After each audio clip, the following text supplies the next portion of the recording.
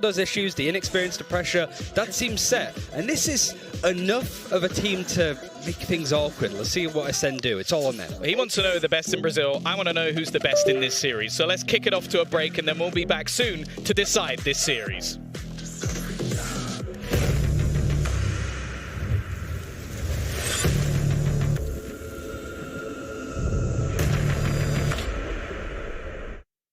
He doesn't need to zoom in. Get out of here. Would have to be an ace. Refusal. Things from the opposite picture in picture. He's gonna use hell. Simple doesn't. My goodness. This is his world, and we're just living it. I'm surprised. Turka, an operator. And connect. 자, 이번에 화살 없어요. 조사령 화살만 있어요. 1대1이에요. 자, 나노 수학.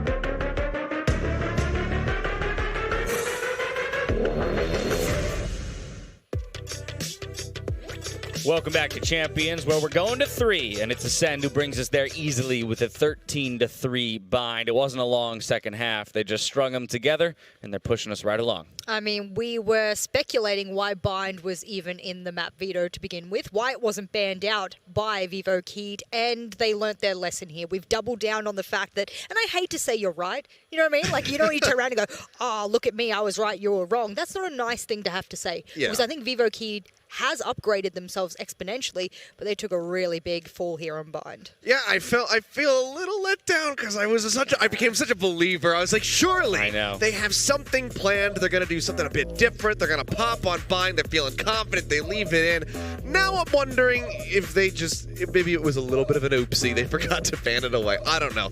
Either way, it was great from Ascend. It was fantastic from Ascend. Obviously, it was a dominant scoreline, so a lot of these numbers aren't going to surprise you when you take a look at this. But I am looking at 3.3 KDA, and that's pretty gross. So, again, we talked about the person who needed to step up next to CNED, and that was Zeke. He's the MVP this time around. But CNED also as a player, and this was brought up by the casters, the kind of guy who can go from the Jet to the Sage, one of the more versatile, I'm still going to classify him as a duelist player because that's primarily what he is, but to have that flexibility on maps and to open up a player like Zeke to be able to play the Raze as well on the map where he wants to, that's something that should be celebrated. Yeah, absolutely. I mean, it was a night and day difference. I know that everybody basically has their comfort zone when you're playing. I myself, when I'm not playing Raze, when I play the game, I feel like I'm just absolutely terrible on it. And then I go back to playing Raze, I'm like, oh, I'm actually kind of decent at this. And that was shown right here. Zeke looked very comfortable this whole way through. If I'm not playing Killjoy, I'm as useful as a Killjoy turret. So you get it every now and then. You get a kill, and you get one piece of utility out of me if I'm not playing Killjoy. Either way, I'm not even close to the level of the players on this stage, and they're now looking at Breeze. I mean, speaking of Killjoy, Muritz moving to the Sage. How did that go for them? Not so well. Not so good. Not so well. It wasn't very good. I understand he's utility-based there, but he really didn't pick up the slack they needed. So let's talk Breeze, though, because Bind went to expectation. And it is now Vivo Key who's got to recover from the loss, yes, and there's going to be that aspect of this, but both of these teams should be happy with the third map, the one that they're about to step onto. Yeah, I mean, it's a 7-2 record for the side of Ascend, and it's a 5-0 for vivoKeyd. Both of these teams have had strong performances there, but it's still not really any closer to knowing who's going to be able to take this series, because it does seem very half and half. For people who want maybe a little bit of context, how can we compare how good Ascend is on Breeze to how good vivoKeyd is on Breeze? Well, a couple of teams, maybe the team that would most surprise people is they were able to beat out Furia on Breeze in one of their last few games. So I think that's something to compare it to if you want context as to, well, this is one of their best maps here for vivoKeyd, but how good is a best map in a region that is still growing? Well, it's pretty damn good. It's a big question. It's a big question to be answered. Breeze, of course, as we've talked about many times before, a more open map, and this is where we do highlight duelists, players like Tens, players like CNET, and players like Heat, who are going to need to start finding some more of those kills in the duels, much like he did on Icebox, to hopefully carry the team over the line here in a third and final map. Looking at the average ACS here for Heat on this particular map, both defensively and attacking. Don't worry, we're not just hitting the attack for the duelists all the time, it's fine. But he hits top dog on both sides. He's a man who knows what he needs to do. He's got an objective on his defense and attack, and he knows how to make it strong. One thing I will say, however, is that you have to be careful about being readable here on Breeze. If you're going to bait and fake, and they know what's coming, players are there to be able to deal with this. So I'll be looking towards those agent compositions to see how they're going to deal with that. Well, I like that you call out that he's a top performer on both sides of the map. Fact of the matter is they're starting on the attacking side. So with that option available to them, they just say, hey, we're again gonna kind of maybe try and set the pace like we were able to do in the first map on Icebox, this time on the attacking side. I'll recall to people at home, Gambit with a 13-0 run on Breeze, they started attacking half. And so if you can just start to set that pace and really find a rhythm and make it difficult for the defense to find how they want to split up their manpower, right? It was a choice of 4-1 in most cases. We've seen teams like Sentinels lean more towards a 3-2 split across those, sites. What's the answer going to be for Ascend on a defensive half rather, when you've got some very good gun users on the side of vivoKeyd with, MW0 and Murray is right behind.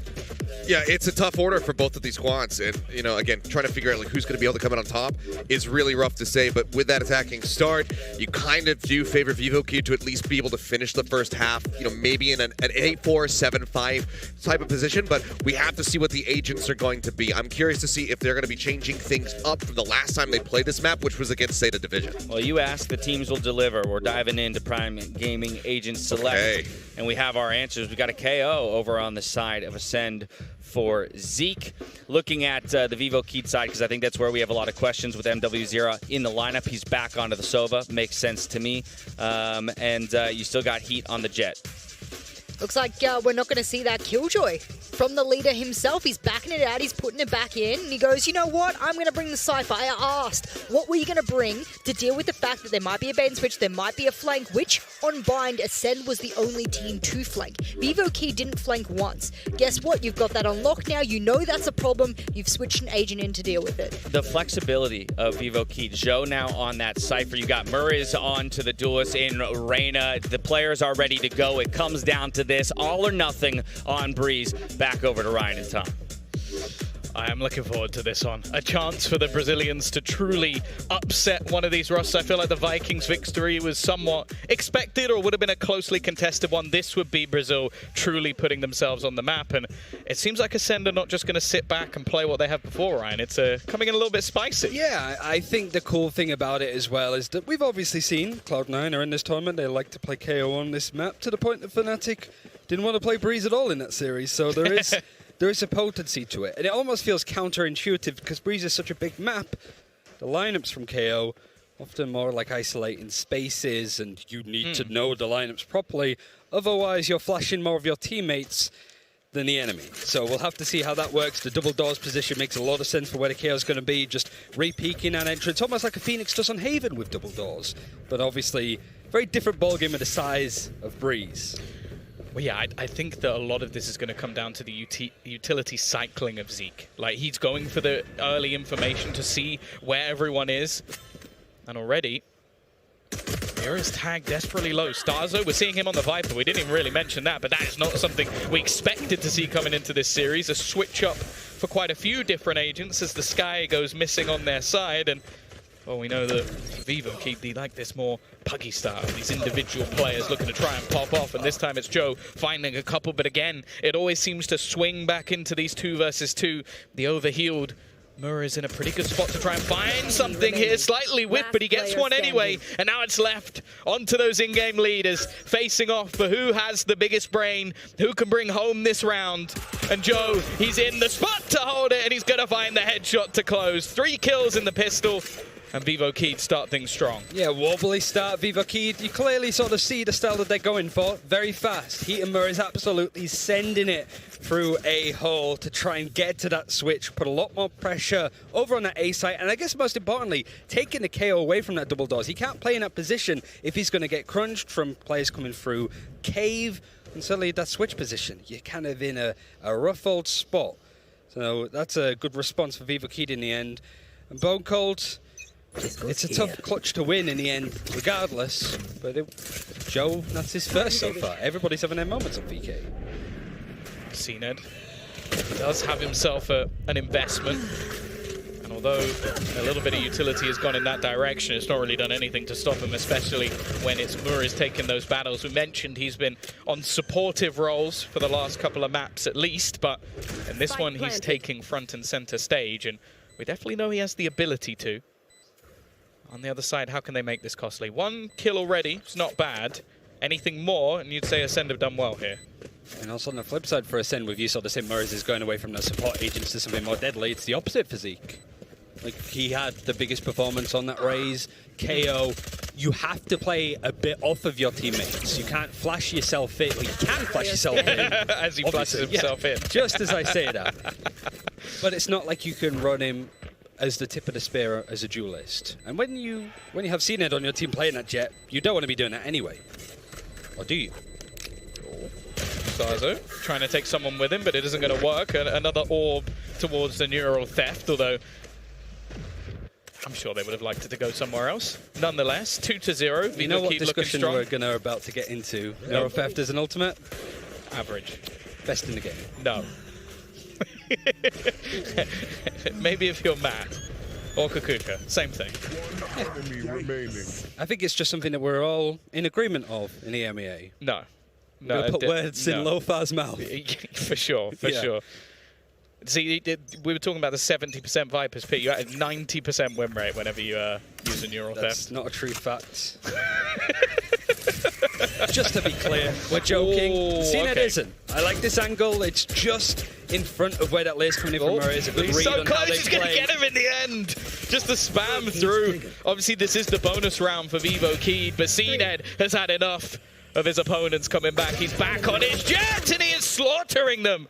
Only Vixen can put him in the grave. And while eventually Bone Cold is going to close out the round, CNED not only getting off with a 4K in the first buy round, but he's already got his Blade Storm.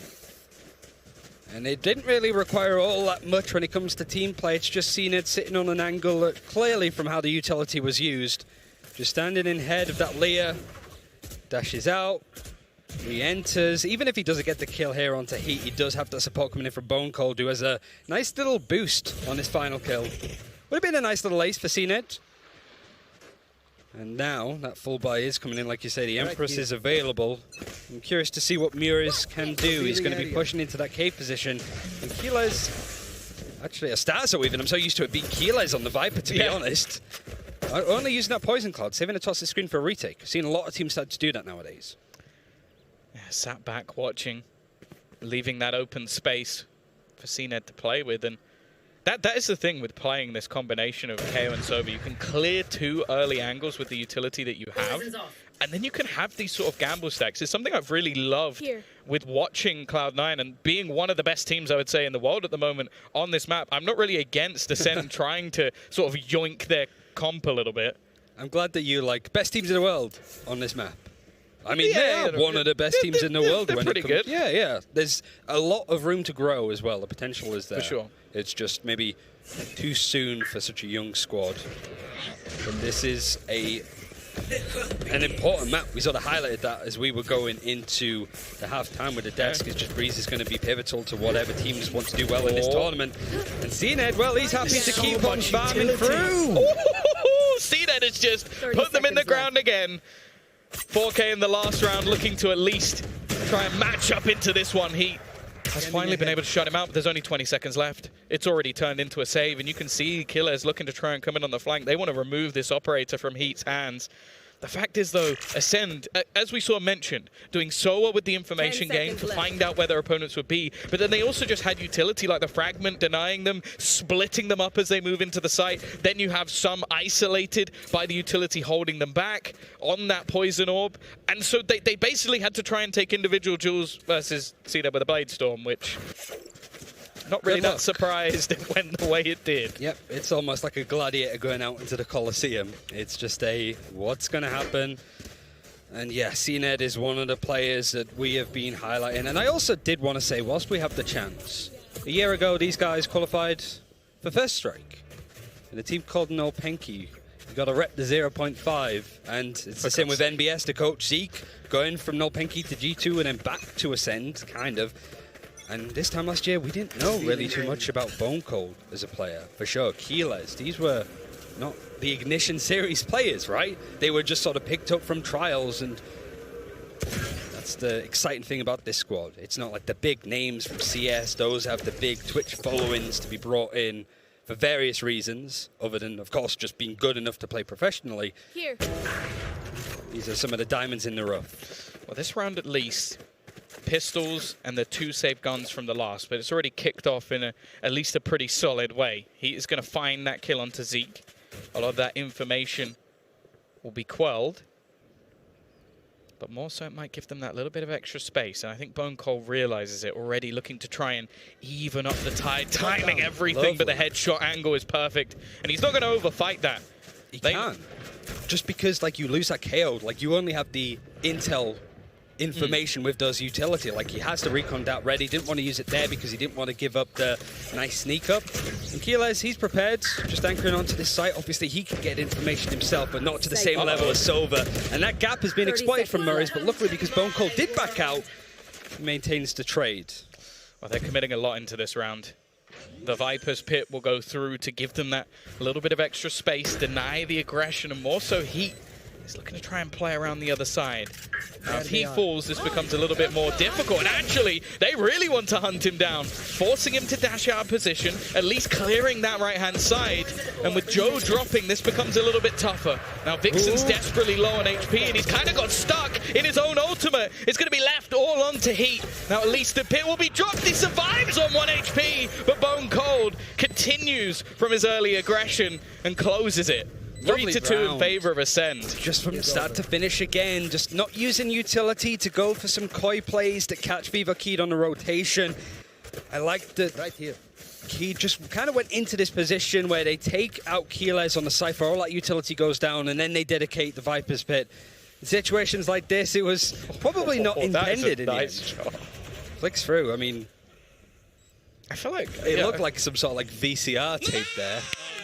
Yeah, I feel like, what was it, Vixen just got stuck on the wall. And I think that actually ended up just being the thing that almost lost them the round, because the second he was gone, you are then just reliant on Heat killing everyone, which, you know... He did get a kill in that moment at the same time. It does happen every once in a while, but we're actually going to see a double operator thrown in here. I don't know if that's off the back of picking the one from the last round, but Starzo on an operator Viper. Not something I ever thought I'd see, especially considering he's not far off getting his own ultimate. It probably isn't the best gun to have. It's awkward, though, because they're both towards mid and B. So retaking with 2 hops, it was already hard enough with 1 at this point. I think another big thing is going to be Vixen surviving. It's a nice toxic screen. It's very default with what you expect, but it means that utility has to be sort of thrown out. They really wanted to put Murray's under pressure. And it's even the operator that gets the kill in the end. Nice shock dart, snakebite combination, and the fragment catching him on the get-go, but still, Viva Keeda holding on. Zeke trades things back, though. Both players isolated within the cave. They need to try and find a way to push out, and instead, Zeke's looking to push in. He's got Bone Cold spamming through, and although MW0, he has a chance here! He's gonna get all 3! Again, this man and the multi-frags will pull through the Red Bull clutch, and Vivo Keed have themselves a third. I think that's why they wanted NW0 on this team for this tournament. Do you reckon? Pull out the checkbook, lads. Red Pull it Bull out. clutch, and that is exactly what Mura said that they wanted from this player. Like, we kind of know that Asoba's going to be the one that holds back. Like, even now, 5 seconds away from the recon dive, we wanted to play later, but we wanted it's just like, you know who I am. We wanted to see this guy on the international stage in a very different role and style to what we used to, but I think I like this style a little more. Yeah, putting him in those sort of scenarios is always going to help out. We're going to see the early shock dart just to try and destroy the Cypher utility, force people to play further towards that tube area. And actually, Mura's again. He's just going walking in. They're trying to sell this as if it's an identical take. That's the plan. Go moving in directly through. And although Killers will look at the rotation, they've already pulled players away and left it. I was going to say just onto CNED, but CNED's there. Yeah, Kilos does well to get the kill, takes a peek as well with all of that utility being thrown through. Gets that information, but now it's a nice double bait. Starzo looks away at the worst possible time when it comes to that double doors control, and because of that, Bone Cold isn't really expecting somebody to be right in his face. Keyless is on this side, he's got a lot to deal with. Doesn't get anything for it. CNED has at least know dropped exactly where the Clutch King from the last, and The best ultimate in the Starzo game. trying to put through a little bit of utility to deny them. Hasn't actually worked out. But they've cleared a lot of these close angles. This round definitely isn't done, and by the looks of it, it's going to be the cave after plant that's set up now for that attacking side. A single snake bite remains if they want to attempt it. And realistically, Starzo can actually just walk past this utility. Instead, he decides to shoot it, use that Viper's Pit, and they're not going to kill him off before it pops. This makes things a little bit awkward, but with Heat close up, he might be able to just kill them off before they go for any sort of defusal. They don't expect him to be this close, and it's left onto CNED. First shot landed, but the time is ticking, and it doesn't seem like there's any chance in hell he'll be able to hold on this time. 4-3 in favor of Vivo Keyed, and they're just running for their lives. And it's the holding on part that's so important. Like CNED, we've seen a few of those moments. It's not even really been clutch situations in the Ascent. Like for Ascent, Vivo Keyed, it's always been that one player alive being able to win out a 1v2 or 1v3 in W0's case. For Ascent, it's just been these nice mid-play rounds. And the response from Vivo Keyed after the clutch, that momentum is up. And of course, I think this is the right play, Ascent calling the timeout, because losing the round in round 6 was awkward. This one was close. I'm actually curious. So we've got a glimpse of the buy there. It does seem like we've actually got an operator currently bought for CNED. Now, if that's something that he's actually going to stick around with and play as a hero gun, that would be a very, almost risky investment for them here, but one that it definitely could work, especially with this sort of map being so fast, I guess I could say, for the side of Vivo Keyed.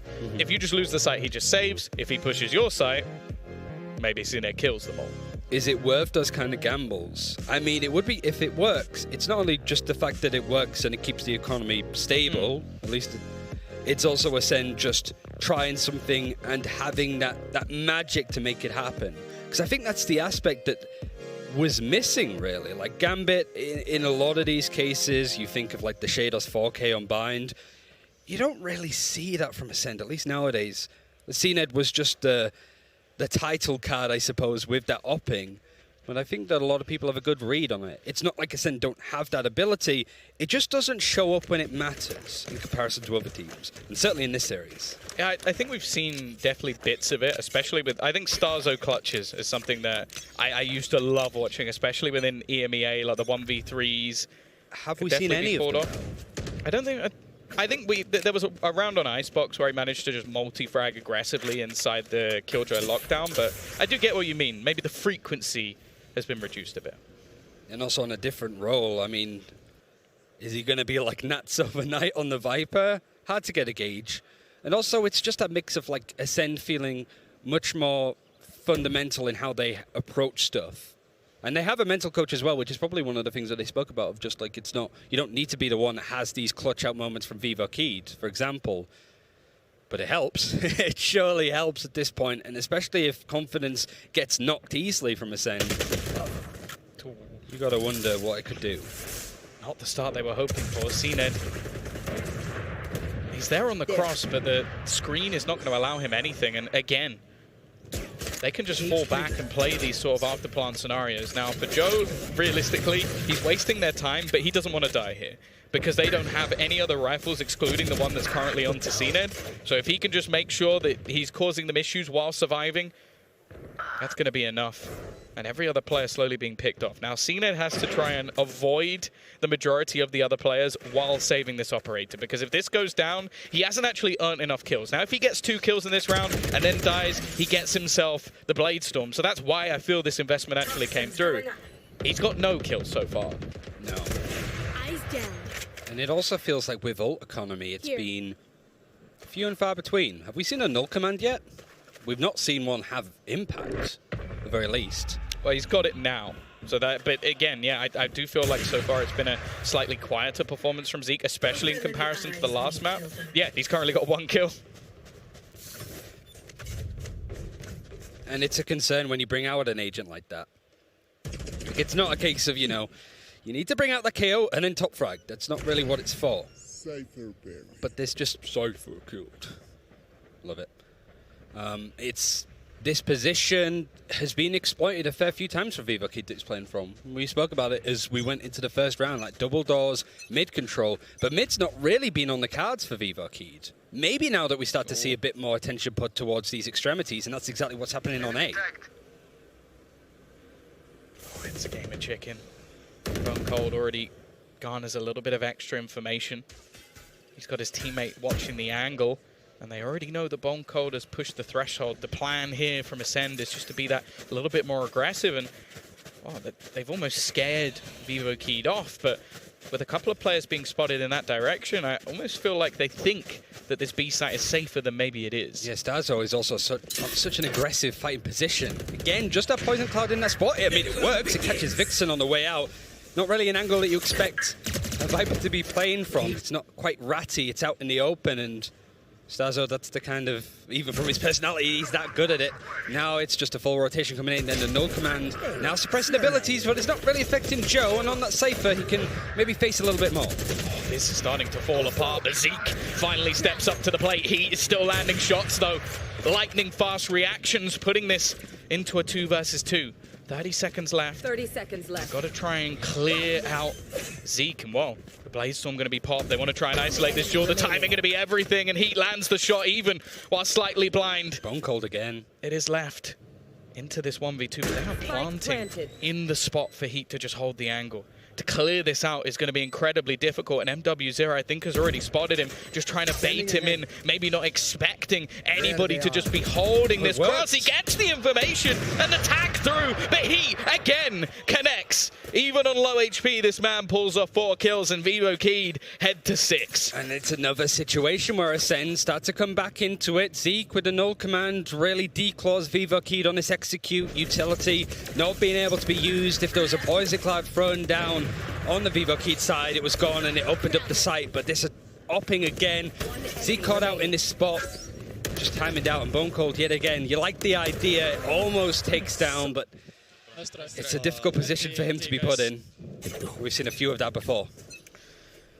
Yeah, they've headed to Heat's playground, and it has definitely been a battle of the Jets. You have to remember a couple of the early rounds granted to Ascend were based on multi-frags from CNED.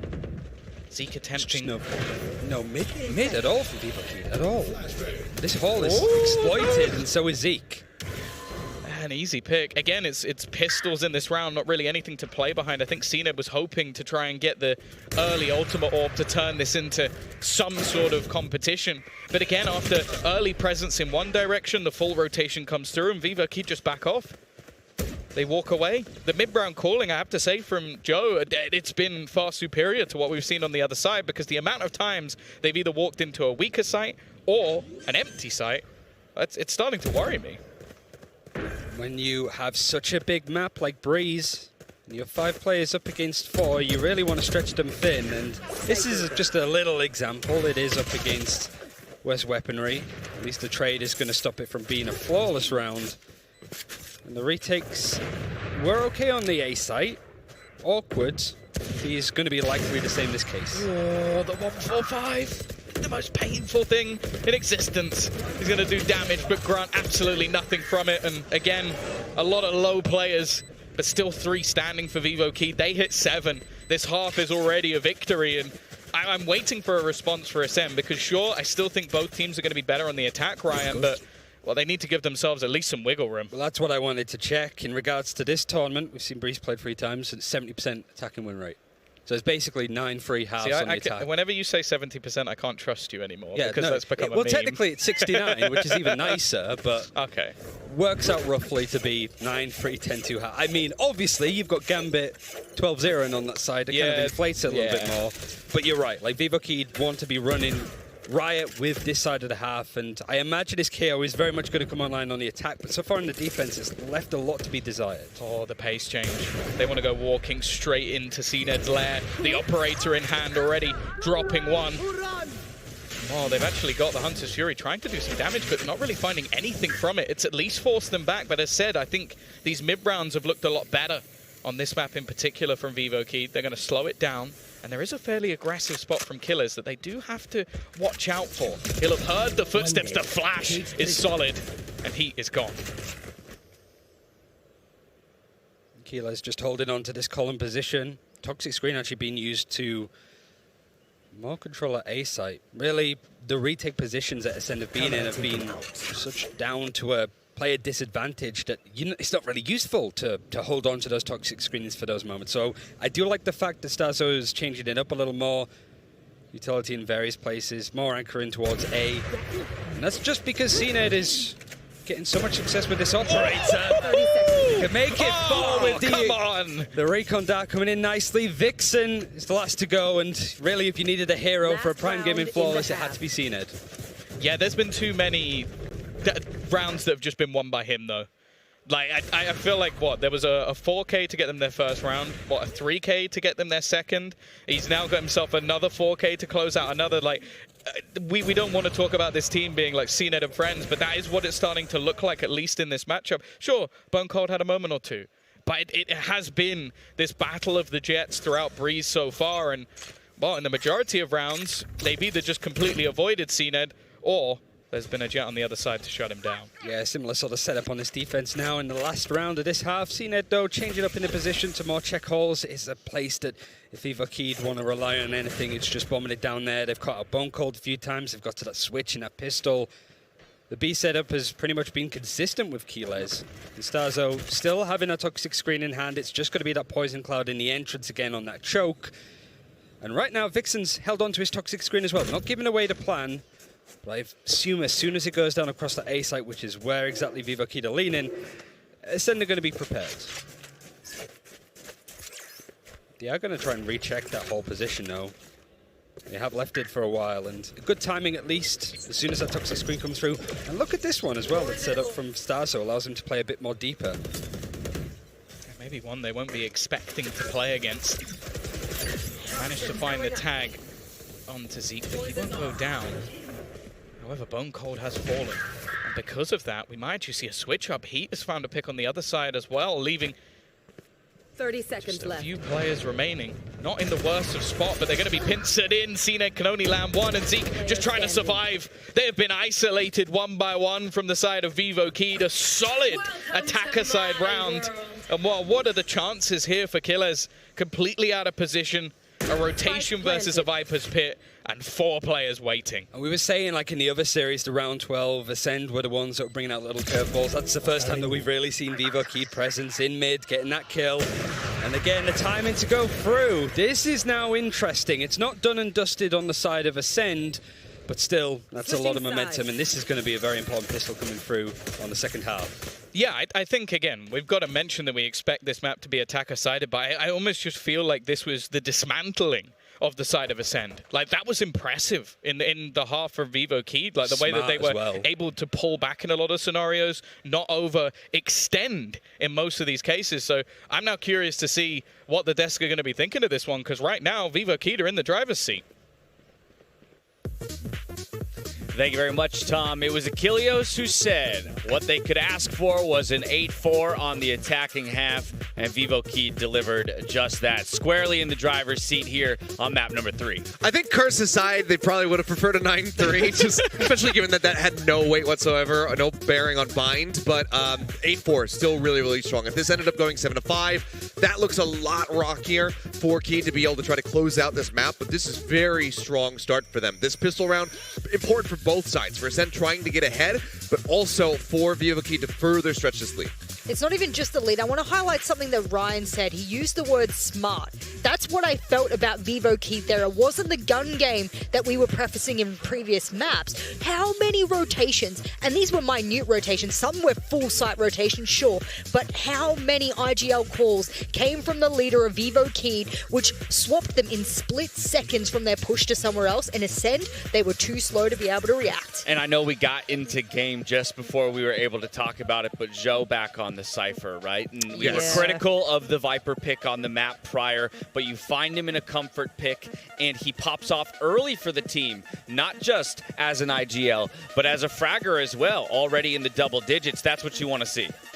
Yeah, I mean, and Joe is just like kind of the tip of the iceberg when it comes down to being comfortable. This is full-blown comfort for everybody on the side of vivoKey. Everybody's basically playing what they're used to, or they're in their second most played role. This is looking way, way better for them. And again, we were talking about it before with Zeke moving over to the Rays.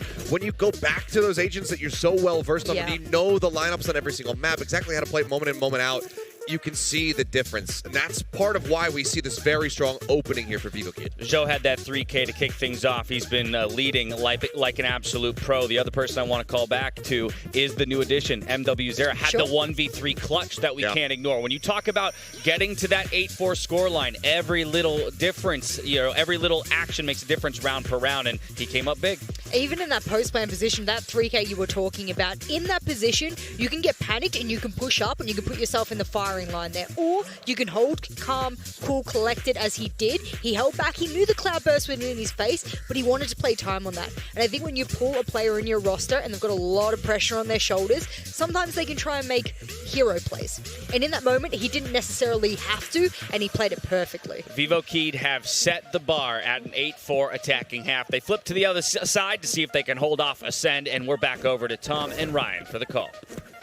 Well, Breeze, it's all about that attack. At least that's what we normally see. So now we're watching to see if vivoKey have the stones to take this one over the line. Ryan, are you a believer? We'll have to see at this point. I said that this pistol's going to be important, and it certainly was going to be for Zeke. He's almost doubled the kills that he's had in the server just off this pistol alone in the first 7 seconds. Now that util is going to be fired in onto B, it was a site that was held loosely for vivoKey. And just as we were sort of saying, mid-control on the attack for vivoKey, they didn't really go elbow at all on the attack, but that's where they went instantly on the defense. Maybe a hard read, but whatever it is, it still worked out for Ascend. The timing for MW0, though, couldn't have been any better. He's brought things back into a 3v3 and looks to move over to his teammates. The peek from CNED is also going to be dropped. Joe, he was quiet individually, but he's now coming up big for his squad once again. It's left on to Zeke. I believe he might even have to ace it just to take this one home, and it is not happening. A 3 versus 4 to a 3 versus 0. vivoKey end up dominating the pistol. It's the trades, it's the spacing. You would have just assumed on how cleanly Ascend broke into the site, but in the end, the macro play from Vivo was spot on, right? Like, they played off of the site, they played retake, and you can really start to understand why. It's a difficult place to come back from if you're Ascend. Basically, it's the roles reversed from what we saw on Bind. I don't imagine they're going to force up this round, though. No, they did get themselves the spike down, but in a round like this especially, unless you're going to go for like some heavy martial investment, and even then you might as well just do it without the shields behind it and hope that you can have that sort of hero play. On the other side, again, a strong investment into Bulldogs. The other two teams that are playing later today, NVX10 also in this group, probably watching this one, hoping that vivoKey win. I don't need to worry about making that mistake too much more often. If vivoKey ever face Vikings again, you're screwed. Yeah, hopefully Mitch will be back from then. I don't have to deal with it. But I'm sure like NV fan favorites in that matchup really wanted vivoKey to win this one. And Ascend, it's scary. You never know what you're going to get from either of those two teams that are still playing later on today. Then slowly making their way into the site. The camera is going to get all of the information from Joe. Now Rikondad's going to pick up a couple. Spike planted. Plant at least. Realistically now it's all about damage and heat. He's not going to allow for any of it. Just popping heads as he goes, leaving killers. As the last man standing, absolutely no chance for him here in a Blade Storm.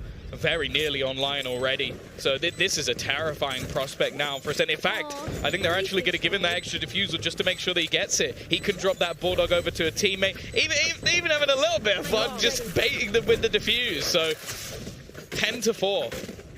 A long road. In fact, looking like an impossible road for Ascend at this point, but at least they now come in with a bye. It's imperative that they pick this one up, I feel. The pistol... It's just these strong starts, like the first 10 to 15 seconds always looking pretty good from Ascend, but closing it out.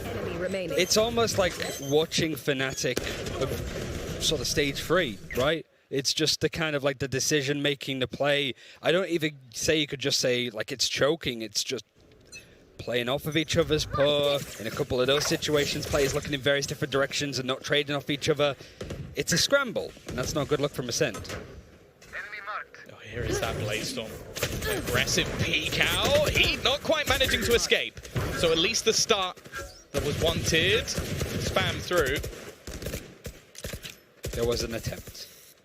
There was. It's not going to really achieve anything at all. And again, still a few extra pieces in this round for vivoKey. They've got themselves the Bulldog.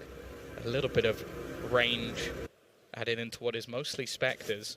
They're very scared of like this elbow tunnel position on B though, and the 0 point is about to come online for Zeke. He's not that far away from having a null command, to be fair, but all of these players pushing through double door, hold it to see if they can catch a player on switch. I like the idea from Vixen. Just peek out, try and catch him whilst they're not looking, but it's a bit more tighter play from Bone Cold. Oh, if you say that, he's about to lose his life. Well, eventually, killers will be there with the trade, but this round is still not over. A 2 versus 3. Any more kills than this, and it's far more costly than they would have liked, and almost caught switching to the rifle, but hey, the rifle's been collected. Still having a couple of orbs available to actually heal and dismiss. Mures could take this one into his own hands. Now the afterplant looking decent already. Utility not going to play a part in this one really for the side of Ascend. It's more just those individual battles, the team play, the synergy, the crossfires, and while just waiting on the other side, it should have been an easy kill eventually will come through as Ascend are back on the board with a 5th, but we know that there's a bye coming. I still think it's hit the round in any case, regardless of how many members hit. But even just like the play from it, it was like trying to be coy, playing around this toxic screen. It worked out in the end from Starzo. Nice positioning to know that Mures was going to push through with a lair. Perfect positioning, stood in the right spot. But even like where Keyless was, he was pretty much hunkering down in this position as we see the round end. If he goes down, it can quickly unravel. It's not playing these set spots with utility ready. It's holding very close and hoping to catch off vivoKey.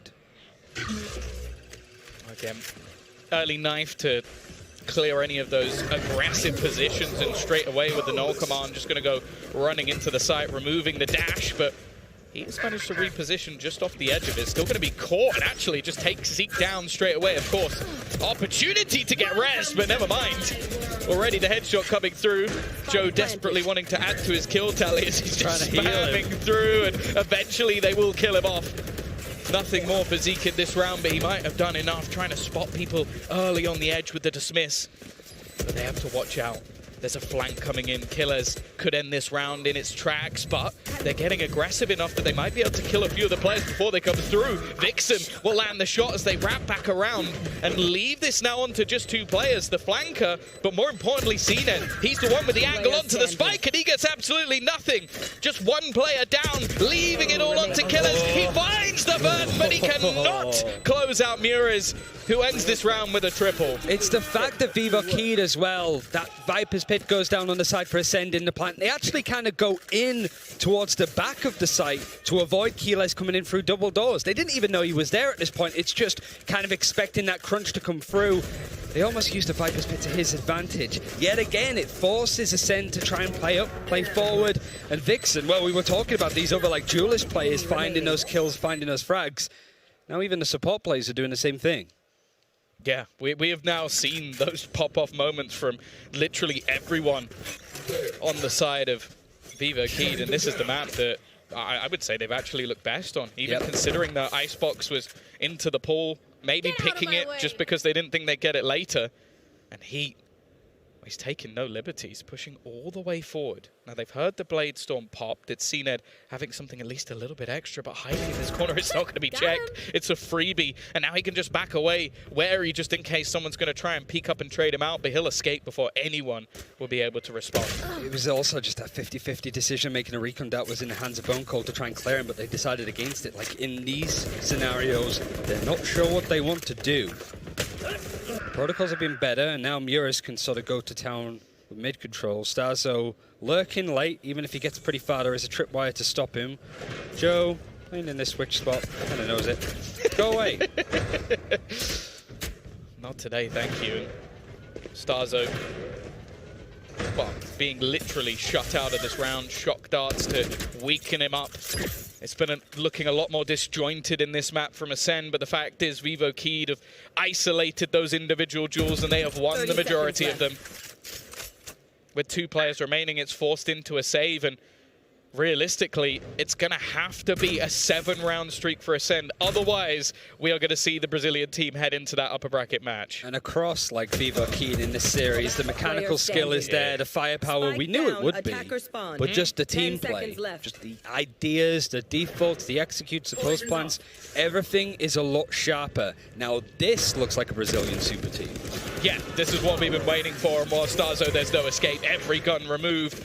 A Prime Gaming flawless round as well coming out from the side of Vivo Keyed. They are 1 round away from putting themselves on the map at Champions. We came into this event not knowing what to expect, not knowing what agents they played, not knowing how they would compete within a group that is a tough one. The grand finalists of the previous in EMEA, one of the best teams in a form of a original Masters champion, be it more of a local event. The OG. But they have come in, and they are 1 round away from knocking them into the lower bracket. There is still that second chance at the very least. It's not elimination that we're talking about, but the topic of discussion probably coming up a bit earlier than Ascend were expected. Joe is under a lot of pressure. I think Ascend have it most. Joe is actually not afraid at all. He's got CNED with the plan. I think CNED's only had 2 or 3 kills on this attacking side so far. It may not matter. It's already going to be the clear out. Heat going in, but it's Bone Cold who's bringing things back. 3 kills to save them. Keep them in this map at least as killers. Drops Vixen. It's left onto this new man on the block, the Loney that is quickly making a name for himself, but not in this round. Zeke will put him in the grave and give them a 6th, but it is still a mountain to climb for Ascend. Even just the idea of the round in total, hit B very quickly, overwhelmed. And Joe, he didn't feel overwhelmed at all. In fact, he's just like, I'm going to go put, hey, how are you guys doing? You all right? I'm just going to stop seeing it from planting the spike. Like, it's good clear up in the end. Like Bone Cold, this is the sort of secondary entry play that you want to see. And it's just been 2 sides to Ascend that we've seen today. Like the brilliance on Bind, Breeze and Icebox though. In a map pool where they already typically ban Haven, doesn't matter who they're playing next, they're good maps to exploit. But still not out. Yeah, again though, it's not a weak purchase coming back for Vivo Keyed. In fact, you've now got Heat on the operator, 1 away from a Blade Storm, and if he can finish this here and now, I don't think they're going to mind. To try and garner at least a little bit of information as they look to try and burst into this A side, but actually it's only Zeke. Everybody else just waiting back behind, looking to try and push in alongside him. The flash is good, and he eventually, it's a laboured spray, but he gets the kill nonetheless. The spike yet to cross. So still not directly committed, but with 2 players already in, you'd expect them to make their way through, just waiting for the screen to be recharged. But look at this wraparound through mid. Spike planted. He also still have a bit of utility to throw in to try and catch them off. Muris is a bit of spray. Vixen trading up CNED. So again, it's this high line. Keeler's managing to slip through. You need these kind of moments. And now what's Vivo Keyed's buy like? Yeah, this is where they start to suffer a little bit. I will still say if the Blaze Storm survived through this round, I think there's still a threat for sure, but Yeah, I think this is just the difference now for Ascend. Just pick up that pace a little bit, back to the basics, not try and overthink anything too much, and give the opportunity for someone like Killers to have these later lurk plays, and in back-to-back rounds, it's multi-frags coming out from the side of Ascend. Take up if they have. No. That stairs spot is probably been the most impactful. The steps that literally Joe is stood on right now.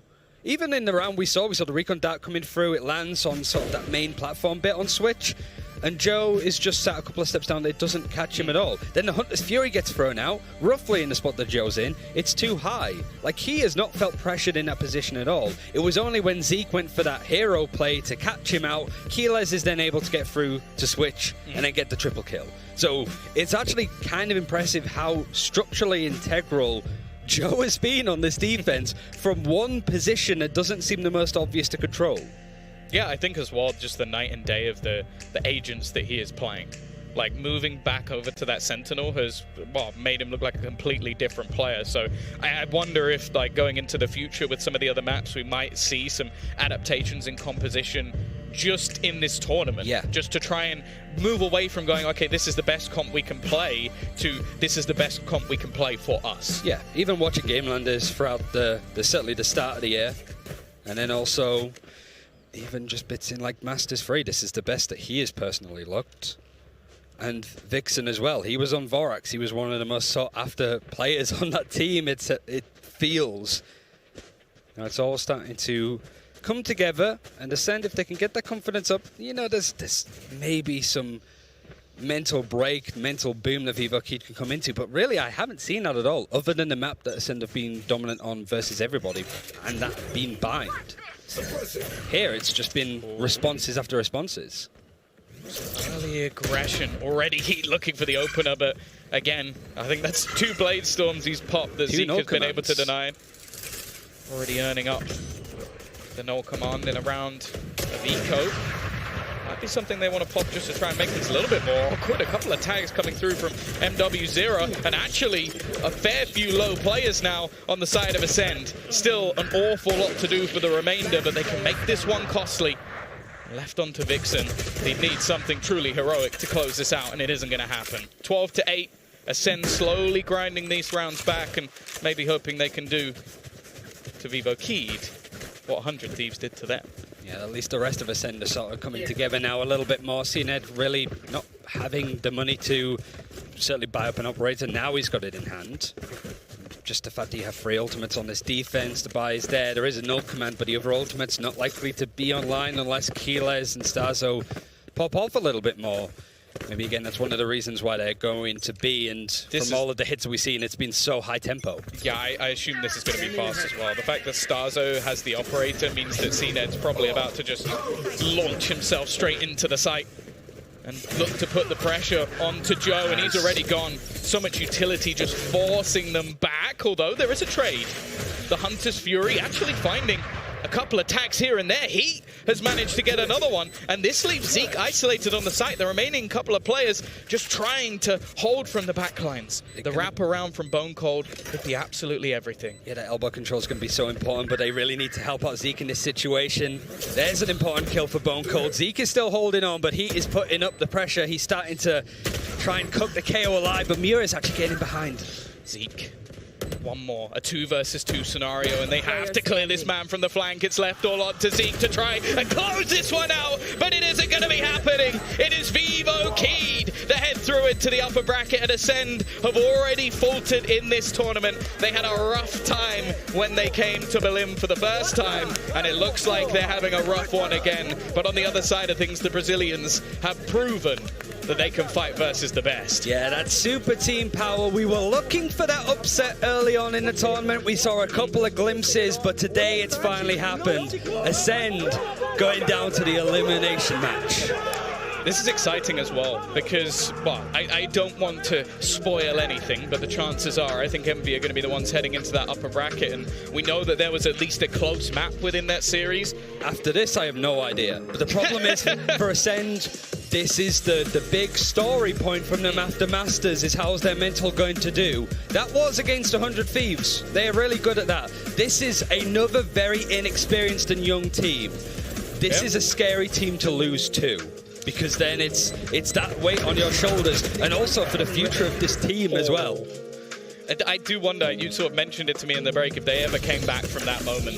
That 1 versus 3 that came through from MW0, and it's been mentioned on the desk, it's been mentioned many a time that that's the sort of value he brings. Maybe not even at the peak of what we can see from him yet either on this Sova, an agent that he's not played too often, and the thing that really worries me is that there were those moments from CNET as well. Like, he still popped off at times. Yeah, and our question to that was, can the other players do it? And towards the end, we did see that. It's just, it didn't string together. Yeah. We didn't really see it all fall into place. There were glimmers of that on the maps that Ascend were comfortable on, hence why Bind was so concrete. But the question mark maps, the maps that Ascend purposefully went into official after official to get experience on, it's just left them out in the open. Well, we've seen Furia take a map. We've now seen vivoKeyed take a series.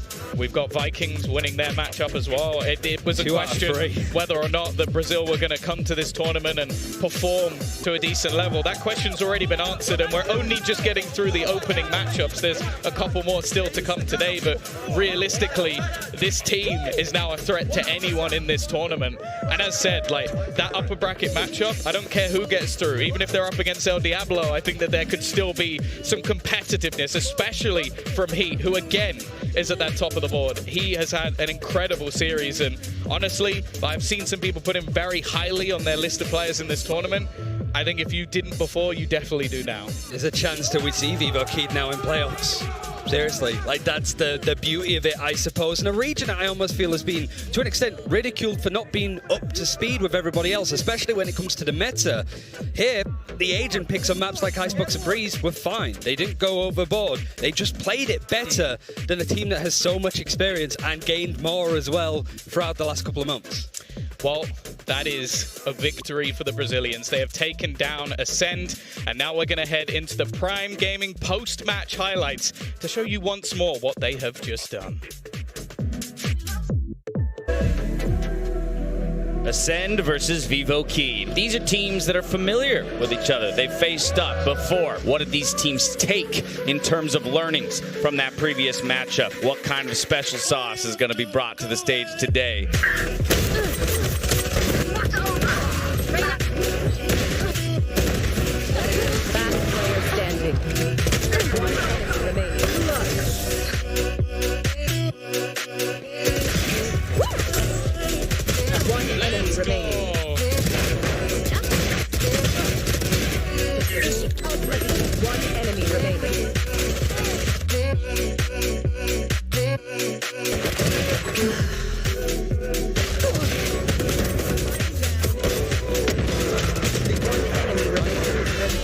I don't see anything.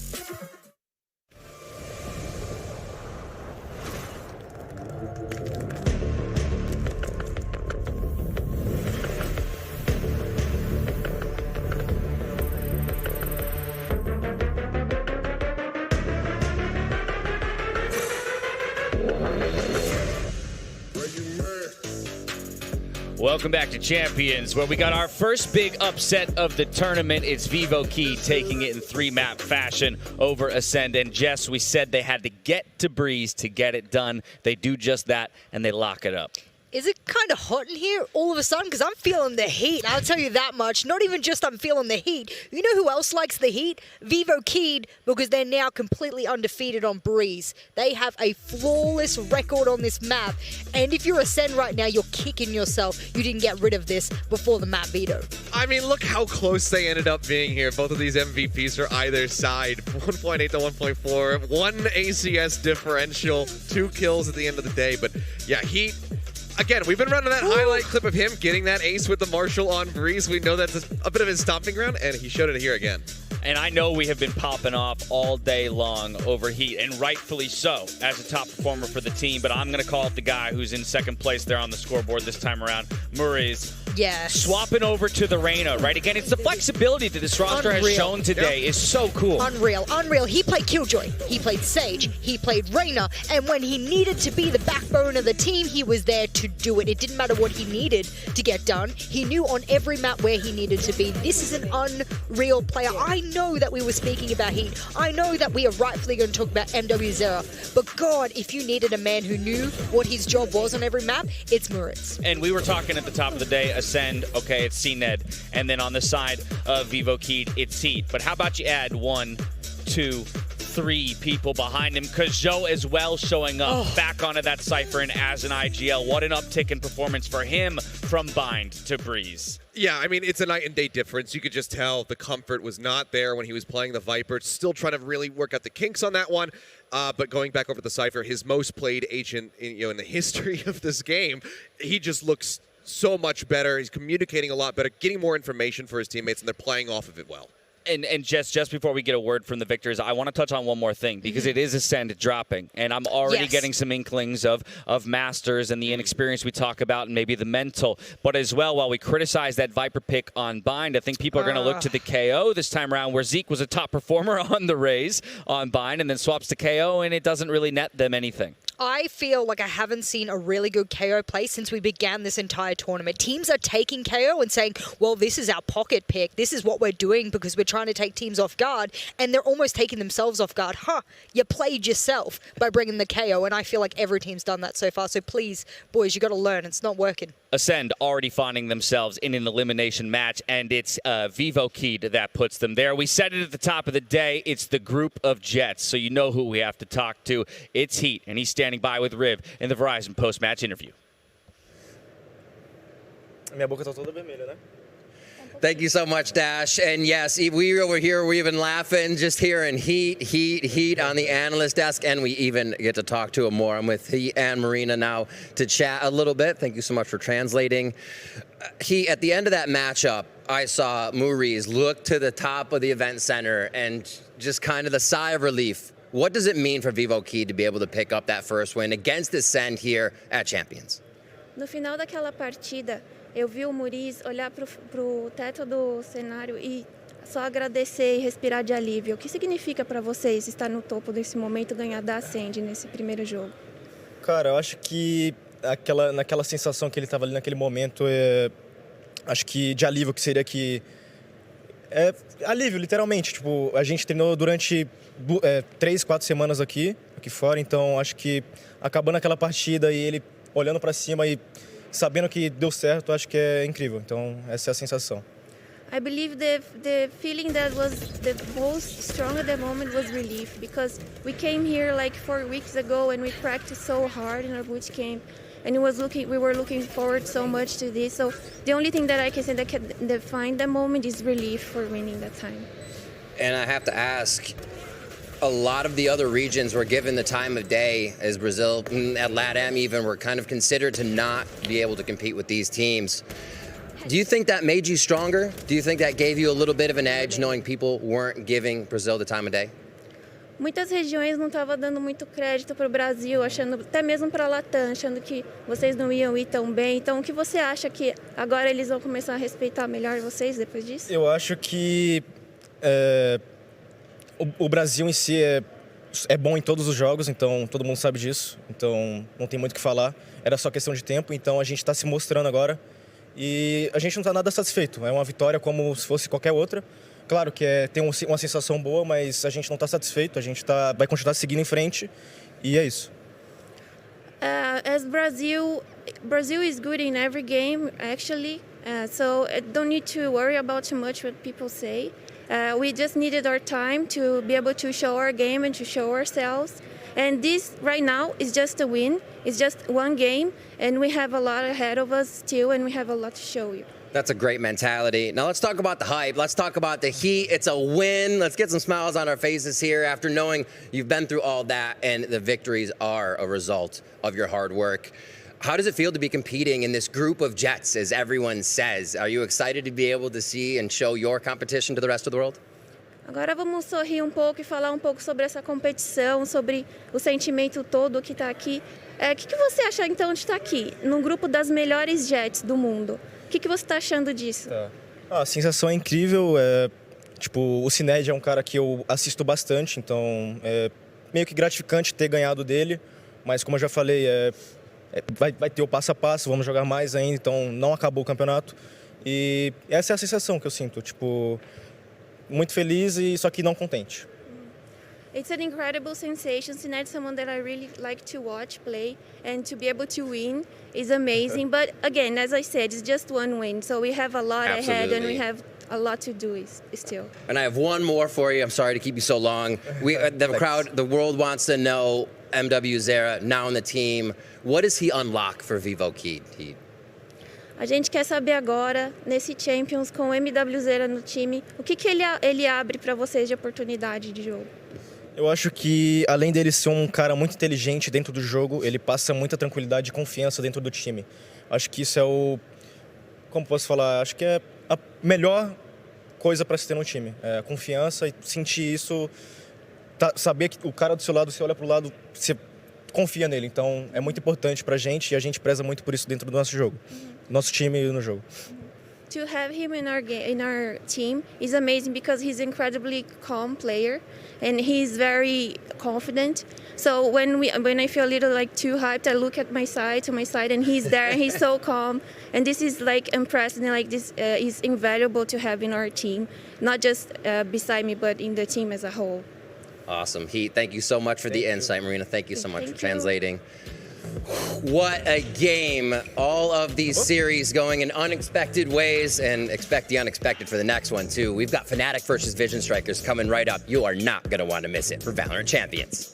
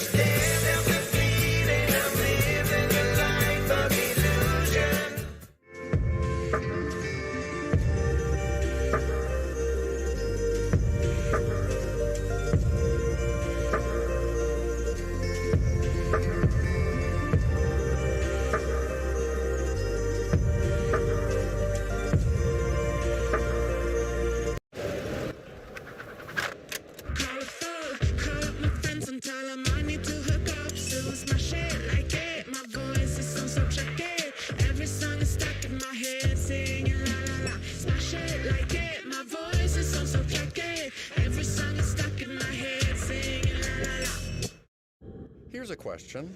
Whoa, how fast was that serve? Are you taking an ECG here? And why are you checking your blood oxygen level? Oh, there's your answer.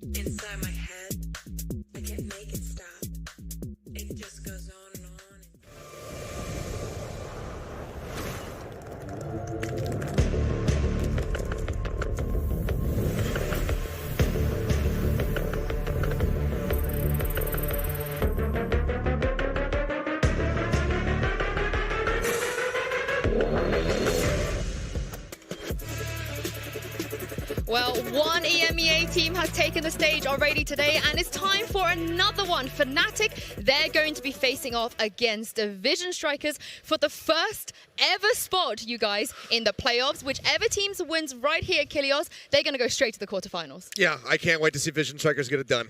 I knew you were going to do this. I knew if you tossed it to him. I've been here for 5 seconds. I knew it. I knew if you tossed it to Achilles, he would say it. I was going to be, subtle about the fact that, we think Vision Strikers may, be the one to pick, but my God, you're going in hard. So I'm so sorry, Yinsu. Welcome to the desk again. I'm used to it. I'm used to it. I mean, I've been hearing you go on and on and on about why Vision Strikers are the best team. They're going to win the whole tournament. Yep. I'm going to give you the stage here because we got to talk about Vision Strikers. Why are you so confident in this team? They just have everything going for them right now. They've been here for a month boot camping. Vision Strikers has taken this so seriously. They brought out everybody. They brought Lakia along. They've got their 3 coaching staff members there as well. Hermit Glow, to really nail in the strats here. I just have so much confidence in the squad because, ever since the additions of Buzz and Mako, this team has taken on a new identity. Lakia, obviously, there as well. Didn't look so great the one time that we did get to see him at Masters Berlin, but they've had a lot more time to try and workshop his integration into this lineup. So they already have such a strong 5. Lakia kind of on the outskirts, but I have confidence they've been able to master using him. They had one weakness I felt going into this is that they're in an isolated region. I know better than anyone else that it is very difficult in the Asia-Pacific region to get really good competition and one that's not repetitive inside of scrims and you're not going and showing strats here and there. They came over here, as you said, to strat and be able to scrim for a very, very long time. They wanted to soak in the EMEA meta. They got it to the full extent, and that damn showed yesterday. And one thing I will say about that, real quick, if I could jump in, is that Stax found that a lot of the teams that they were playing against here in the EMEA region, he said, yeah, it's actually not that different from Korea. I think that they're actually a lot more similar than you might have thought. So he kind of came over and went like, oh, the grass isn't greener over here. It works both ways. It works both ways as well. But one player, I feel like we haven't talked about as much as we should is RB, Jess. So much impact from this player. You know what? I like RB, especially on the Sky. I know there's been multiplicity of agents that we've seen him play. I know there's been the Sova. I know he's tried Raze. I know he's tried Sage, etc. But for me, when I pair RB with even Buzz, for example, the way that they're able to capitalize together oftentimes, especially in the mid-round, is what has made him a very, very excellent player for Vision Strikers. But you could have put anyone up on this screen and I would have had a positive thing to say about it. RB, for me, for his last game, was really stand out. Yeah, he was really able to hold things down, whether he's playing the Sky, whether he's playing the Sova. I mean, honestly, one of the biggest appeals about RB is his flexibility. He starts off being a Jet player, was in contention for being considered the best Jet in the world alongside the likes of Soldam, CNET, all of these other players, then moves over to the Raze, starts making his Raze operator meta really work, goes back to the Jet. They don't make it to Masters 1, or Masters 2 rather, but then he just full shifts over as they pick up Mako and Buzz. The adjustments that he's been able to make have just been absolutely incredible, and even though he's not playing that duelist role so much anymore, he's still finding incredible value. He is still incredibly clutch. I mean, everything he touches turns into gold. Yes. I'm interested to see as the meta moves on what he's going to play next, because this is not his final form. I think that's the best thing about RB. Now, Stack says something in an interview which Achilles I think you're going to very much enjoy. A little bit of trash talk from the Korean IGL here. He said this quote with an interview with Upcomer. Fnatic was a team that was lucky to be here. They're only here because Gambit won Masters 3 for them. Now, I mean, are we just going to ignore that they actually did all right at Reykjavik? But Stax definitely is. He doesn't think they deserve to be here. I mean, I don't think Stax is going to put too much stock into Reykjavik, given that he himself wasn't in that event either. So I think he's going to be brushing that one past a little bit and just focusing on the here and now. But I love Stax. Normally, he likes to keep his tongue bit a little bit because he doesn't want to get overzealous. But when he does let the trash talk flow, he starts spitting bars, and it's great. Yeah. My God, and the confidence, we spoke about his confidence in that last game, is that the whole team looks to him to be the pillar and the foundation of confidence for the team. And now I see that quote and I'm like, maybe that's too much confidence. Maybe we just tone it back just a little bit, my friend, and see how we go in this series, because full sense, their last opponent wasn't necessarily their toughest opponent either. Well, speaking of their opponent, Fnatic, I feel like they're going to have something to say about that, a little bit of trash talk. But Jess, a lot of questions around this roster coming into this tournament. But after that first game against Cloud9 Blue, do you feel like they've actually proved themselves a little bit, that they're not as bad as people think they are? For me, that series was a little too close. I felt that the dominant Fnatic I thought I was going to get, I did not get. And I'm wondering whether or not it was just C9 Blue stepping up, or maybe Fnatic. And remember, it's like, and I know my motorbike fans out there are going to agree with me, you start the motorbike, you let it heat up a little bit. Game ones, I always let teams heat up a little bit. It might splutter a bit, it might kick, it might not, take off at the speed and acceleration you want. But once you get into that second game, that's where I'm watching clearly. You got over the jitters, the first game vibes. How do you do in the second game? And I don't want it to be as close as that. Yeah, it absolutely can't be. I mean, you give up so many rounds for free to Cloud9 when you're so close to closing things out. Very well could have ended up being a 2-0 series for Fnatic, but they give, 7 consecutive rounds to Cloud9 to be able to take split, then 6 rounds consecutively for C9 to force an overtime in Fracture. Sure, you close it out from there, but if you're going to get into a similar lead and then start slipping up round over round, Vision Strikers will absolutely run away with it similarly. Any opportunity to say that Vision Strikers are going to run them over, you're going to take it. Yes. But we spoke about RB already a little bit, but let's hear from the Fnatic side. This is what Mystic had to say about competing on the global stage again. Hey, I'm James Mystical Feeler, and I'm the controller player for Fnatic. Walking onto the stage for a second time is a great feeling. Obviously we missed out on the Berlin Masters 3, but now we're back, we're ready to dominate, and we're ready to show the world how good Fnatic really are. Anders, our strategic coach, and Marcus, our performance coach, we've just drastically improved. I think we'll be more prepared. Oh, Durka gets the best of Zeta and the best of Leaf. More than anything, I think we were fighting a battle against ourselves. It's been a roller coaster of a ride, and we're finally here, and we're here to dominate. Well, I think they're going to want to do something opposite of what you said, Vision Strikers running over them, because Jess, Mystic, they want to dominate here as well. They're not backing down. Yeah, I mean, if you want to dominate, you got to do a little better than I saw against Cloud9 Blue, but who knows? Out of both Full Sense and Cloud9 Blue, what I wrote here is who had the tougher opponent? Fnatic did. Let us not doubt that by any means. So they had a tough opponent going in. They actually had a pretty damn good warm-up for today's game. So whereas on the flip side, Vision Strikers is going to be really, really confident after that Full Sense win. I hope they don't underestimate Fnatic, because they're a really good team. Yeah, and that's absolutely something that they can't do. I mean, as much as I might be touting about Vision Strikers and whatnot, at the end of the day, what I really care about, what I really want is a good series. Yeah. That's a win for everybody who's watching, regardless of the outcome. As long as the series is close, as long as these players are truly being tested and butting heads, that's absolutely what we want to see. That's what Champions is all about. So if Fnatic comes out swinging and they make this a tough series, or if they take it away from Vision Strikers, at the end of the day, I'm gonna be fine. You're with just gonna retire, Yeah. I'm pretty sure.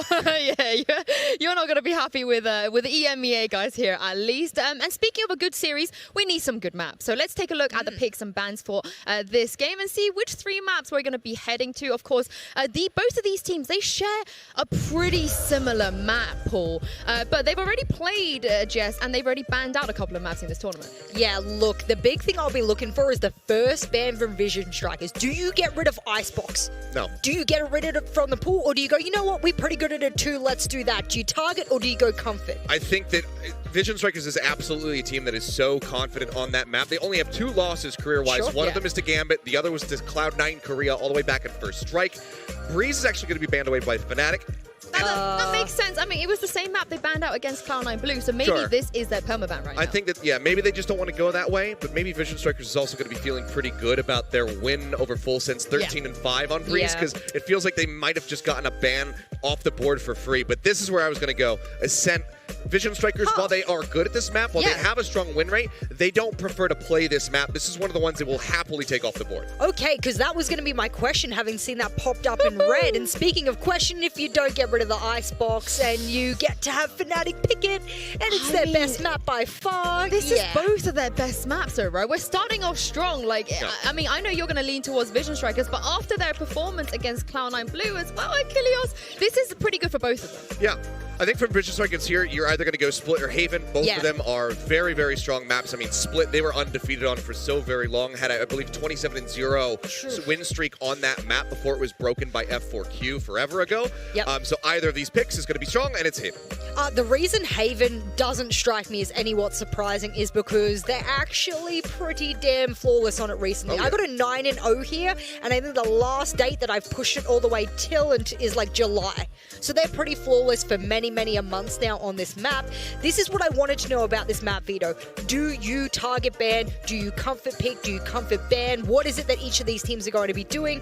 And I'm liking that there's a little bit of respect on the board here in these map Vitos to go, we're happy to go to a map that you're comfortable on as well, as long as we ourselves are prepared for it. All I'm going to say is Fracture is still on the table, and I don't think I want to see two teams more than these two to play on Fracture. I'm right there with you, and I think that we're going to get there. It looks like, given that Split's going to be taken away, this is the kind of no-brainer ban for the side of Fnatic. You want to get that off the board.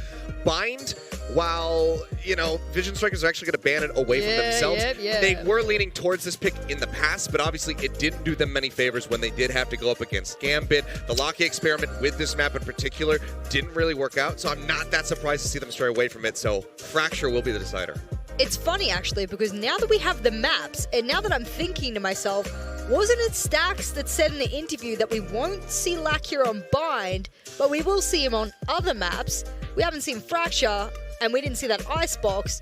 Does Lakia slot in there? I think he definitely plays Icebox. I would be very surprised if he doesn't. Fracture, however, I'm not sure. I mean, we don't know how Vision Strikers is going to play Fracture. We have no tape on that map whatsoever from them, so they might have some kind of unique strategy where they do bring Lakia in for that. We just kind of have to wait and see. We can expect that we're going to see the likes of Stacks on, obviously, the Breach. Maybe they go for the Killjoy, even though Breach counters are quite easily on Fracture. We could still see King play that, but as far as Lakia fitting into that lineup, we actually just don't have a clue.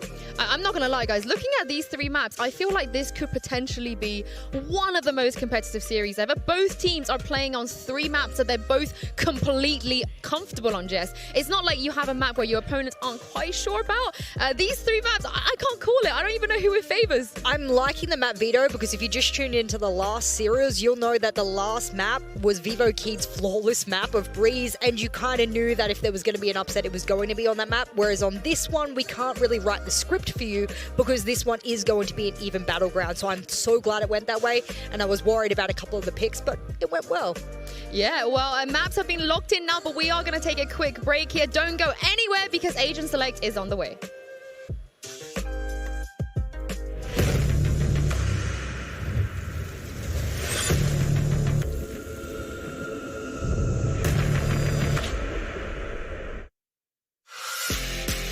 Don't pause. Press play. Don't pause. Press play.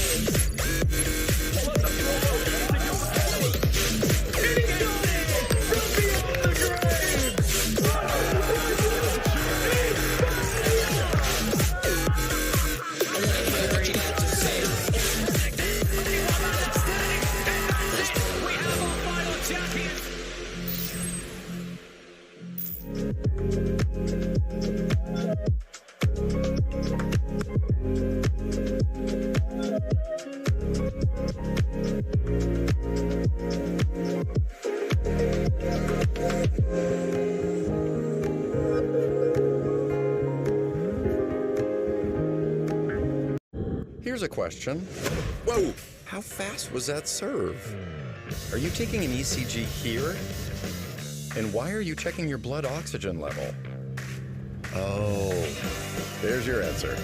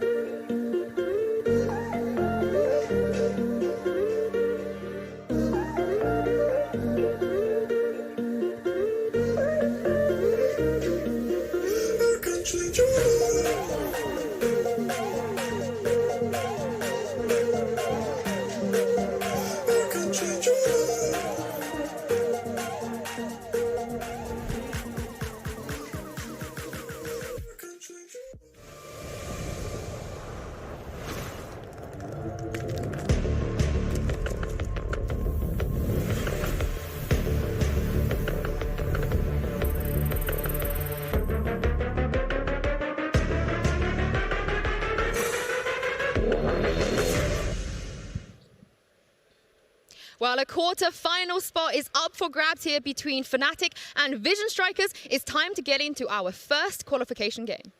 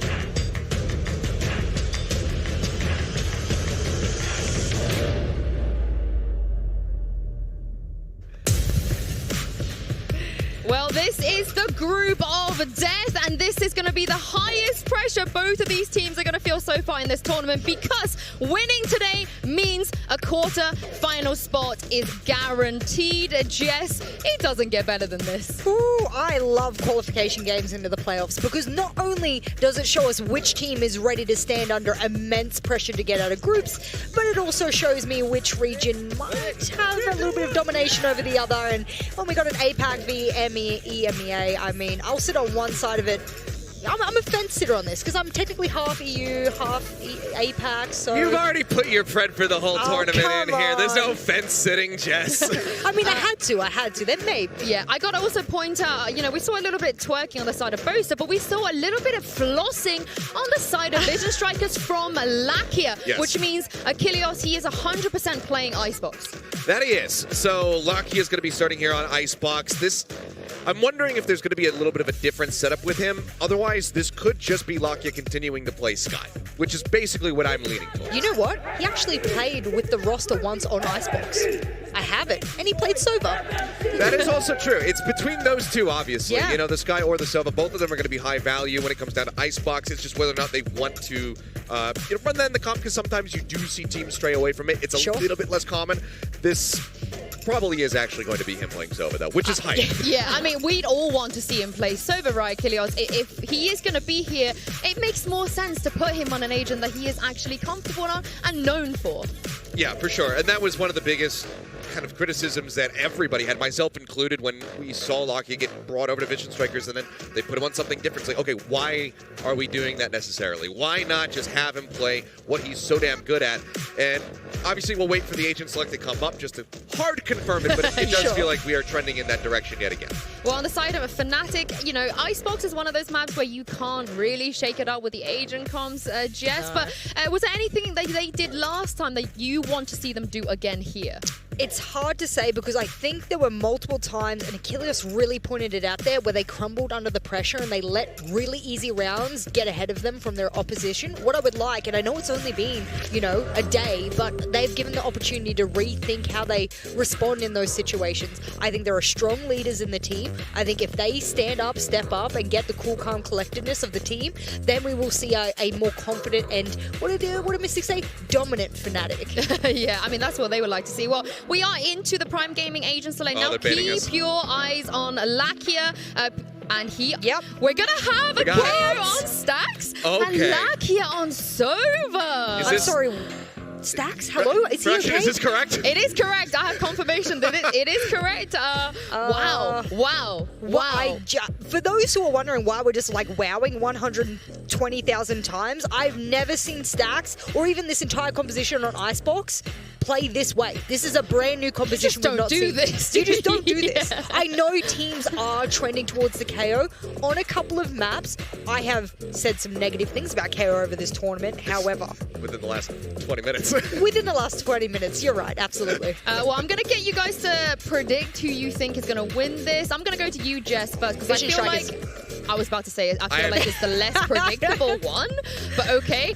Vision Strikers from Jess and Achilles. I have to go with Vision Strikers. I think so far the two teams that impressed me the most in the tournament are Team Liquid and Vision Strikers. Fnatic, I think that they need to have a major step up from their match just a couple days ago, and I don't know if that's enough time for them to get ready for this series here. I do want to say that I think we are underestimating Cloud9 Blue a little bit. I think we need to keep in mind they are also an insanely strong opponent. And yeah. And fair enough. Yeah. And I will say, on this very first map, if Fnatic don't win Icebox, of which I consider to be their best map, at least in recent times, then there's trouble. Yes. So I'm saying Vision Strikers for the entire match. I think Fnatic map 1. Okay, I'm going to let you say your point very quickly. I'm just hoping that they actually do win this map because I want nothing more than to go to Fracture. That's my end game right here. Fnatic, dig deep, win this one. Oh, did Achilles just really say that about Vision Strikers? Well, we're going to toss this up to your casters for today and jump into Icebox with Pansy and Hypok. Hey, no matter which way you want to kind of sit on this one, whichever side you kind of look at in this, it's a tantalizing prospect. No matter if you're on the Vision Strikers side, the Fnatic side, you've got one of the best games in front of you here. Yeah, and I think for me, the thing that gets me the most excited about Fnatic is actually the less often we check in with them, right? Because then there's the opportunity of, them being away, cooking up things in the lab, that cheese comes back, which, I mean, they literally made their name behind, right? But this is a tall order. And actually just seeing the KO come out here, seeing almost an element of potential self-sufficiency from Stax' gameplay is something that's so exciting to see. Well, let's get it underway. Vision Strikers starting out on the attacking side. That KO going to be trying to bring some attention to this case. And on the defensive side, of course, Fnatic Boaster, the showman himself. He's winning hearts and minds, be it fans, be it other teams. Hell, be it the features team. They seem to like him too. But the boy puts on a show, but now it is time to step to the stage, right? This is where it all comes down. All that build-up, all that hype. And we look towards what looks like an A-piece. There are actually one member of Fnatic, I guess, on guard here. Boaster back behind screens. Try and deal with this drone. Again, deny some of the information, but it's like Vision Strikers semi-committed right now. At least going to push their way through. A little shock dart set up here. A little bit of chip damage, but nothing achieved on the back of it. And the plant will come through unopposed. But a 3-man flank actually coming through spawn here. Yeah, that's building, I don't want to say quietly, it's not so quiet. They're going to eventually realize something. And keep in mind, this has to have been called out now. The audio cue has been noted. 2 players seen, now 3. And it's going to be a 2-for-1 trade out. Fnatic actually win the fight to try and pinch in towards this site. A fight needs to be won by Vision Strikers, and it's just not. Stax now surrounded. Fnatic off to a fiery start. I can hear them behind me. These boys mean business. A beautiful retake. I mean, strength in numbers on that flank, and again, just overwhelming that control that they had towards that belt area. And unfortunately, I think Vision Strikers, again, they have the right idea. They try and counterbalance that, pivot towards playing towards spawn a little more aggressively, but Boaster holds the line, man. Really, really nice round for Fnatic. And I want you to kind of expand a little on what you talked about Fnatic. Now they've had some time in the lab maybe to kind of rethink things, bring something new to the plate, kind of work through some of those issues that maybe we'd noted, because Vision Strikers, I feel, are very similar in that regard, but they've not had to do this. They still hold that such a high regard for themselves. I mean, regardless of previous performance and all that, I still hail Fnatic as the best choreographed team. Actually, at the absolute peak, the ceiling, I think you'd have a hard time arguing otherwise. But Vision Strikers on the other side of that, again, stylistically, this is a fantastic matchup to see some of those, intricate setups, those set pieces that are so beautiful to watch. Actually opening things up here, Lauren. Look, we have Sheriff's Classics. I'm not taking too much into this round. I just want to see it clean for Fnatic. That's about what you'd want out of these rounds if you are going to go for that investment, of course. You want to keep, I'd say, bare minimum 3 alive. But if Vision Strikers can chip away at that, that'd be quite exciting. But this is truly a thinking man's game. And already Boaster going to catch Luckier, so that's been dealt with. But you can see the attempt is on the other side. But that spike plant being a little elusive for now. Again, the Snakebite going to force Stax to reconsider the plant position, but everybody's up, 2 tagged up.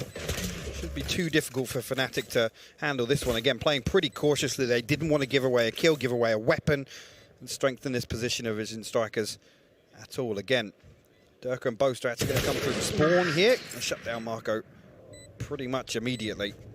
So again, just looking for damage here if it's even possible. I'm sure if Stax is going to be granted a kill here, but the wall going up is going to pretty much secure this defuse. If Boaster can play safe, this should be 5 alive. which is very impressive. And actually, Problems with Buzz needs to give the life up. He does. Well done to him just to make sure he's keeping in track with the economy. But again, we're looking at this as, I don't want to say an even game. I think anyone coming into this who's been keeping up with the scene, kind of keeping track on where things have gone, Vision Strikers are hailed as potentially a very deep-run team, which I think is a very fair assessment. They are an incredibly strong side. They seem to have the fundamentals down pat. They have no problems in that regard. Fnatic are the ones that we don't know where to put them yet. I mean, it's tough because, I mean, personally, I think a lot of people agree with this. There's still lots of question marks over Fnatic's performance, I guess, on the international stage. Again, regionally, it's fantastic to see them obviously earlier on in this year. There's been some stumbles along the way. I think that's fair to say. But like I said, I mean, give them 2 or 3 months to work on things. That's when I'm most excited to see what Fnatic bring to the table. C9 Blue series, I don't think we saw an awful lot of it. There were a couple of small pieces, but some odds and ends. Yeah, I mean, for me, it just came back to you look at Fnatic on a round-by-round basis. It's great to watch. It's bigger picture. You look at an entire series, an entire map. That's when you start questioning things. Okay, now this is the one that should swing favourably towards Vision Strikers, that far more flush purchase comes through up against what's left over, obviously, of that second round that did go very handedly into Fnatic's pocket. Durka looking to try and be a bit of a scythe from up top, can't get it done, has to fall away now, give up a little more space, but Vision Strikers, very standard approach for now, nothing too committed on either side, a little bit of work on both sides of the map. Let's see a little lineup there on towards B side, going to reveal both Magnum and Mystic's position. And actually, we'll pull Vision Strikers back towards A site. 3 players of Fnatic bunched up, I guess, towards kitchen, boiler, tube, that sort of area here. Again, it's Durka and Boaster down on A site. Again, playing a little deeper this time around. They're almost ready to greet them on the back of this Viper wall. Again, actually, the investment will come through. Actually, the Viper on the other side, and I think that's going to tell Fnatic everything they need to know. A 1-for-1 initially, but Boaster will fall. Wait and see if there is that could be kind of backline wrap coming in. It looks like that's slowly building through mid for now. Vision Strikers has taken the site, though. Should be a safe spike plant. I don't think anyone's going to be challenging that. This is the fight that could get interesting, but it's been kept in check. A little low on HP, so could be in danger. You can see him trying to buy time, get some support there. Lucky's trying to get over here. Marco's like, please, man, get moving. Why am I still in this scenario? Magnum trying to do some damage, does well. Durka did connect at the same time, so now we're in a 3v2. Hold on. This is getting dicey, and look at what's left in this. Durka can sit the defuse as best he can. Lucky has had to go superhero mode to try and deny it. It's not working out. Fnatic, they've converted this. Magnum just bought what felt like 3 years there on the back lines of Vision Strikers, again, causing so many issues, eventually getting that kill and then playing that so smart around that pillar. Again, Lakia has to close down that kill. At that point, I mean, Stax loses out on sight, unfortunately. Wow, again, just a fantastic retake from Fnatic. The structure behind that, and again, addressing the backline, making sure that there's no control coming from belts. Really, really heads-up play from Fnatic. Okay, I'm going to kind of open this up, so we do have a quick timeout coming in for Vision Strikers to a bit more of a wide conversation. Because that Cloud9 Blue kind of result definitely weighs on the mind, right? You kind of take that into account, you look through it, the OTs, the three maps. It was worrying. It was scary to watch that, yeah. Because if you're a Fnatic fan, you've sat there and gone, ooh, they've got to have come in well prepared. But that looked okay, as you said. Couple new looks, nothing wild here. But you can't do that against Vision Strikers. This isn't one where you can rest on your laurels. You can't come in going, oh, we can try and play the veto a little bit here. I think you have to show a lot very early on, because this could be a quarterfinal matchup, especially with Vision Strikers looking as strong as they have, at least in that full sense game. Yeah, and I think actually the bigger pot, I think Icebox again on a map-by-map basis, Durka was lights out against C9 Blue. I think actually, in terms of head-to-head, he was actually ahead on 4 and it was by like 4 kills. I think the only way he lost that one was against Zito, I think. Sure.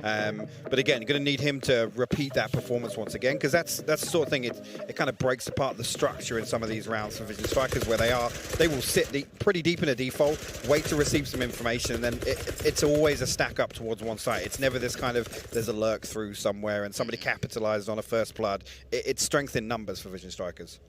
And they are one of the best at doing this. I really don't want to understate how good Vision Strikers are, because they truly are a solid side. I think if you want to be conservative, you could sit towards a quarterfinal finish is something that, if you're being really safe, semifinals, I think would be... It's the bar for both of these teams. Yeah, pretty much. Yeah. I think that's why all of us are sat here. Them.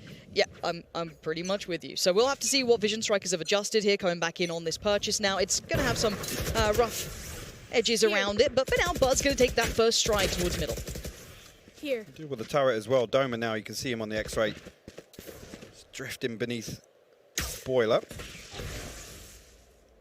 They will pause for thought. Magnum actually getting a little curious now who actually will win that 1v1. Buzz caught off guard there. Why don't they try and reinforce behind this? I'll be just going to swap out a weapon. Again, now this is the point of the round. We'll sort of drift back over to the other side of the map here. They're going to be trailing behind a little bit. Be interesting here. Again, once more we see Boaster just kind of here ready to, again, take first contact, not necessarily challenge, but this is where Fnatic look best, when they receive the information early enough, and we've already seen what they're capable of in a retake here, with a man advantage also. Yeah, contact now has to fall away. Respect the approach. There's the next layer to this. It's all very choreographed in mind, and you can now see the causation and the effect of it. 15 HP has to force out the heal. So for now, we are in the post plant. Keep in mind, there was the early pick, and you're right, the double flank is now coming to play. Durka's on it, working his way up towards Belt. Mystic wrapping around too. As long as these two towards CT can play somewhat safe, they should be okay. And Boaster, holding the line well, is doing a good job. They're just once again crunching in, but Stax breaks down at least towards Doma. So that's going to be a little bit of room. They've now actually opened up, but Boaster is around the corner, saying hello to his not-so-little friend anymore. As Stax goes down, it's all unlucky. Yeah, I mean, maybe a little unnoted, maybe a little unconsidered. He's going to get one, but the trade seems inevitable, as it is. Mystic is right there. These retakes look formidable for Fnatic. And it looks completely unpressured as well. It's systematic. Just one by one, they isolate these kills. I'm not sure what Stax thinks is going on there, but again, the counter to this is as soon as they feel that pressure in the backline, they know the flanks coming through, play a little more aggressively towards spawn. Again, you can see RB kind of entertaining that thought, but again, Boaster's position noted, so I'm not sure what Stax's plan is there, but he seems to be completely surprised by the fact that he gets peeked. So Dan, we already had that timeout quite early on from Vision Strikers. Now this buy, I'm not going to be too, I guess, heavily invested towards. This could be where they could try and investigate where they want to go in the buy round coming up. But these retakes need to be addressed. They need to find an adjustment to that, because now we've seen a little bit of a trend to it, a little bit of a pattern that Fnatic have formed, and it's working. I mean, the problem being that there is some kind of post-plant utility here in this composition. The issue being already, Fnatic have addressed the backline, right? So Vision Strikers actually just saying, we're losing out on retakes on site. Hey, let's play a little deeper. Let's, plant open. Let's play off the util. And that's now not an opportunity. That's not an option. Sorry. Yeah, no, you're right. And that's what I want to see them work out here. I want to see them find that next layer to this, the adjustment, if they keep want to go for that A piece. Because they've been able to garner the site, right? Like, yes, they get tagged up by Boaster, but that's beyond the point. For now, Spike is down, but the composed Fnatic is once again trying to work this out. Let's see how clean it is. There it is. Durka does find him. And once again, Vision Strikers just have no territory in these post plants. They are just smothered by all accounts. This is on lighter weaponry, so it shouldn't be so tricky for Fnatic, and you can see confidence starting to brew and build with Durka, just doing great deals of chip damage at the same time. Rest of Fnatic going to try and pinch in on this as well. Yes, Buzz does at least find Magnum, but a quick trade. And look, they've been maintaining numbers. If we're going to start talking economy game as well, this has been very good for Fnatic. We're starting to look at a very commanding scoreline. And this is the Fnatic that we theorized could have made an appearance. We didn't know what was behind that curtain at the start of the show, right? We didn't know if we're going to get the Fnatic who looks a bit weird, and we don't know if they're going to bring out everything. But so far, this is now putting all that pressure to Vision Strikers to adjust and make that next step. I'm not seeing any magic from Fnatic here. It's just fundamentally flawless. Like, what they're doing right now in terms of territory control, as you noted, and again, the protocol's in place, pressure towards B, there's already somebody pushing through A, there's this setup towards under kitchen just to address any sort of threat that comes through from Tube. It's actually fantastic. Just sit and watch the minimap in some of these rounds, honestly. Show me the adjustments now, Vision Strikers. Show me why you hold such high regard here. Everyone looks at you as one of the strongest teams. You've got to find that next layer now, because as it stands, Fnatic are just dragging this game forward. A calm start for them. Testing both sides of the map, kind of the standard approach that we've seen, but we haven't seen over-aggression yet from Fnatic either. They haven't been going on those aggressive plays. I mean, we're at round 6 now, and Vision Strikers' first ultimate cycle just about completing. Now they've got Hunter's Fury, Rez, the Viper's Pit available, Buzz, one off the Blade Storm. Also, Stax did already use one of his ults earlier on, but looking like they might explore towards B here. But the Hunter's Fury popped pretty early on. I'm not sure how much damage that's going to do towards B main. Boaster All the way back over towards screens once again. Mystic going to find a freebie actually on the top there versus that. Yep, Res will come through. Well, they force their way through here. Yeah, having to respect that fall away, the KO utility doing exactly what is required of it, but this will at least facilitate the spike plant. The Boaster somehow finding Buzz. I don't know if that was a necessary pickup there. A little maybe overstep on that one, but regardless, we look at what's in front of us now. A 4v4 post plant, but even numbers this time. No early pick for Fnatic. This is the best chance maybe Vision Strikers have, but look at Durka once again working his way around. Magnum investing the ult. It does seem as though Durka has gone down, so this is the best shot yet. Larky are forced to invest the ult. This is now the back and forth. Dax with the underhand flash. That could be huge. Magnum goes down. Vision Strikers looking like maybe they found an answer. Unless Doma could do something dirty. Not this time. Vision Strikers finally get on the board. Casualties to get their first round up there. Again, Durka 10-1 right now. Like I said, he did have a very, very impressive performance individually versus C9 Blue on this map.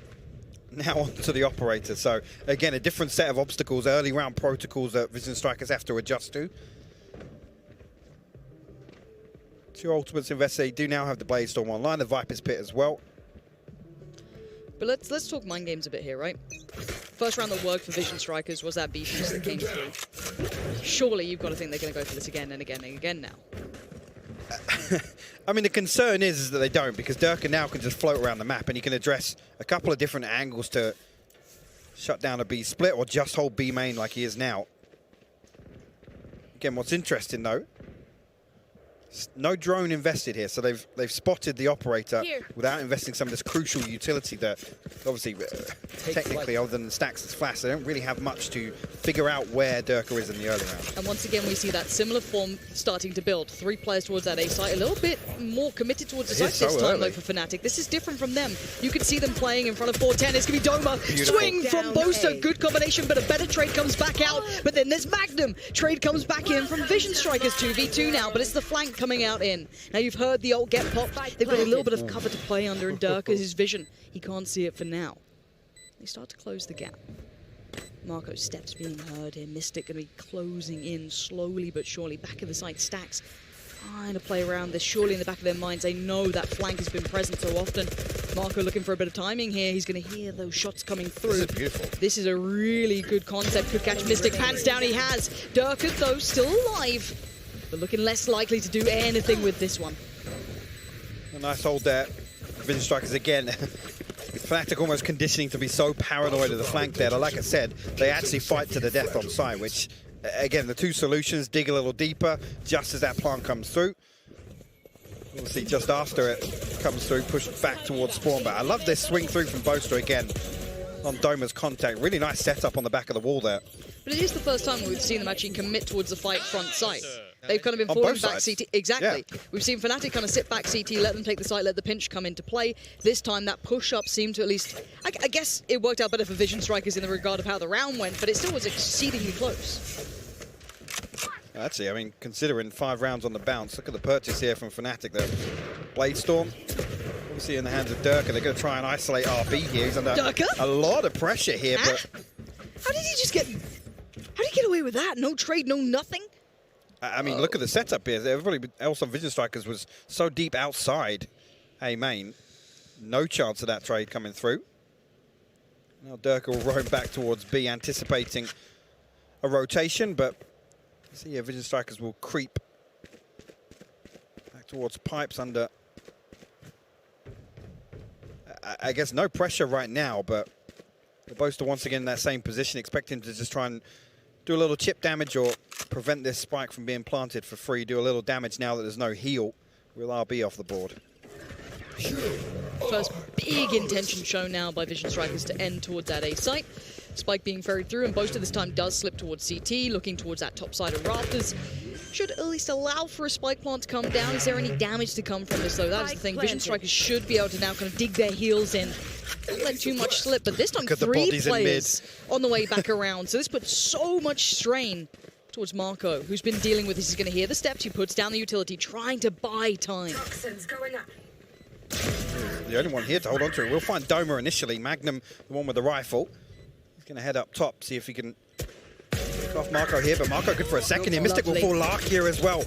Reinforcements on the flank here. Durka and Boast the last two standing. Durka will find another. Stax deals with him. If Boaster can find any damage on the way out here. Yeah, marvelous composure from Vision Strikers in this. Yes, they lost 2 players, but Boaster gets caught. Stax is there, and we have seen Vision Strikers find a bit of an answer. Now, keep in mind that was on a kind of like not even a half buy really. It was Fnatic with odds and ends with the ult invested. Now, for Vision Strikers though, this has to be confidence building, right? They're starting to deal with that flank. There's been a bit of a problem. They've now shown that they can at least hit that B site with diligence. They're feeling comfortable in that. And now I guess, does the pendulum swing back to Fnatic yet? Or is this still Vision Strikers needing to do this in gun rounds and kind of build that? I mean, the problem being, ahead of this spike being planted, and obviously you can look at the composition here and say that, yes, they're, without putting a body on flank control, there's no utility for Vision Strikers to fall back on. There's nothing really that, you know, in terms of automation, there's nothing to tell them it's coming. But like I said, Fnatic they haven't kept it secret. They've been very obvious about how willing they are to address the backline and force their way through. Now the problem becomes is if Vision Strikers can keep finding rounds, what's the adjustment from Fnatic now? Do we see them, again, rotate a little early, like we saw 3 bodies back towards A site on that hit with Boaster and Doma peeking behind that wall? What's the adjustment now if Vision Strikers are able to find a couple of rounds in succession? Well, that's what the timeout. Or before you could see Mini having a chat to the boys, maybe talking through those next options, that next layers, anything that they want to address, any maybe tells that they haven't been leaning towards early. We'll see what they come back in with. But Vision Strikers know, okay, we've got them now. We've got that start that we needed. It was a little late in the day. It took a while to get there, but they found the form. I mean, the problem now comes as well. You think about it from Vision Strikers, and I'm thinking about that round Durkas with the operator towards B main. Yep. Again, I think it's Buzz and Lackey that show presence, and straight away they fall off. There's no secrets about it. It's like, yeah, okay, we found the operator, yeah, bye. Do you know what I mean? It's so now, obviously, Vision Strikers can potentially explore mid a little bit, you know, leave one trailing behind, because I think actually you tuck into a spot, you're going to farm on that flank if Fnatic keeps sending bodies that way. Okay. And an aggressive beginning, maybe? It looks... Durka's there just to kind of back him up. They're aware of this, though. I don't think they're going to commit much past this line. So Orb is recovered for Boaster. Spike retrieved. And a patient beginning for Vision Strikers once again, going through their traditional kind of protocols that we've now seen in multitudes of rounds. Yeah, I haven't kept an eye on it, but Doma playing outside kitchen, again, do have the benefit of the turret in there. No real need to invest the wall. But whether or not Vision Strikers, like I said, now start exploring mid a little bit. The drone actually going to be the catalyst for Mystic to pop that Viper's pit. It's just to reinforce this hold on B site. And I love this. It's just... Again, no secrets here. No.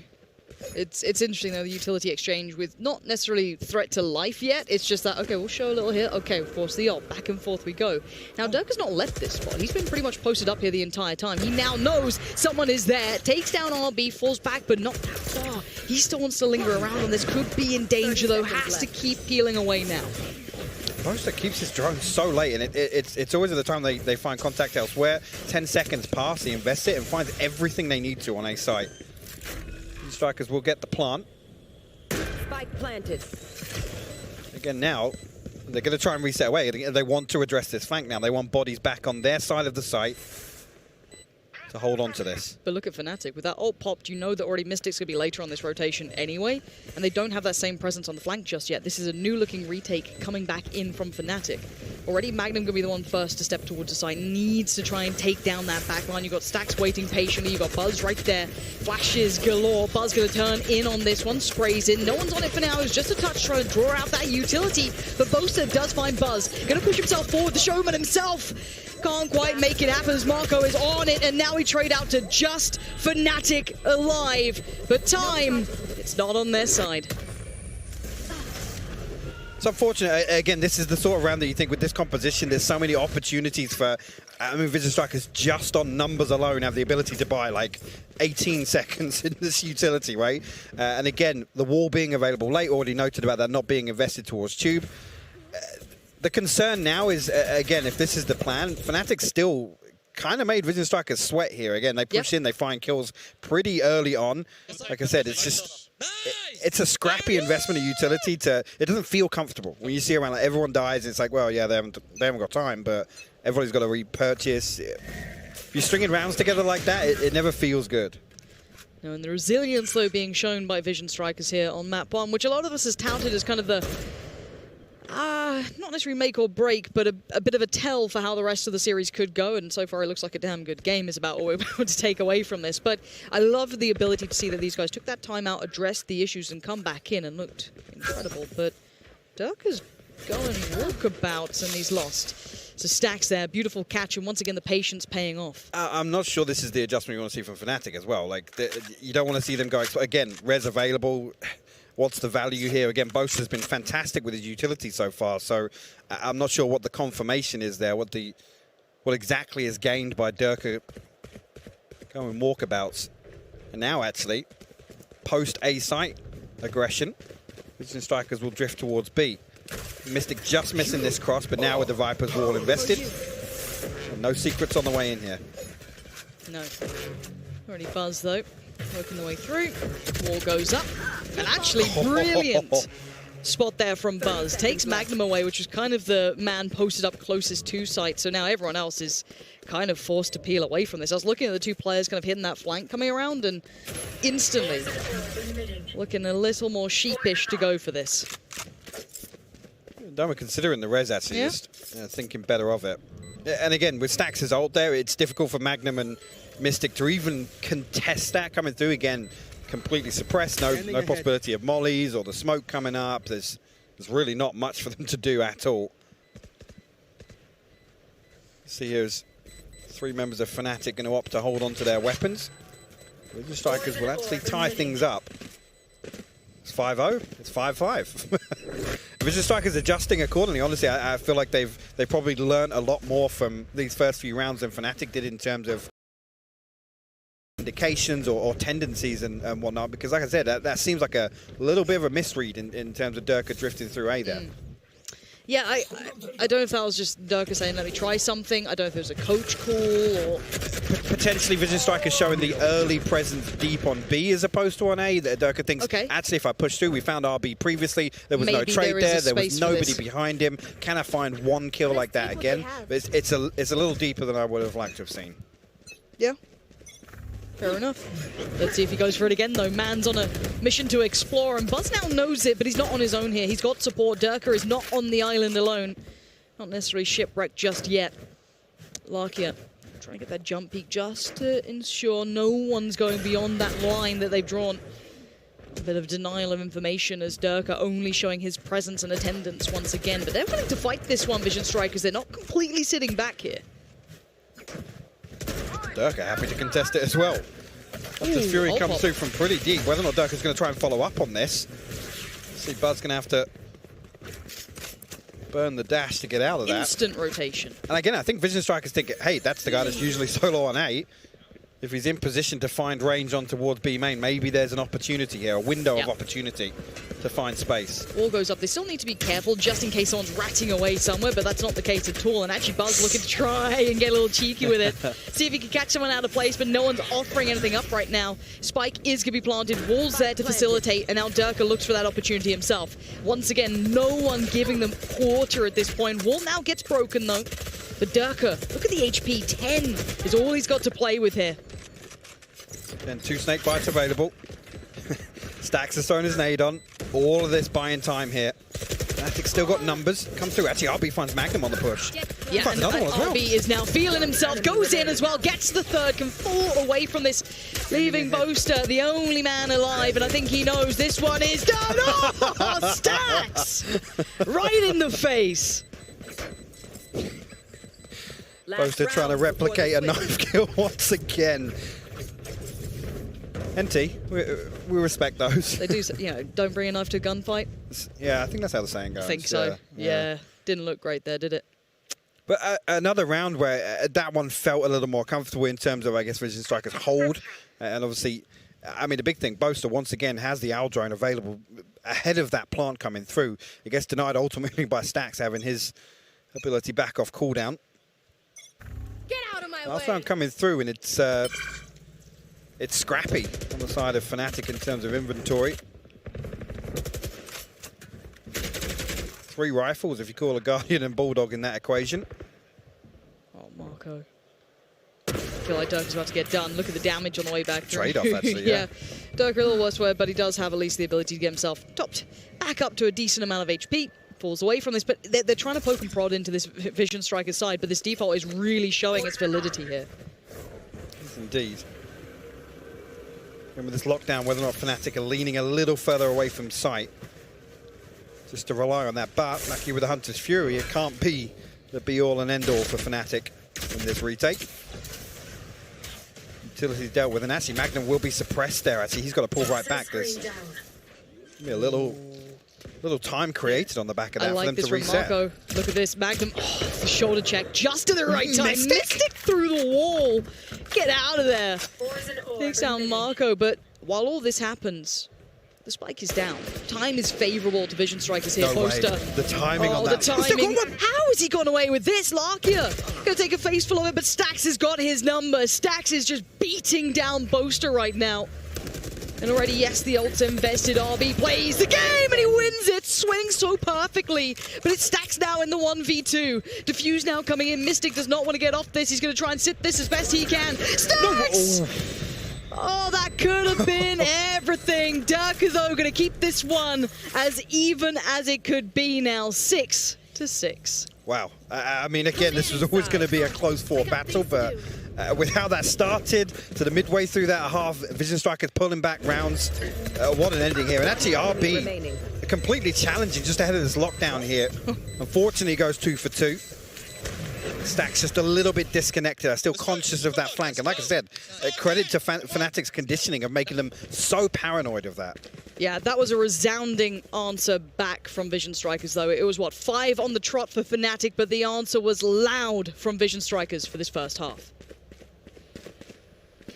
Well, you know, Pansy and Hypox said it there. This doesn't feel like a group stage game. It almost feels like a playoffs knockout stage, but nothing separates these two teams right now. Not at all, and it felt like Fnatic were going to run away with that first half. Incredible defensive setup there. The double flanks, the triple flank, but to note on those flanks, every time they didn't commit to a double or triple flank, they actually lost the round. They couldn't get a retake. That's when Vision Strikers had their number. So it's almost like Fnatic was like, we got a thing that works, gave it up, and then all of a sudden they lost the lead. So 6-6 the half, not too bad.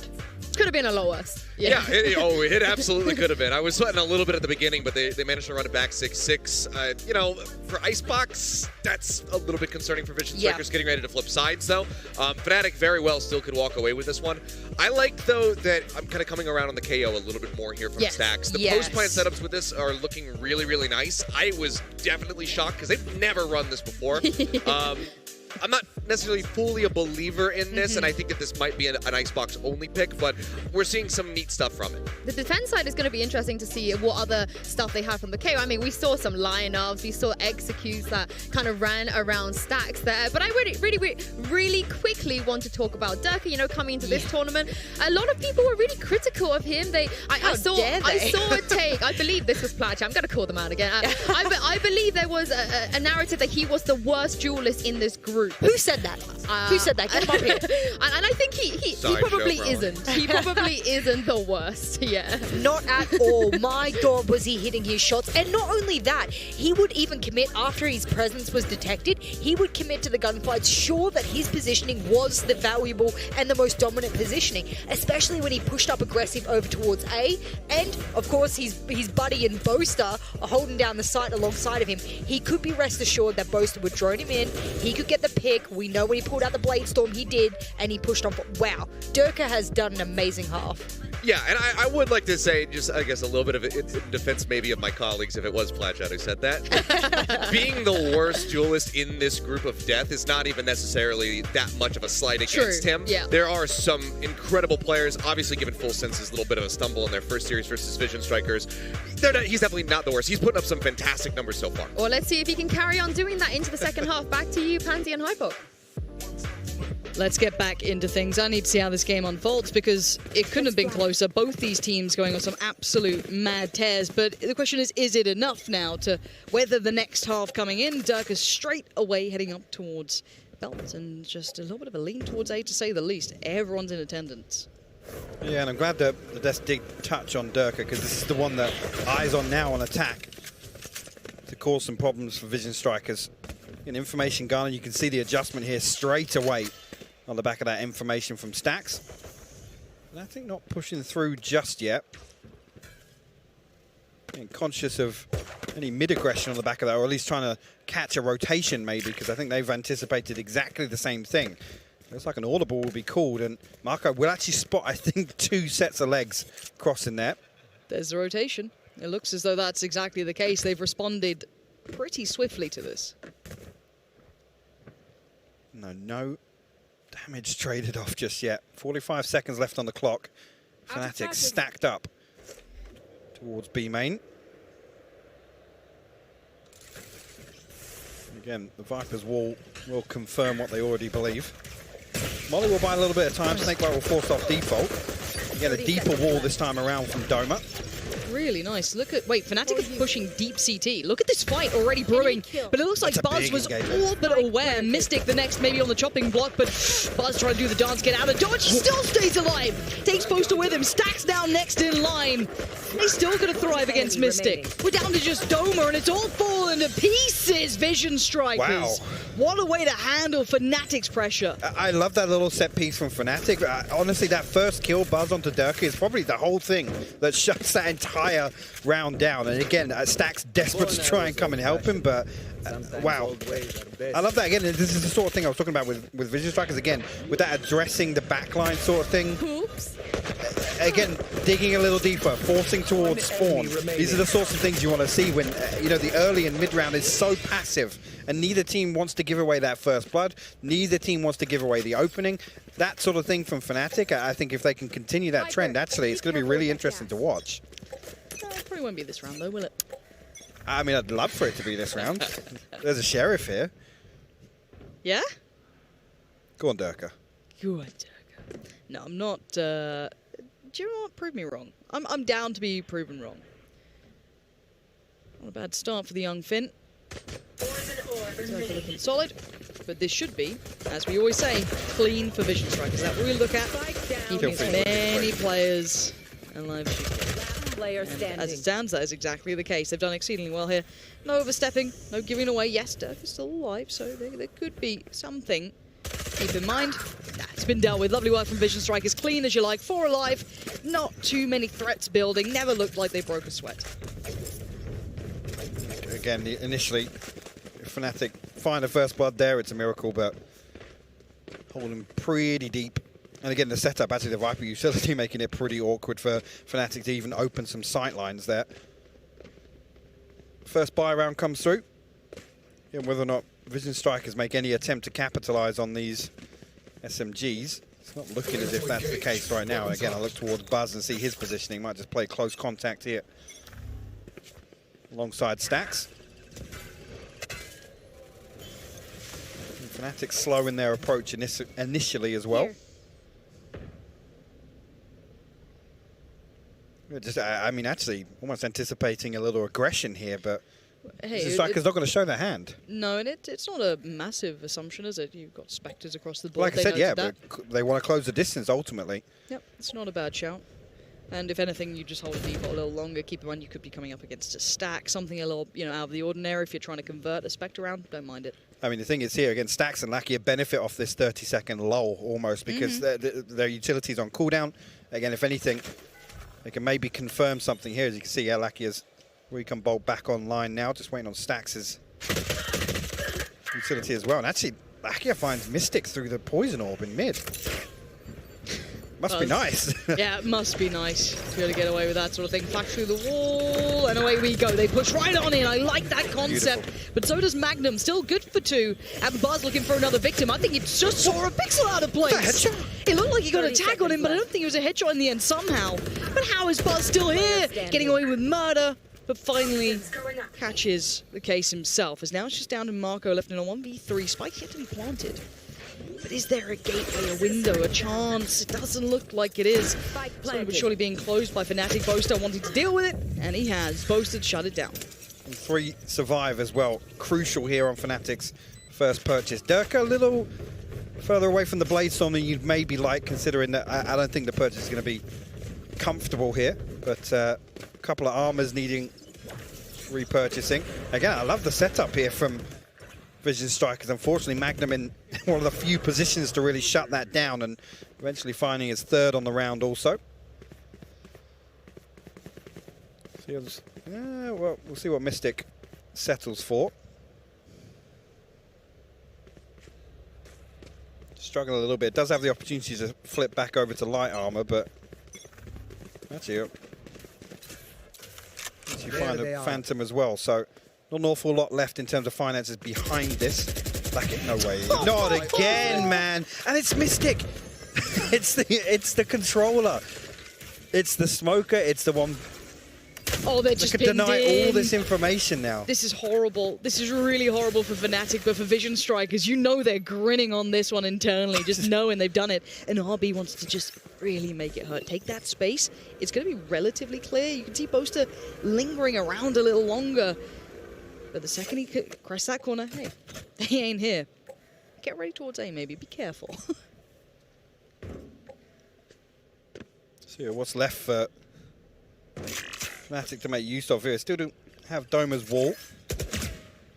Boaster will dart backside, but nothing really confirmed on the back of that other than it being destroyed. Slow approach once again. Fnatic have to be so cautious here without the use of smokes or anything on the way in to hard clear all these close angles. There's 3 bodies from Vision Strikers behind this. And we talk about utility. Left. Vision Strikers are excellent at keeping it late game, still manage to chip away and just work down Fnatic, who are running into a bit of a brick wall as it stands. They have nothing to access in this. 15 seconds to save. They're back in. Yeah. They are finding so few opportunities after that initial play that came down. I love that little mid-piece that was trying to be worked out. And just gorgeous work from Lakia, showing such great diligence playing through. At the moment, though, just keeping the rifles is the name of the game, and it becomes a money game at this point. You want to try and keep that purchase going forward. Again, Durka, no Blade Storm to fall back on here. 2 shield purchases required as well. I think I saw Doma obviously utilizes heal, so in a weird position here again. Lakia. 30 seconds I mean, left. it must be nice. Unreal. If you can pick one up every round like that, then it's going to be pretty difficult. Like I said, Mystic probably the worst to lose in some of these slow pushes that we're seeing in these rounds from Fnatic. Pause coming through, and again, what I want to see Fnatic do is kind of make the most of that 30-second period I'm talking about, where Stax and Lackey are both, their information tools are on cooldown. Fnatic need to make use of that, because I think as soon as Vision Strikers feel out the setup, they can get some confirmation at that kind of 45-second to 60-second mark. It's really difficult to then hit a rotation, completely explore a new site altogether. That's when I want to see Fnatic dig a little deeper. Yeah, and just for those playing along at home, tech pause coming in is for, I think, a monitor. So hopefully it doesn't take too long at worst.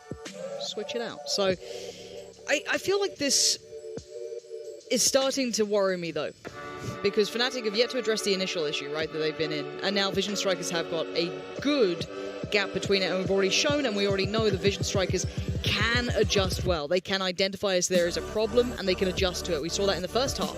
We saw it in abundance. Now, to me, though, I'm worried that the Reigns are going to be too far away from Fnatic to regain this pace. Do you know what I don't see on their attacking side is that comfort. You can't see the checklist. You can't see the protocols that Fnatic go through. It's like they believe something, they confirm it with utility or with a push through to one side of the map. You don't see any of that here. It's because they're drifting back and forth a little bit. This default slowly pushing towards A. It's just not a lot gained on the back of it. Like I said, a couple of unfortunate situations in terms of Lackey are finding freebies. Like I said, you can't really avoid that, but where's the contingency behind that? Like I said, on defense, it's a list that happens. It's sequential for Fnatic when they take a contact, Boaster drifts back towards rafters, he'll play shock darts, he'll maybe buy an extra 3 to 5 seconds on that rotation. Yep. You don't see any of that right now for Fnatic on attack. Yeah, for me, I just look at the overall concept in my mind. I feel like Vision Strikers have kind of kept an incredibly high level leading into this, right? Like, I think even coming into this event, people have said thinking they're still on an upward trajectory. I think they're still doing exceedingly well. They never quite had the same, I guess, bump in the road that you'd say Fnatic had, who I do believe there is a timeout coming in for now as well, potentially. So do keep that in mind. It will just be their timeout rather than another tech one. For me, it's Fnatic That's has important. to... Go ahead. I was going to say that's important, just with what you're talking about here, that adjustment that's required. Yes. Again, it needs to be on the back of a couple of rounds where I don't want to say they're walking through them, but they need to be more comfortable. They need to feel in control, right? But the question is, do they have that yet? If they've had to reinvent themselves. Now, this is what I was saying about Vision Strikers, I feel, have been on that upward trajectory, still looking good, solid enough, and believing in the plan, right? They know what they're up to. They look confident enough to bring it back, even after being down 5 rounds, address it, turn it around, no problem. I look at Fnatic, when you've had to rebuild a little, kind of reshuffle things, nothing crazy. It's not like they look completely different, but it's that loss of familiarity with protocols. It's that loss of, okay, well, we've got this to look to, this to look to. That comfort does get removed, and when you don't get to kind of check back in on some of these looks, right, when you don't get to check back in on some of the games and get that confidence under your belt playing it out, and you have to constantly reinvent yourself, you do lose a little of that familiarity. Well, look at it now, round 5, effectively. I mean, Fnatic know nothing about the mid setup. They know nothing about, you know, what's deeper than, I guess, the variation beyond that pistol round setup from Vision Strikers. And now it's almost like if you want to explore those, again, if you lose Mystic through a smoke in mid, there's an extra round you have to throw into the mix, and a buy that then falls away, and it becomes really, really difficult. Potential for maybe a little set piece towards B, but it's only Doma that's going to be noted. So again, no adjustment required by Vision Strikers necessarily. It's 2-2-1 with Marco being the solo player towards A right now. This looks like around that, actually, like I said, Fnatic might actually explore mid, might actually explore towards, you know, the backside of B. Buzz actually gonna this timing could be everything for him. It's so good. Death from above, but now he's been noted, tries to fall away and does. He has lost his support though. Stacks gets picked up in the meantime. It looks like no quick springboard off the back of this coming out for Fnatic, but look at that mid control. You said they want to try and explore this, and all they found is Larkia is damn good at what he does. So this top mid takes down 1. Rez comes out, so he's still in a 4v4. But look at the space they've garnered. We need Magnum to deliver. He's seen the barrel of the gun on the way. Oh, he's made a meal of it. He's made an absolute meal of it. And that's going to come back to haunt you, because that could have been the maybe swing factor in this round. For now, though, it's going to be Doma doing it dirty, up above and over. Fights 2, puts Marco under the gun now. 30 HP. He's going to have to try and find both. Close that gap somehow. He's got to win this one versus Durka. Initially, he's holding close contact here. Does have his dash, so he can pull away, but it looks like they might set up a little bit of a crossfire here. Marco creeping closer and closer. Doma finds his 4th, and Fnatic back on the board now. One round separates. A huge round for Doma. I can hear it behind me. Look, if you want to look at individuals to start finding a bit of confidence, Doma is one of them as well. He's one that thrives in that situation. Absolutely. As soon as he gets a couple of these rounds under his belt, and look at this, the confidence play over the top here. Beautiful stuff. When I look at Doma as well, he's just that berserker player, right? Just cleaves them down. Doma, the mechanical. And you want that, though, from him. You want that in that player to start feeling like he can take those fights. Let's now swing it to the other side, though. Buzz has the bigger now. Hey, I mean, I was talking about now with some of these rounds where Fnatic have to, you know, overcome completely new obstacles, throw an operator in the mix. For good measure, why not? Bladestorm available as well. Like, I guess just on information duty alone here, only down to a pistol. Here. We'll wait and see now. As Fnatic has 5 stacked up towards A right now, and looking as close to an all-in piece as you could probably expect here. Mystic 1 away from the ult. Magnum 1 away from his ult as well. 2 key pieces of... Oh, bow strategy spotted there. I don't know if that's it. So, yeah, they're going to now swarm out of this corner, but... Yeah, Buzz kept honest for the time being as well. Has to fall behind that Viper wall here, but Magnum over the top again. Yeah, that's the second time we've seen him in that This position. is lovely work from Magnum, finding stacks on an island after Buzz was forced to fall away. Now, ults being invested basically on either side. You can see it. Now, Doma the Berserker on top, going to try and push himself a little further towards the side, get that spike down while he knows he's got the safety around him. And now we look at what's the retake looking like for Vision Strikers. We saw Fnatic looking exceedingly strong at it. This, I don't think you're going to see anything. Nope. And again, respecting this setup, they have a stranglehold on A site right now with that Viper's Pit. Again, lockdown, clearing out everything. Vision Strikers don't even want to play the game. They will give this round up.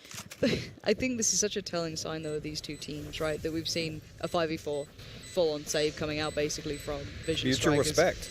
It really is. And I mean, yes, the utility's plentiful and the ults are invested, but, you know, it's that smart approach, playing for the long run when you still have a round in the pocket.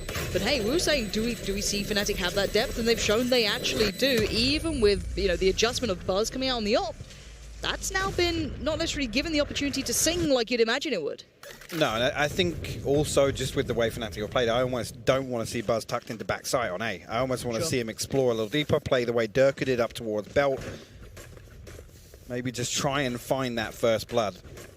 But again, I think it comes back to that respect factor, right? I think Vision Strikers just means they don't assume there's a weak point of default. It's 2 or 3 people stacked up. It's never really a play for the extremities on the side of Fnatic, and I think Vision Strikers read that well.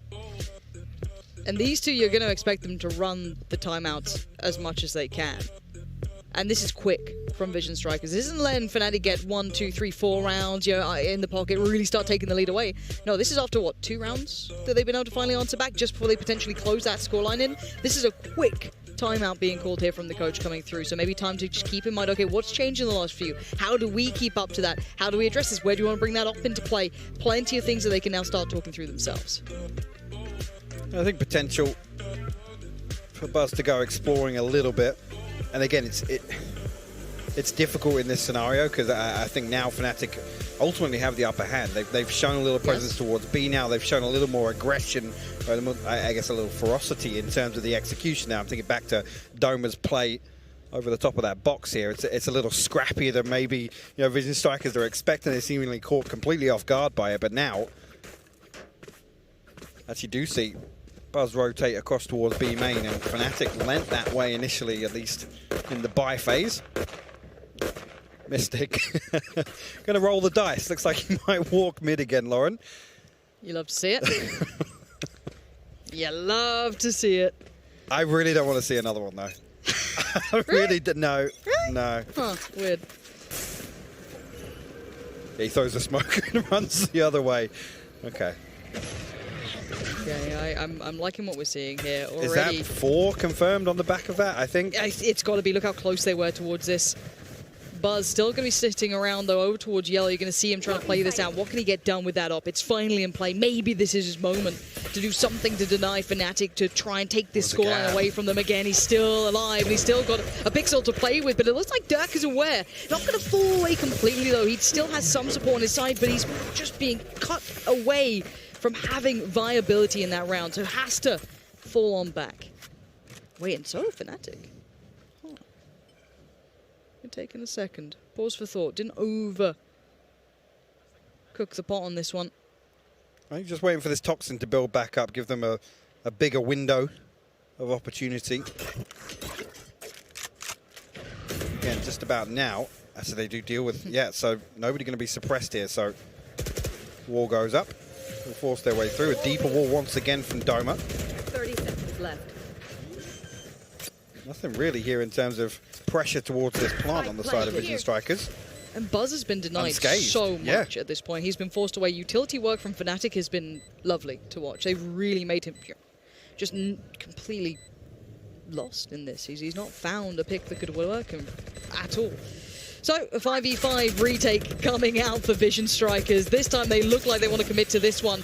And away we go. Buzz first man in, but it's Durka to greet him with a smile, and already Doma the next one in line. And the Berserker is looking good with a blade, but it's Durka putting on a show already. Oh my god. That was quick. That was quick. Wow. Again, Vision Strikers stacked up, man. They're trying to find strength in unity almost, but it just doesn't work. Durka picks them apart at the first hurdle. And Fnatic don't sit back. They don't let them get that aggress onto them like Vision Strikers would have wanted. Maybe get a little fire building. No, look at this fight back. Durka and Doma swinging out together, making it so difficult. This guy has zero fear.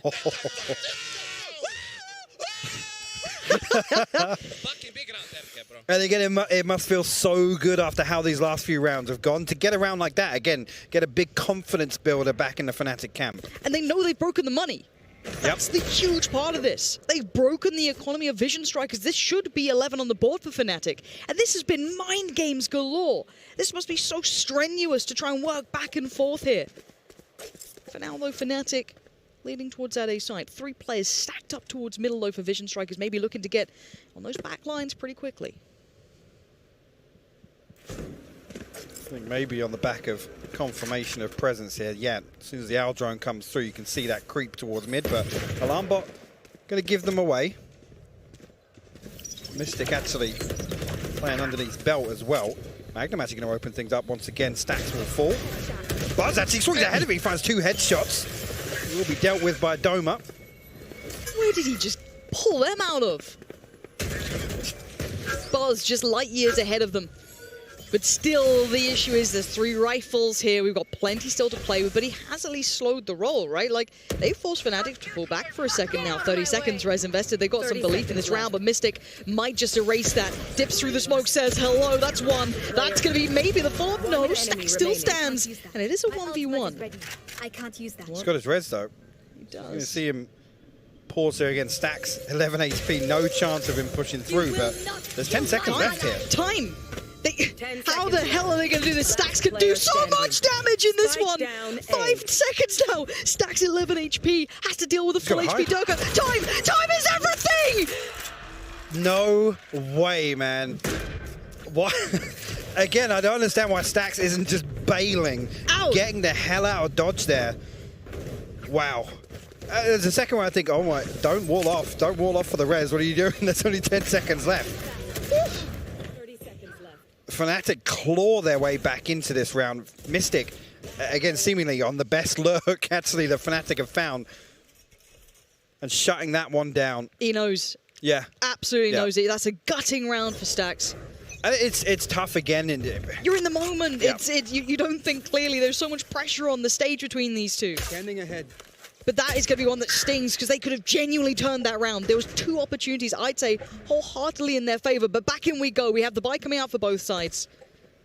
And looking at the ult economy, something we haven't really even lent towards here. It's just been cycling through. Neither really thriving in this round anyway. But let's see what Fnatic have up the sleeve. And if Vision Strikers can just finally shut them down for a second now. Yeah. Just caught, it's not a bug. Mystic is in spawn. All the way at the top of the ramp, so... trying to, I don't know, Skyrim horse out of the map. Yeah, just to catch this flank, which makes me think actually the Hunter's Fury is going to be relied upon here in this post plant. If Fnatic can find right here access to a site. Not liking what they saw initially. RB's got himself into a tricky little spot here in mid as well, but not spotting the cross. Fnatic once again looked... Magnum having real problems with that recon bolt for a moment. They have peeled players away, though. They did lean back towards B for a second. But yeah, this is now going to be the call. RB's walking it himself, and actually the timing could be correct. Boaster is now looking like he's going to be chopped liver, going to go down. Comfy pick up there for RB, can slip away into the night as well. But by now, the B site is going to be the destination for Fnatic. And Marco has been here patiently, 13 seconds. These are late round hits. RB takes away as much of the wall as he can. Wants to try and punish on the way out. Can't catch too much. A little bit of chip damage, but it's Durka again. Just slippery enough to make it away as Marco desperately wanted to grab him back down. Down to a 4v4. No flank coming through yet. The wall going to be invested and tap onto the spike initially. And actually the recon ball is going to be huge. Marco will find Mystic. Now actually Vision Strikers look to pile on the pressure. Magnum, last one alive. Not going to get it. Vision Strikers make it to double digits now. Showing that resilience, the information play. Boaster being caught in middle. RB on that quick hit around. Keeping control. But yeah, Fnatic really didn't like what they found towards A that round. They kind of made that, it felt like a, obviously late round adjustment, but they definitely kind of switched up towards that B piece. Look here again. Do have a comfortable purchase behind this one on the side of Fnatic. Even with Boaster yet to buy a weapon. Viper's Pit available for Marco. He's going to invest that here to allow Vision Strikers to lean a little heavier. Actually, 5 members of Fnatic stacked up on the other side, and Marco will respect the Owl drone for the time being. Well, actually, Fnatic might just force their way through here. The Viper wall invested already.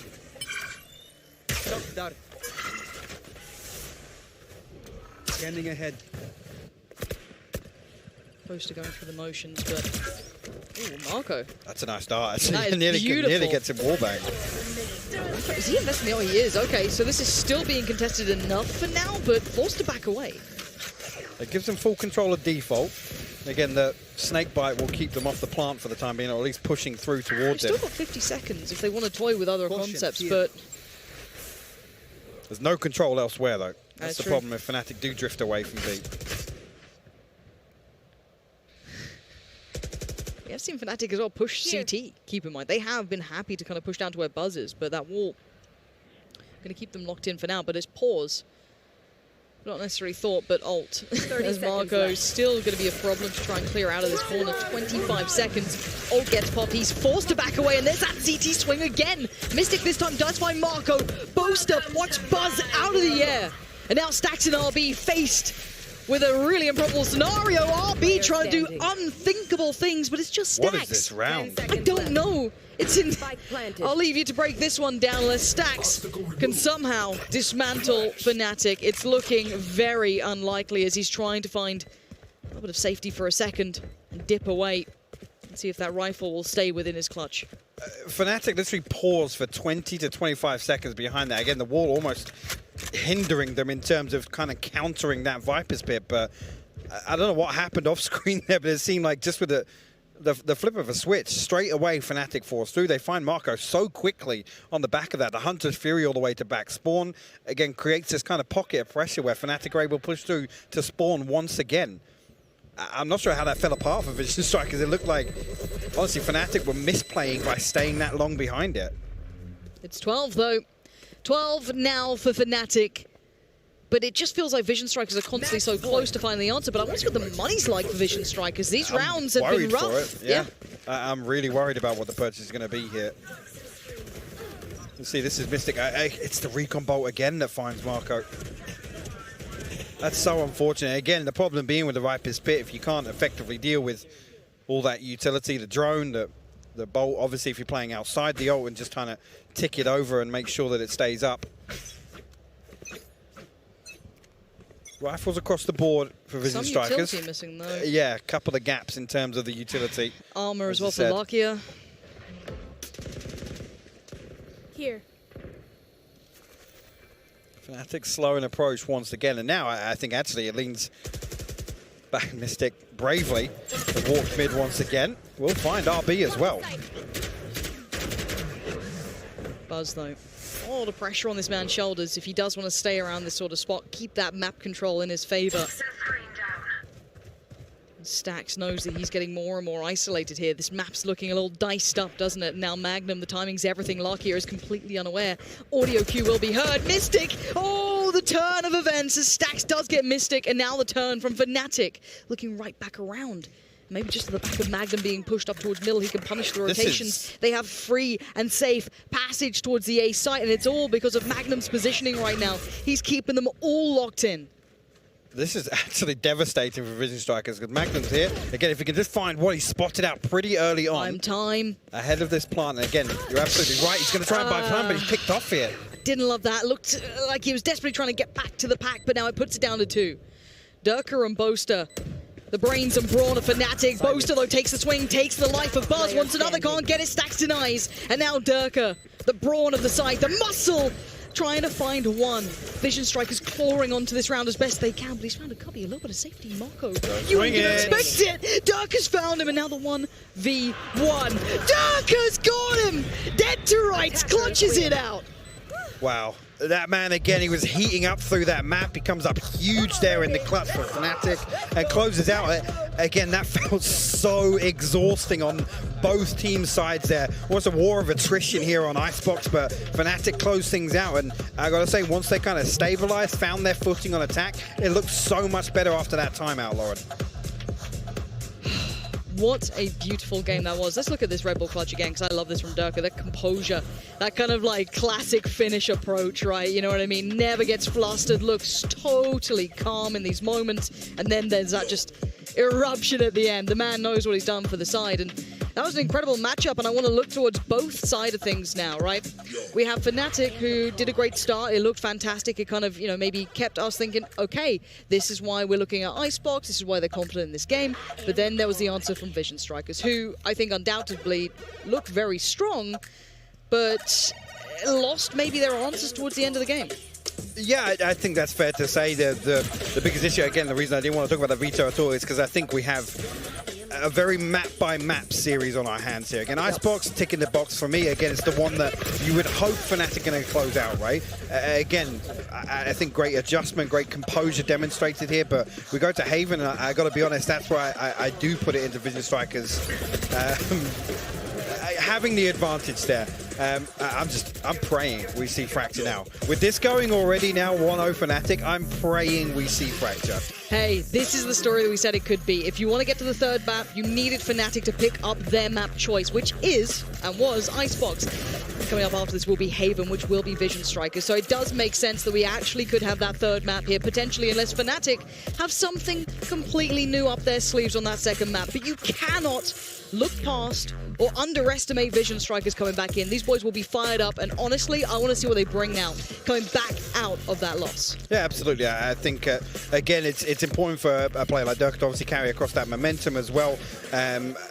I got to lean towards maybe feeling a little more comfortable at the start of Haven, because that got a little tense in the second half. Like I said, before that timeout, you could see a visible change there afterwards. So hoping that gets cleaned up at the start of Haven for Fnatic. All right, well, the faster it's away from us, the faster it gets to the second map. That's how it works. So we're going to get out of here and get ourselves ready for Haven after this break.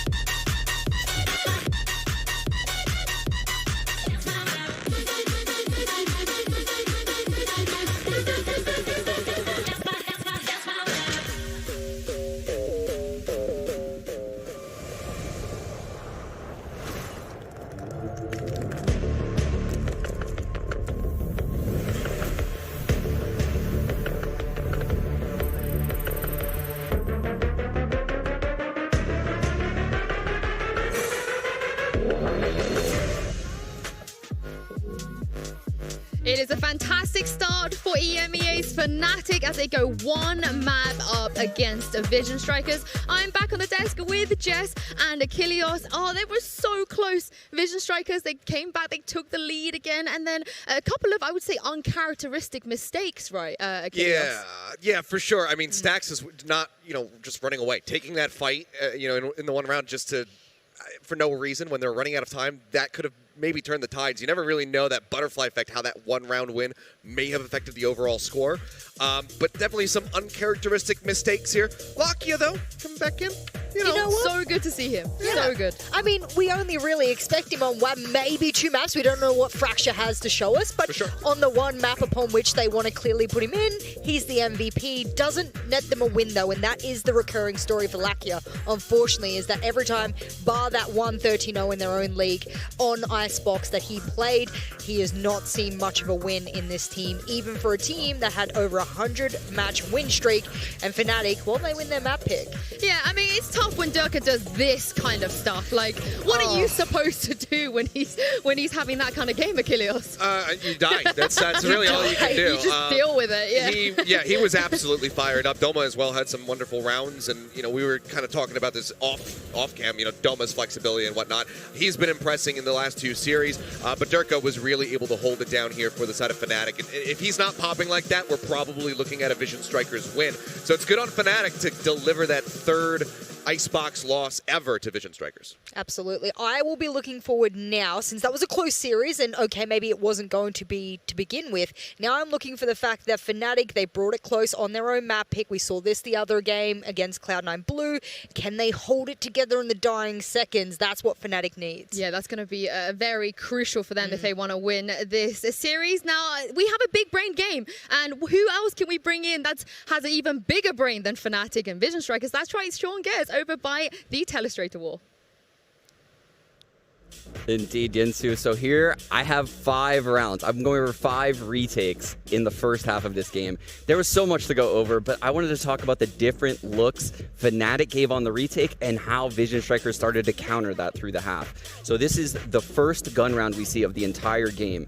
And what I want to draw attention to is the Viper wall coming through, and then we have everyone moving towards the site aggressively. But I mainly want to draw attention to where Fnatic is going to flank through over here at A main.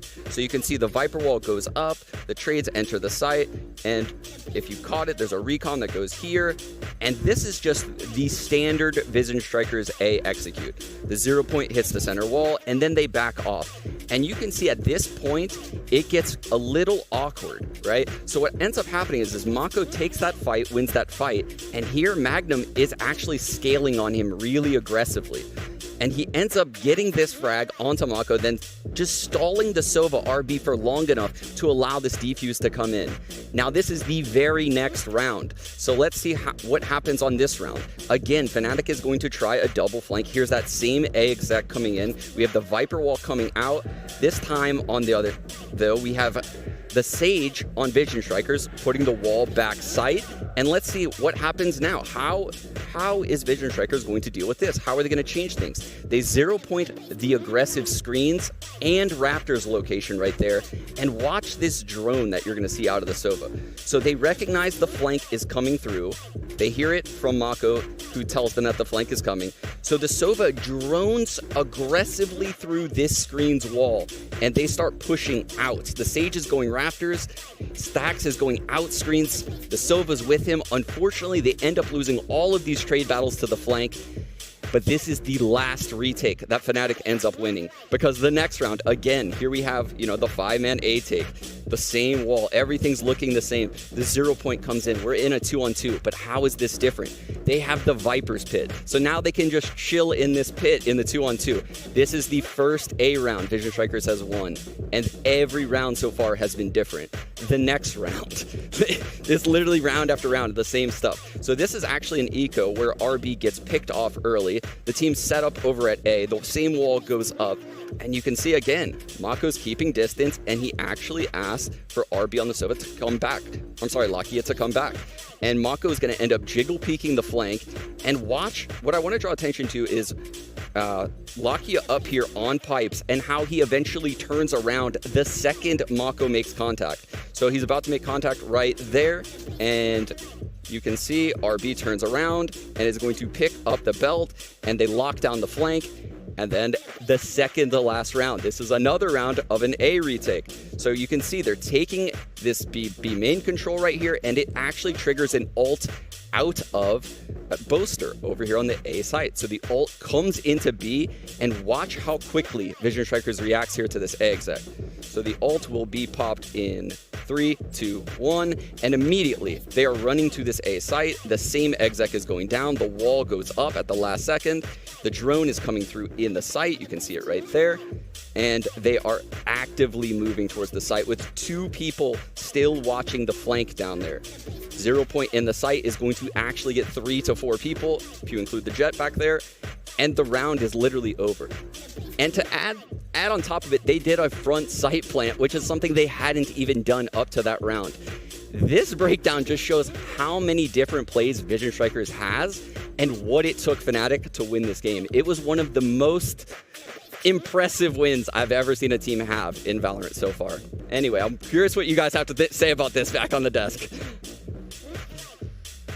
Wow, that's one of the biggest compliments I think you could ever get from Sean, you know, Yeah, impressing absolutely. him to that degree, which is why I want to talk about, you know, Vision Strikers, they've only ever lost twice here. This is their third loss ever, so how much does this speak to how strong Fnatic are right now on this map?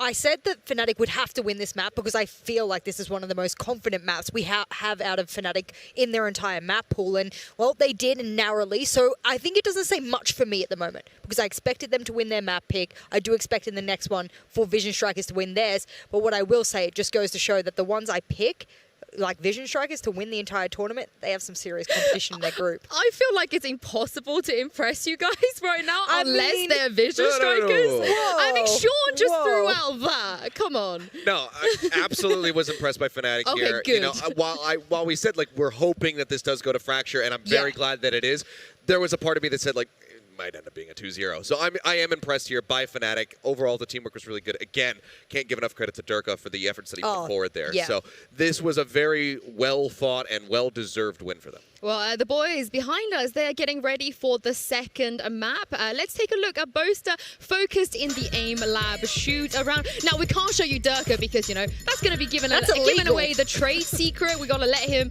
do his thing. But Got a robot arm, actually. Yeah, I was going to say, we can't. That's That's the illegal. unfair advantage. But, you know, I want to talk about something Sean said as well about you gotta, like, it's not easy to beat Vision Strikers. You gotta literally bring your A game and then bring your A game on top of that and then bring your A game on top of that at Kilios to take a map off of them. Yeah, absolutely. And this is just well researched overall from the side of Fnatic. I don't know if they had an inkling of an idea that this was going to be the look exactly that Vision Strikers was going to bring out, having stacks over on the KO, or if that kind of maybe caught them by surprise.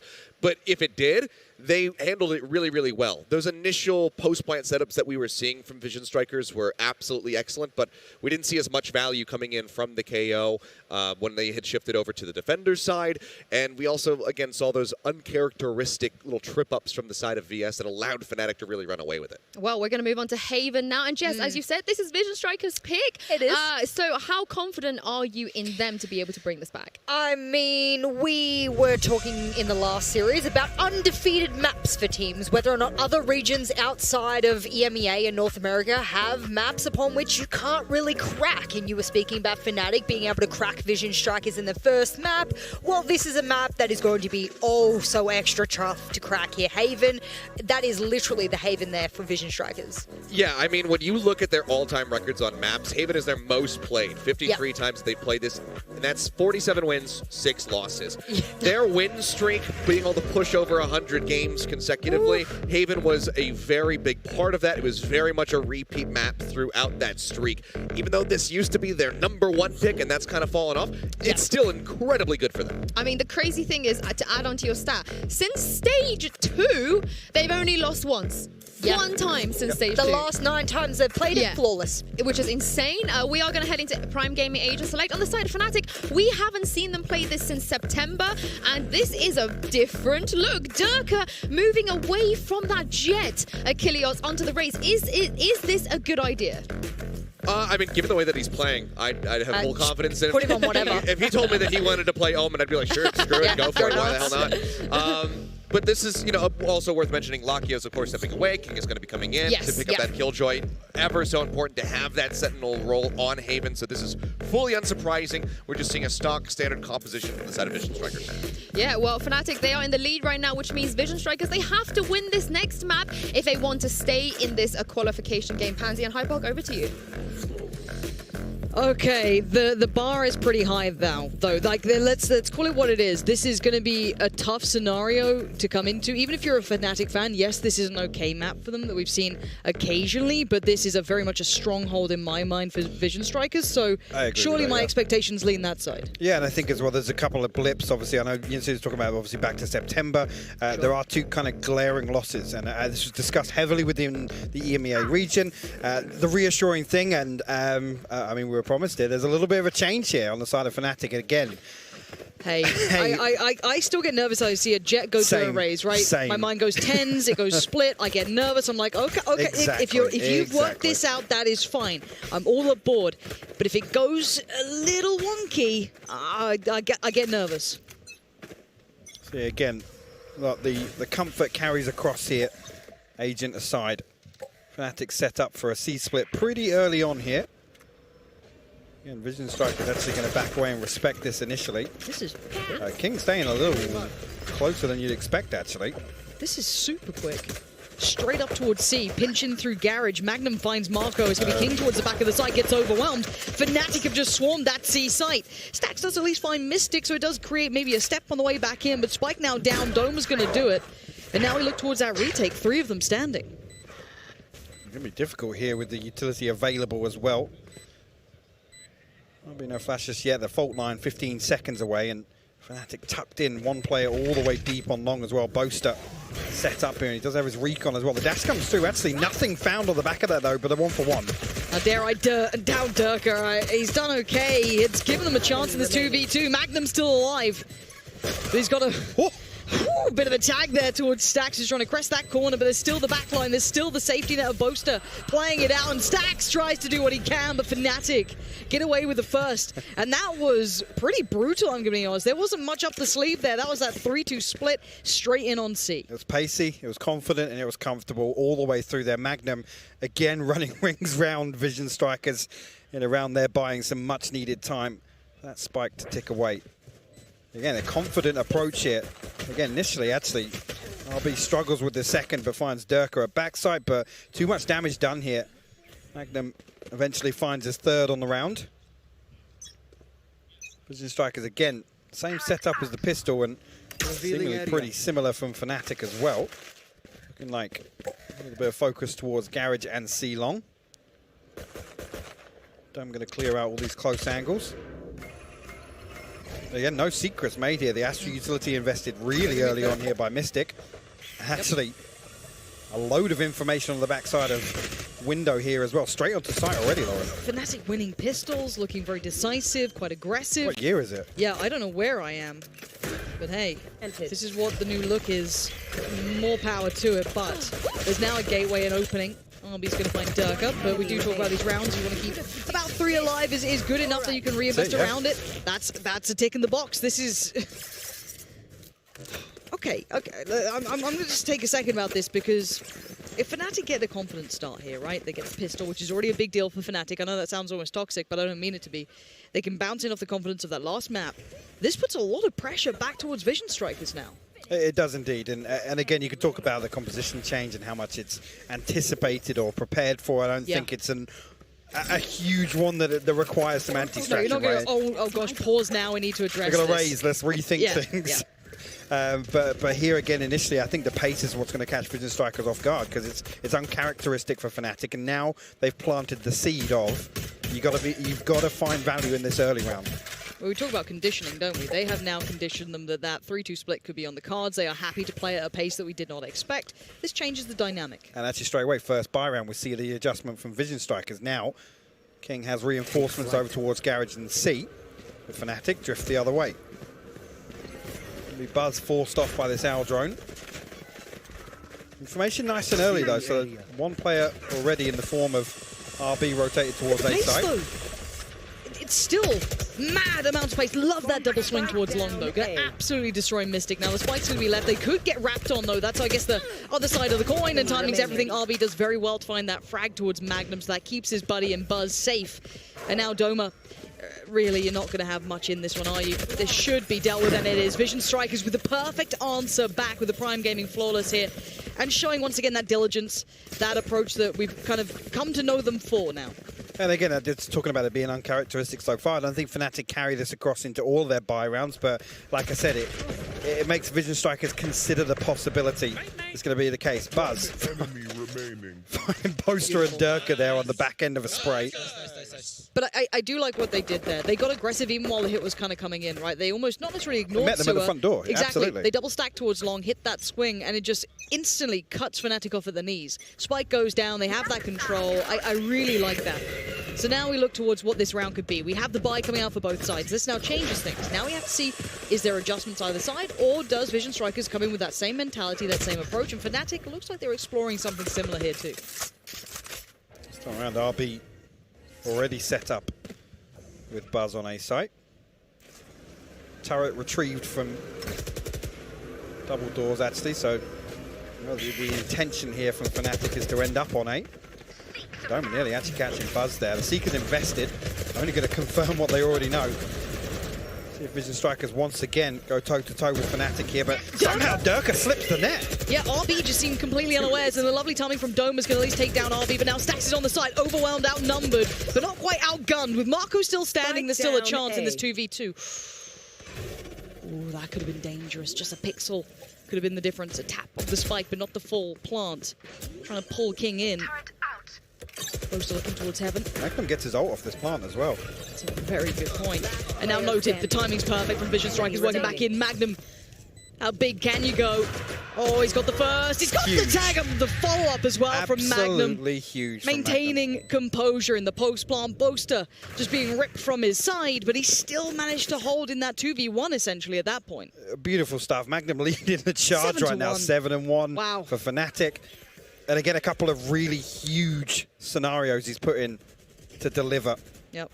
I'm not sure exactly what the setup there was, how Durka's able to slip that deep behind default. RB. I have no idea.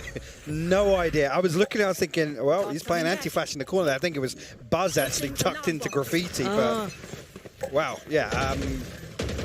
I mean, again, if you're going to kind of fight at the front door of a site, you have to have the setup to greet that aggression, but Fnatic forced their way through. Buzz now on the operator. Cosmic Divide invested actually straight across middle of B site, actually B site default and C. I've got your track. Going to keep Vision Strikers guessing. King's utility will give away some of this though. I quite like this late play through Garage. Yeah, it's completely facilitated Boaster punishing King, trying to get there ahead of time because they didn't have that same pressure. This is a lovely evolution of the first two rounds, just that slightly later timing through Garage. This is perfection personified from Fnatic, and I did not expect to see this. It's a save. This is a round done. That hit was absolutely perfect. I think initially that Cosmic Divide comes up, and I just spotted two pings on B default there that I think Vision Strikers are thinking, yeah, they're going straight towards B. Again, no information towards mid, nothing confirmed through the Garage utility on the side of King. It's too late for them to react, I think, as well. I mean, hats off to Doma again, just following through on the Seekers. It confirms somebody behind the Divide. He flashes through. It's a freebie. At that point, it's done. I'm going to be honest. I want a timeout from Vision Strikers, be it the next round or the one after. Whenever they have that full buy coming in, I actually really want them to take a second here because they need to address a lot, because Fnatic look different right now. This does not look like the old Fnatic. This doesn't look like that. You kind of know what you're in for. This looks very different in my eyes, and I genuinely want Vision Strikers to address this early before it spirals. Maybe they still feel they've got a couple of rounds to kind of toy around with, which they absolutely do. But the looks so far are so varied, and again, just those small evolutions on each piece has looked absolutely glorious. Well, like I said, I mean, I used the word at the start of the show. It's choreographed, and everybody's in the right place at the right time. The utility is used down to, you know, the half second. Again, that peak there on the back of the Seekers, there's no opportunity for Vision Strikers to find any of these switch up cheeky first bloods or, like I say, advantageous gunfights for them. Buzz here, not giving anything out of window at the start of the round, and this is the second time as well. We've seen Fnatic try and deal with the utility and Garage through the door, just to take that away from them. Buzz, actually, yeah, the dismiss on that Nebula.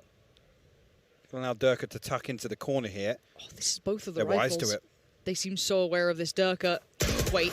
Oh, he got double checked. Really nice work from Vision Strikers, but that's a lot of information for Fnatic, but they're still going to continue forward.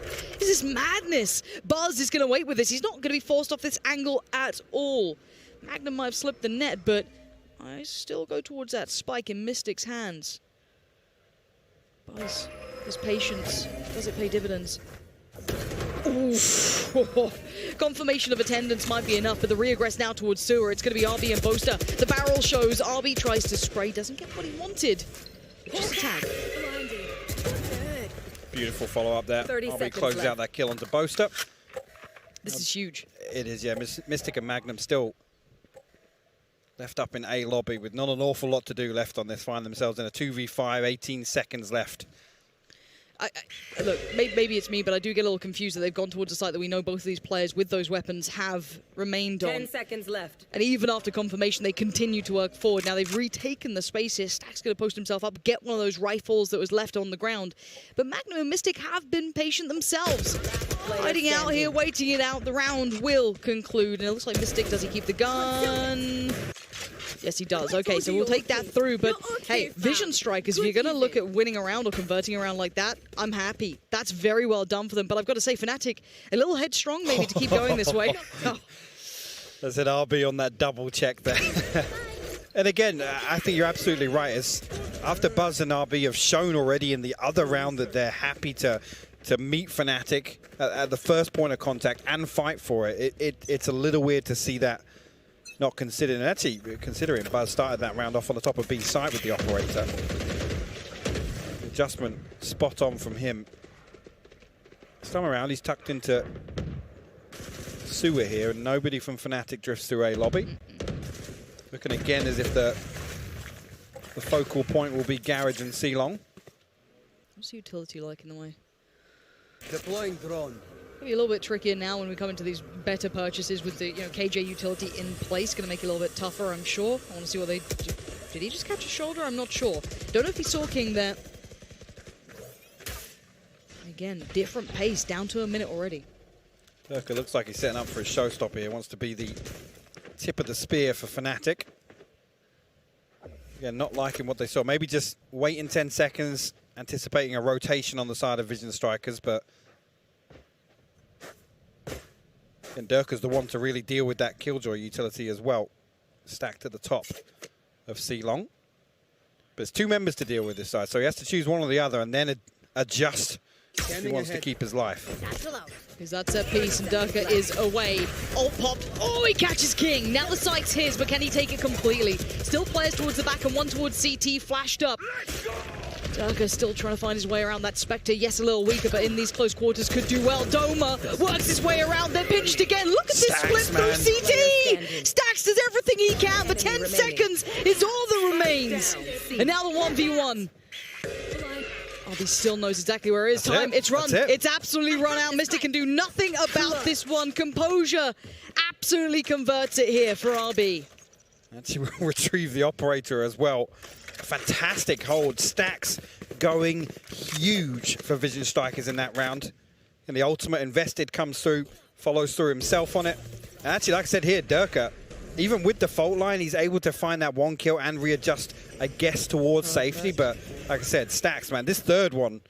The third was everything to me. Yeah, exactly, yeah.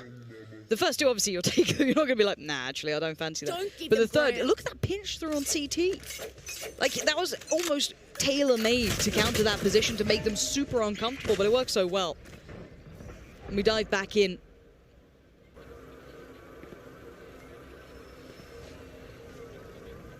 And here, no adjustment. Vision Striker's feeling a little more comfortable about their defensive setup here, but actually, yeah, Durka finds himself a little safety net on top of B site, and the plant comes through. How deep do Fnatic reset back towards mid? Shout out to your boy Yeti for that bad boy. Look at that, flying on over. Got the set piece ready in mind. Durka trying to absolutely behead anyone. Buzz, how are you predicting this? How are you so aware? Tries to deal with the Seekers early. The divide goes up, and now suddenly Fnatic are in trouble. Locked out from the site pretty much. They have to deal with this. Stacks want to get that as far as he can. They try to play through on the flash. The flash goes back in. Doma gets aggressive. Oh, he still gets King. But the trade out is perfect from Vision Strikers. And now Boaster and Magnum, what have you got for us? They're desperate. They're still pushing. Oh my God, Booster puts life on the line, pushes through, and somehow in that mayhem walks away. And that was beautiful as well. I think there's a point there where Magnum, again, he's got the lockdown, he resets back towards A lobby, and that's crucial when you're playing against a seasoned breach like Stax. Again, not even entertaining the risk there. It's actually beautiful to just see slight adjustments like that, but Doma, man, again, just doing 360s through to try and avoid these flashes, still finds King. Boaster forces through. Wow, what a round from Fnatic. And that was just so messy, but worked so well, and it has humbled the money for Vision Strikers here. Because I thought they had that pick coming in off the op. It looked super diligent. How quick they're through Garage. And again, there's no fear. This is though up against Sheriffs and bits and bobs. So Fnatic's still going to pull this kind of in their anti-eco. There's Buzz going to be trying to work his way around this. The timing. I thought he might have caught a second on that, but he couldn't make it work. Boaster outdoes Buzz.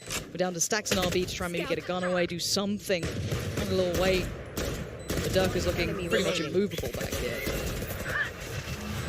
Beautiful stuff, well cleaned up. Mystic will find the final kill here for Survive.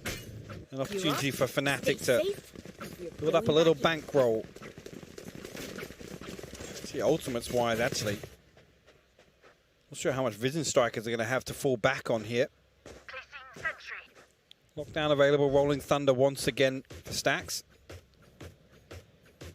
Hunter's Fury and the Seekers available for Fnatic as well. But this is the one where, again, it leans towards disastrous on the half if Fnatic close this out. You can see 1,200 credits across the board for Vision Strikers behind this purchase. We have seen the Buzzers done well.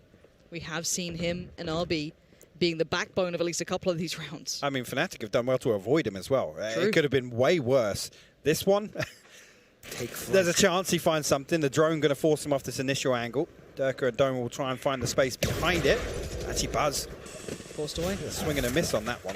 But hey, look, we know that Fnatic are happy enough to now push on this. They're not going to kind of overcook the pot, it seems. But with the utility coming back in for the likes of Stax, you're going to have someone like Buzz retake that angle, retake that space. Oh, this is dangerous! Doma takes down Buzz, but look, it's under control! 3 kills back to back, and once again, Fnatic are cut off at the knees. Now left alone to rot towards sewer. How do they get out of this? Durka and Doma, the D&D combo, are gonna have to do something impressive to find a way back through it.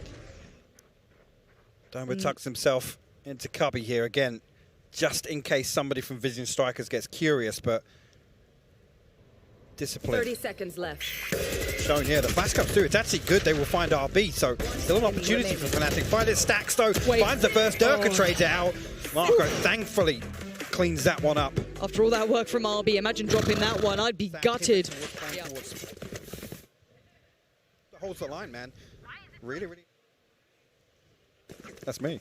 That is you. Yeah. I wonder if everyone else heard that. 1 second, please. Sound good, dude. I gotta visit the Astral to play something. But hey, we kind of highlighted this at the start. We've already seen that these two playing towards that A site have been an absolute pair to try and get past. What? That spray.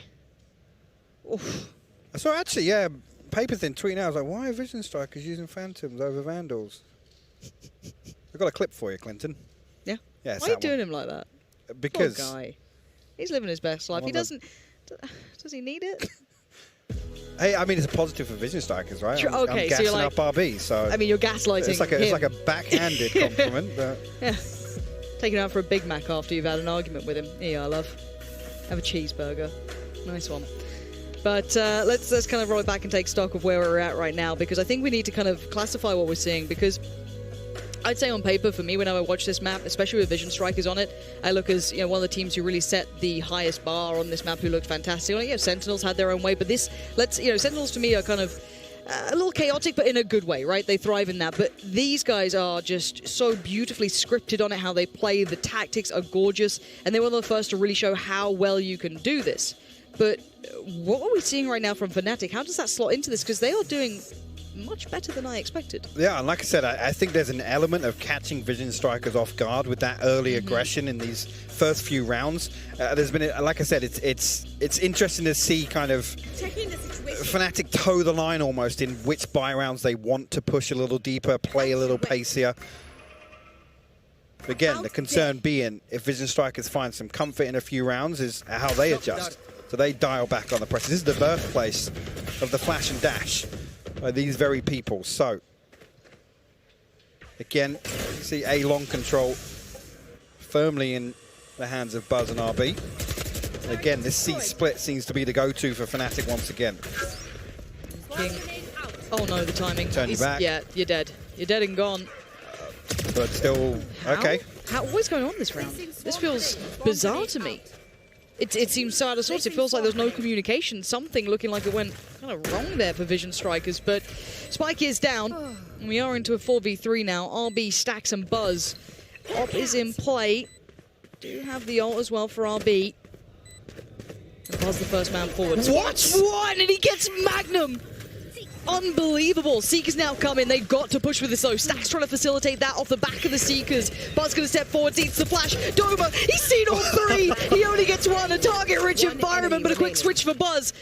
Phantom to hand, but the 1v1. Boaster just needs to be calm, collected, cool under all of this strain. But the defuse, he's got it to halfway. Boaster pushes in. It's Buzz to say, not right now, buddy. We're getting that scoreline right back. For 5-6. Buzz doesn't find that kill onto Magnum. That makes that so much more difficult for them. That is absolutely massive. And just a couple of rounds we're talking about the potential for Fnatic to run away with this half, mathematically at least. We're now looking at 6-5.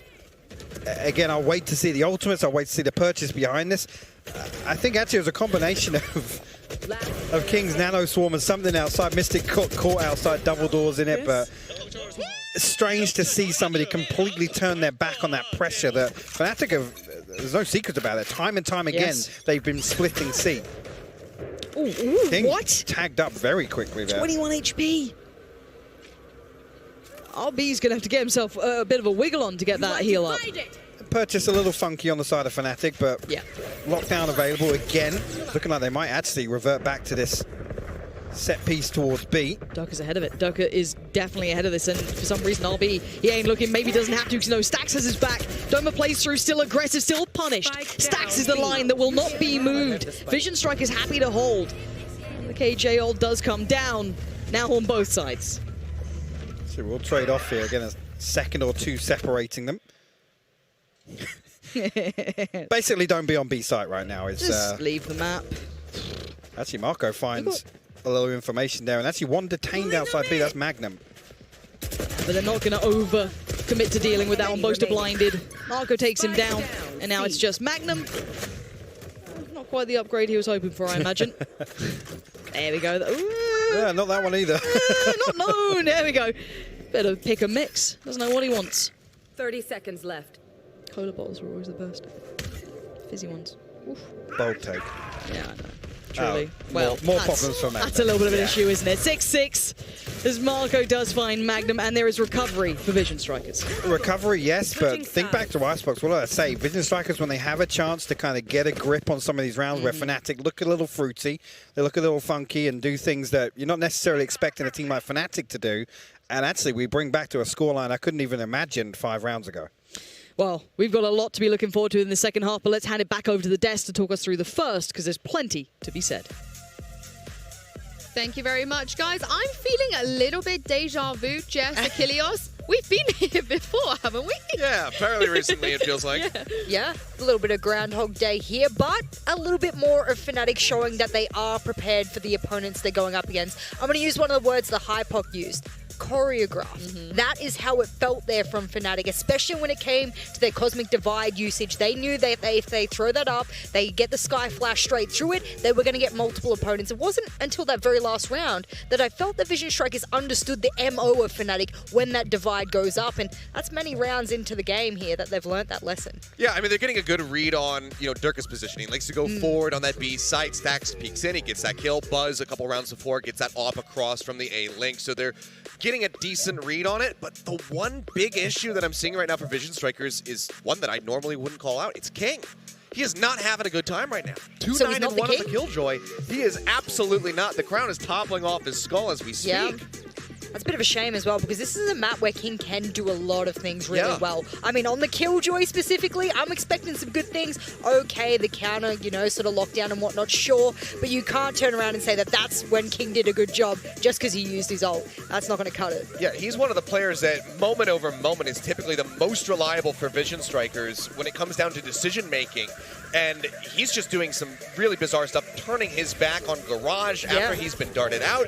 It's super interesting to see, and I think that hopefully with this halftime break, King can get his head back in the game. I think that if he's firing on his normal levels of performance, we're looking at a much more one-sided half for Vision Strikers, but it's not the case right now. I mean, the worst part is that he's kind of getting picked off by Magnum, of all people, his opposite number. But fortunately for Vision Strikers, Jess, RB and Buzz are doing great. They're getting some of the most important kills of the whole game. Yeah, and after Buzz had a really, really passive map number 1, like really bad, I'm talking unusual for him. He's come into this map too and he's gone, all right, I'm going to reset myself here. This is a map that I'm expected to do great things on as well. I would have actually said more on map 1, but okay, good. He's reset himself. He knows what's expected of him.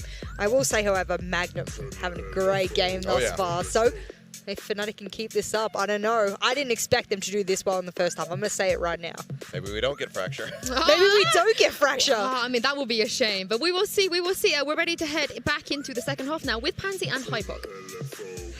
Look, I'm glad they actually brought up King, because I do want to talk about something. Coming in as a 6th man in a map that you tout is one of the best, that's a lot of pressure on the guy. It is, but ultimately with this 6-man roster, this kind of system, you have to deliver. That's the thing. And ultimately, I'm glad they highlight the opposite number, because coming actually here onto Vision Strikers attack, if Magnum can continue winning that head-to-head, that's huge in terms of map control, in terms of cutting off rotations, in terms of all this information gathering that we're expecting from King.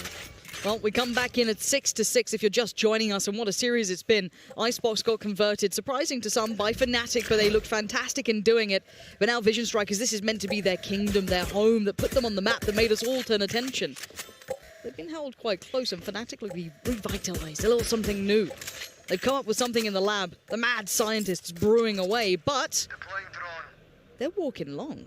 And actually, Vision Strikers are here. Doma and Durka, are you absolutely mad? Doma's still alive. Flash goes in, he's trying to buy time, he's panicked. He's trying to call for support and no one's there, but it is a 3v3. Actually, an opportunity here for Vision Strikers to rotate back away from this, but as I say that, Mystic actually drifts back towards A-Link, as does Magnum here.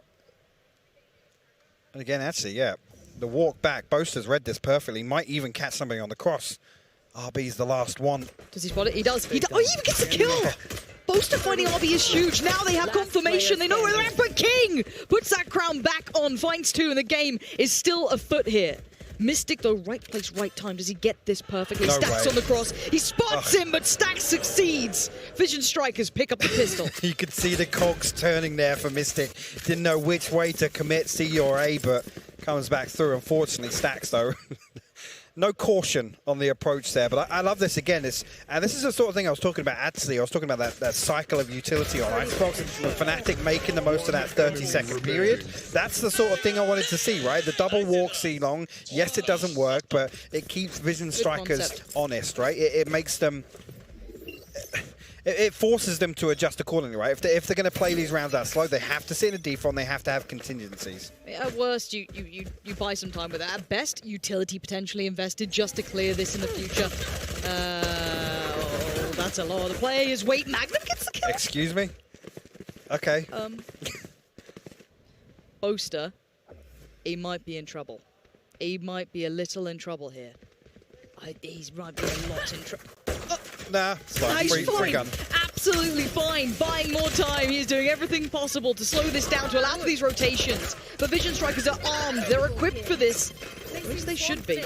Mystic and Durka, the last 2 alive. Spike going down, and all of this nonsense should be kept in check. I've never seen Vision Strikers having to work this hard up against Classics.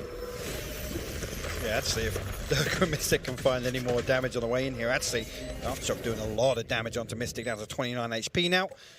Again, it's the question of how well they can clean this up. King and Marco find the kills, and King getting himself on the board early. That was important. I know the Deaths touched that. Those 2 rounds.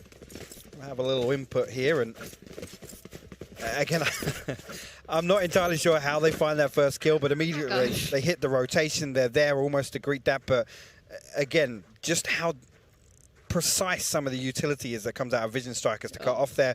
Both players held in position by the gravity well and then flashed on top of that. It's things like that. It's like that. Vision Strikers are fully respecting every single member of Fnatic right now. 8-6. Carving a lead out for themselves here, Vision Strikers. Coming back.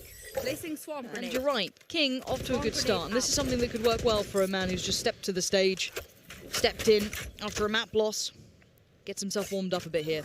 A late take towards Long and Sewer coming out from the defending side. Buzz. Doma looking the other way. Can he do anything with it? No, actually outdone massively. Spray comes in from Durka. Dragged away. Still pushing. Durka is a madman on this. Yeah, he's going to be punished, absolutely. And this fight eventually, yes, damage does get... Wait, Magnum wants to dip back in. What is this?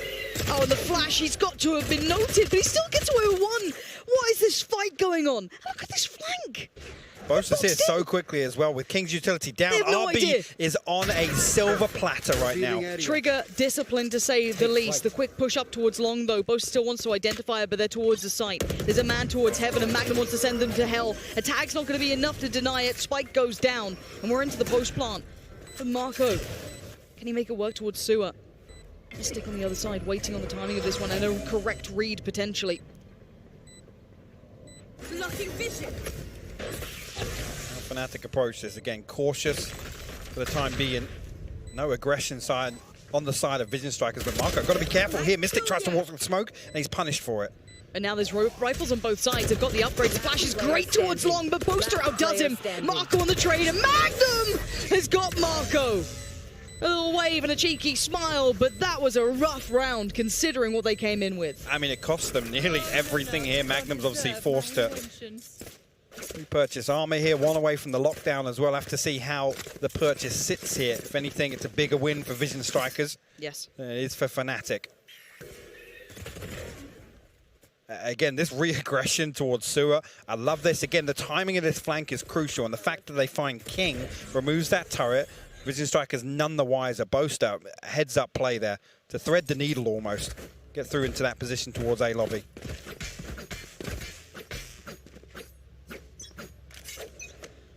See here, it's struggling, a Bulldog, Spectre. Couple of light armors as well, and again, you question the utility behind it. Durka again, back though. on What? it. And this time, he actually might make it away. He does. Does the damage, backs out. That's a first pick. That's huge. And stacks. Yeah, that's massive. And you can see Buzz desperately wants this back, but he's already out of there. They are not lingering around. They're not sitting on site. They are deep towards CT, maybe looking towards heaven. You should run. Actually, ult comes out as well. See here, this is Marco though. He's all the way towards C long. Oh, he can catch. Wait, no, they're backing. They're backing. This is terrible for Vision Strikers right now. This could be a disaster in the making. Boaster at the helm. He gets one. He gets two. The third evades, but he's got the boys by his side. The site's still covered. Yes, Marco's on the lurk, but he's got nothing to gain from this. If he went CT, maybe, but already you could see the consideration from Doma. Magnum's checking on B, and he's found him. Oh, no, Vision Strikers. This is not what you wanted. You've got holes in the ship. The water's pouring in, and there's problems galore. Buzz now, 44 HP, and he doesn't know where's safe. They've been on the flank. There's someone still in CT. He has got no concept of where these players are. 30 seconds left.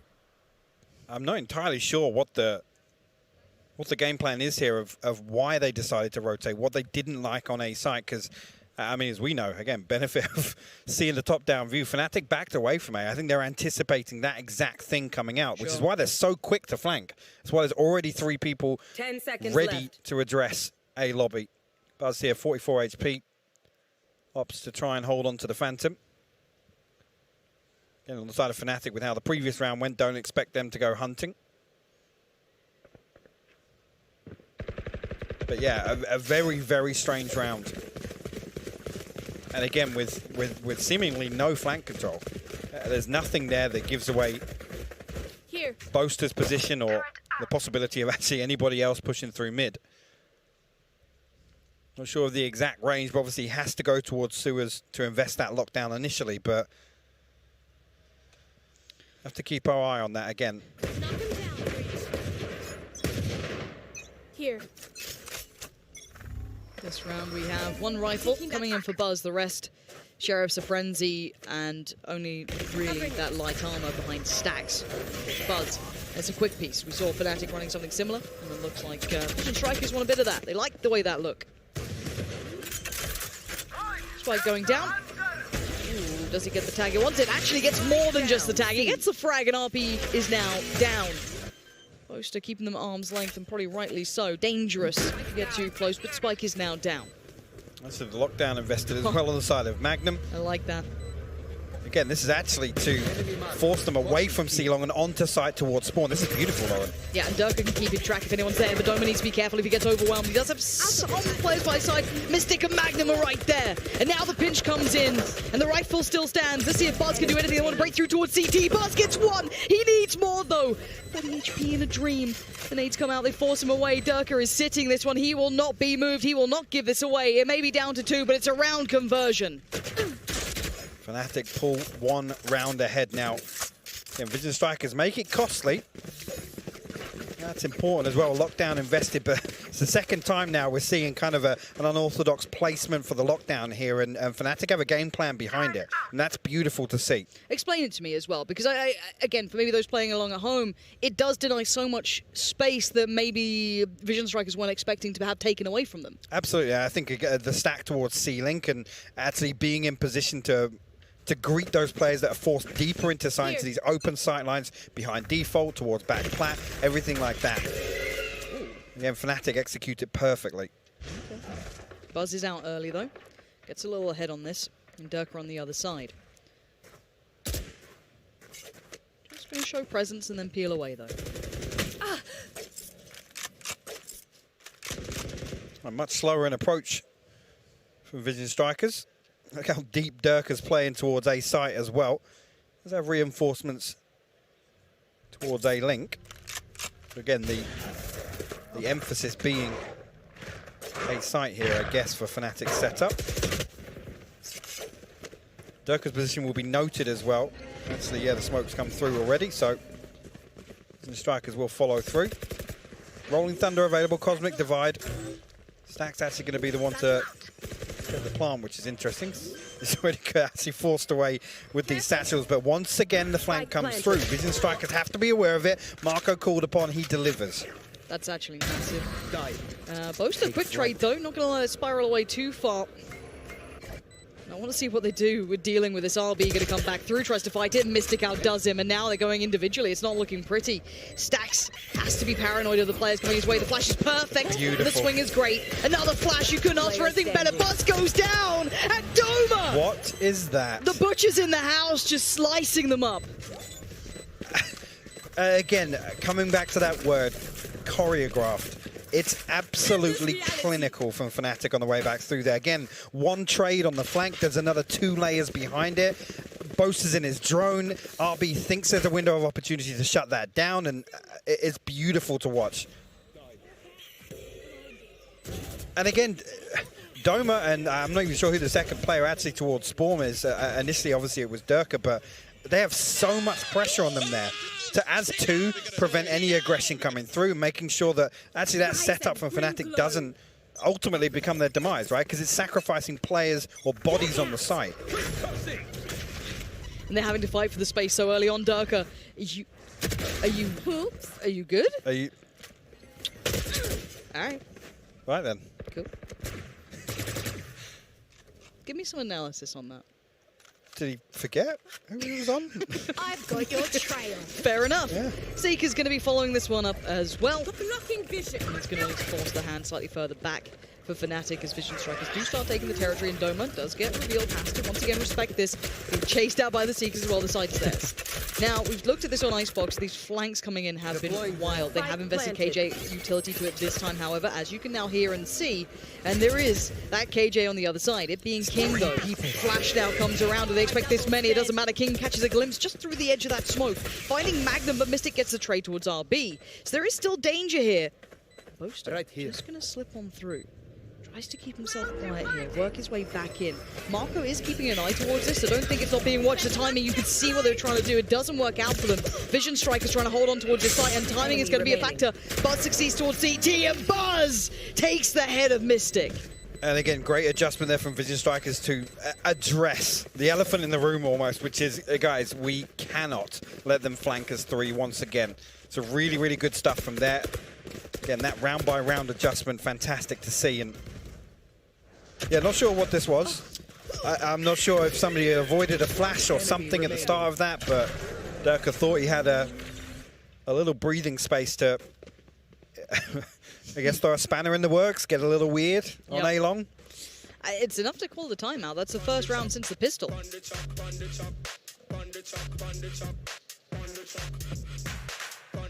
Absolute bomb. But yeah, you can see Mini is instantly on it. Man's got the notebook out, having a chat.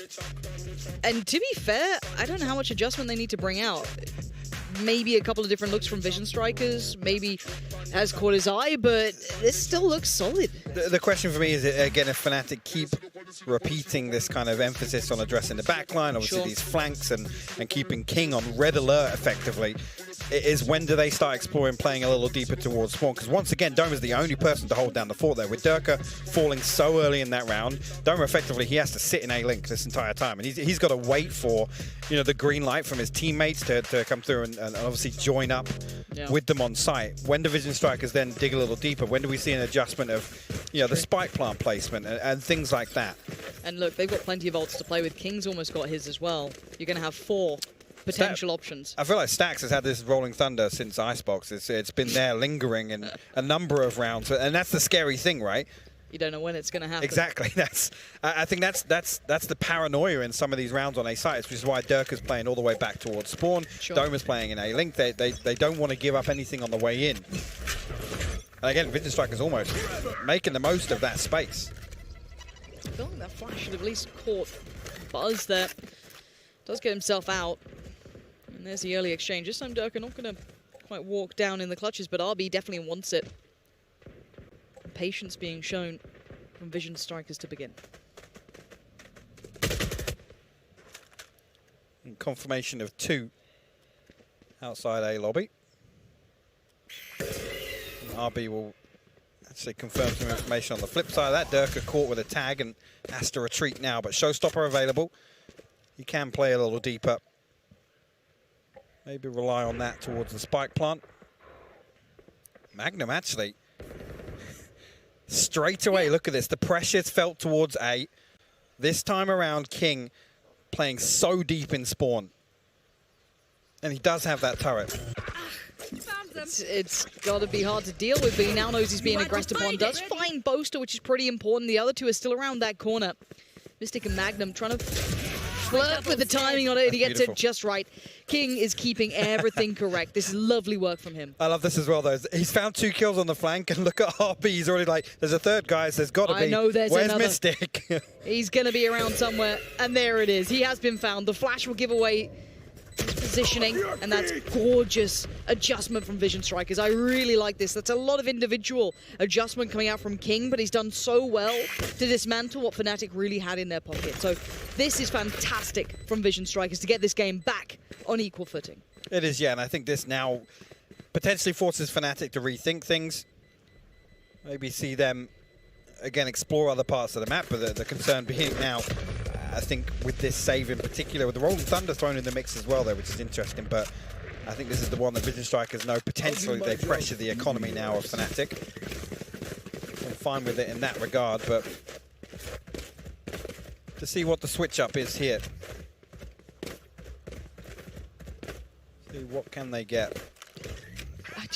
I can't help but just adore how Vision Strikers take that site, and that they were managing to address the backline flanks so well, and especially with a player who was having a rough start.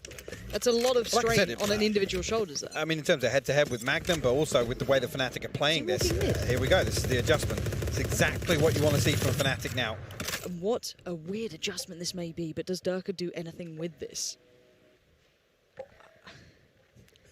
Showstopper in spawn, maybe? Because the paranoia, right? Well, here's the thing, right? The paranoia of knowing that King is going to be around this. That is his job now. King is going to be watching those back lines. So how do I get past him? He's shown variety. He's been in different spots and new looks. You can actually see the pings coming out on the minimap of all these deep positions as well. These corners all the way in the backside of Vision Strikers spawn, but So Site being taken.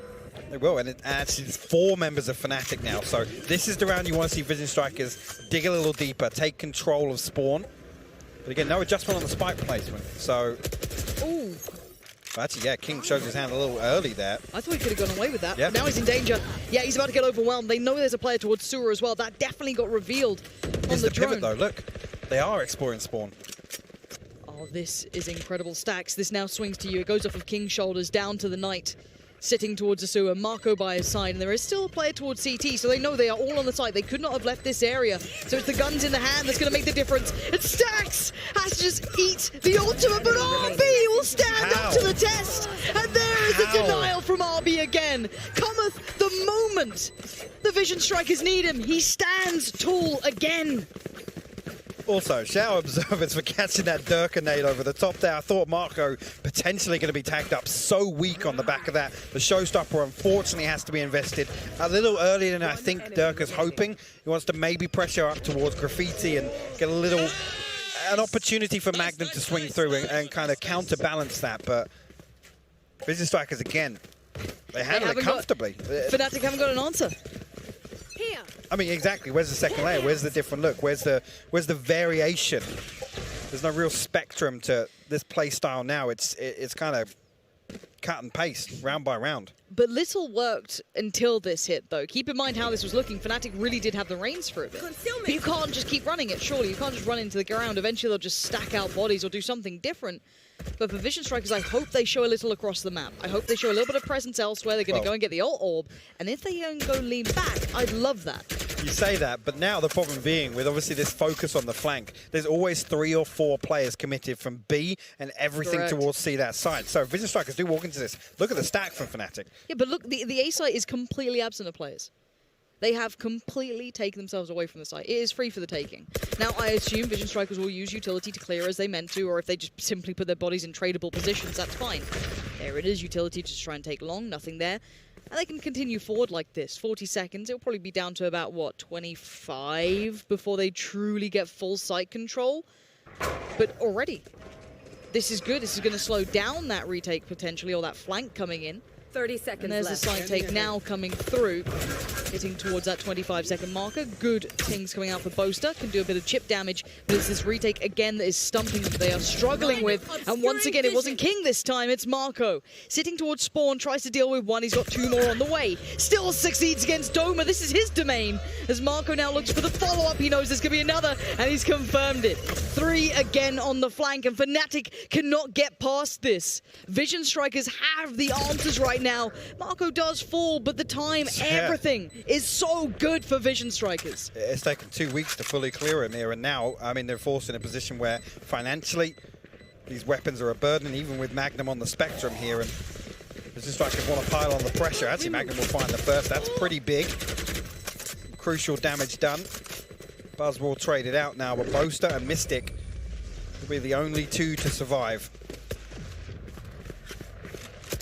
Vision Strikers, 12 rounds on the board. On the brink of forcing Fracture, which, with how these first 2 maps have gone, is becoming less and less exciting because I'm absolutely terrified for what we're going to see, but I still want to see it. Let's absolutely go. Look, I thought Fnatic would convert this, but I can't imagine how incredibly frustrating it is to consistently lose to the same thing over and over and over. And it's not like Fnatic are making huge mistakes. They just simply do not have an answer to what Vision Strikers are doing right now. And again, not necessarily a standard start for Vision Strikers, but presence across the map. They can't just instantly read anywhere else. The thing being now, the pace ultimately leans heavily in favor of Vision Strikers, right? Fnatic are now under pressure to, you know, break the rhythm or almost upset the tempo of this game so far, or this map so far, I should say. Again, same thing. Approaching 1 minute on the clock. Vision Strikers drift back through. No aggression elsewhere on the map for Fnatic. Magnum does have that lockdown. But again, whether or not Stax' utility is going to be able to deal with it. Wait and see, but Durka and Doma need to hold on actually close, and one will be noted here, but Durka potential to counterbalance this, and he's actually Buzz deals with him handily. And again, Heartbreak starting to feel like it's on the card. Stacks out does Magnum. As down to the 3v2, a fight finally had towards the site, but it still sits favorably towards Vision Strikers. Both are trying to do something to chip away towards RB. Anything, oh, it's looking rough. As already Mystic starts to build in. Turret noted. Gives himself maybe passage towards that, but how does he deal with maybe RB swing in combination with the swing from Hell? One towards Sewer, two of them now work back through from CT. He knows he's done for King. He's done so well, and Vision Strikers putting on an absolute class as to how to play that map. Absolute Kings are cool to run that time and time again. That's going to break the spirits of Fnatic here completely. Absolutely, a masterclass. And I got to say, again, we talked about repeating the same thing over and over again. What's the definition of insanity? I wanted to see a second layer to that from Fnatic, and it was just lacking. Again, there was no adjustment kind of pre-plant, and there was nothing actually in the retake that really excited me. Again, first few times it worked, sure, but you got to expect a team like Vision Strikers, like I said, to either counterbalance that, push a little deeper post-plant, or address the flank. And I got to say it, King absolutely stepped up for me there in the second half. We needed him to. Again, maybe not reflected numerically on the scoreboard, but his role absolutely pivotal to Vision Strikers' success there.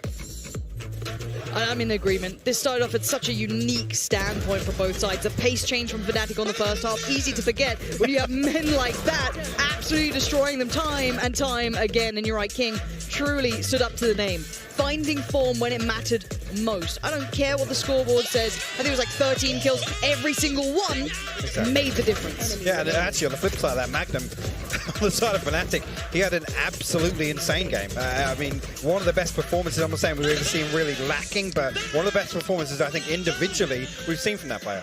Right, we have seen Vision Strikers wake up. They are back to where we expected.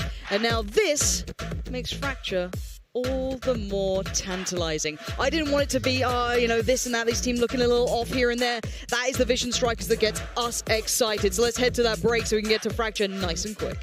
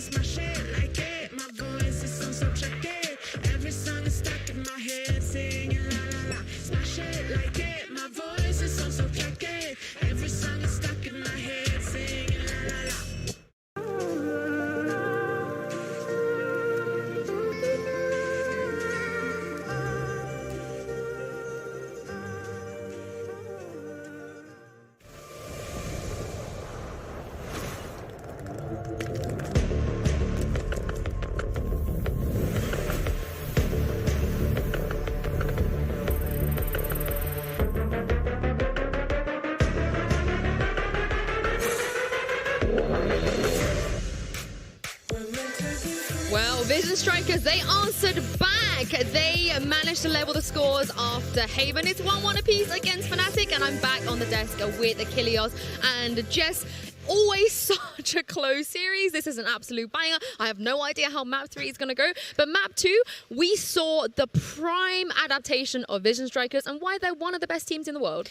It took a while, I felt, for them to understand what the MO, what that kind of choreographed stage play that we were going to get from Fnatic was going to be. And, of course, in the first half, it took them a while, and, okay, they evened the score. But in the second half, I had a shout-out to my man, Mako, who read them like a book. He had every chapter. He had highlighted every page, and the bookmark was squarely on the flank of Fnatic. They could not break that apart.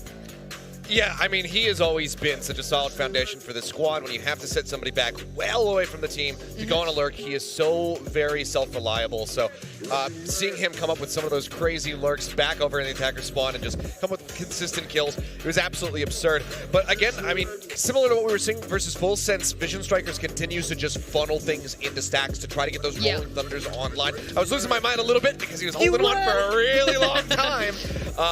But Stacks is always, as well, just one of those people that, whether he's alive or dead, he's going to be funneling information to the team. If he's alive, he's also often going to be getting kills as well for them.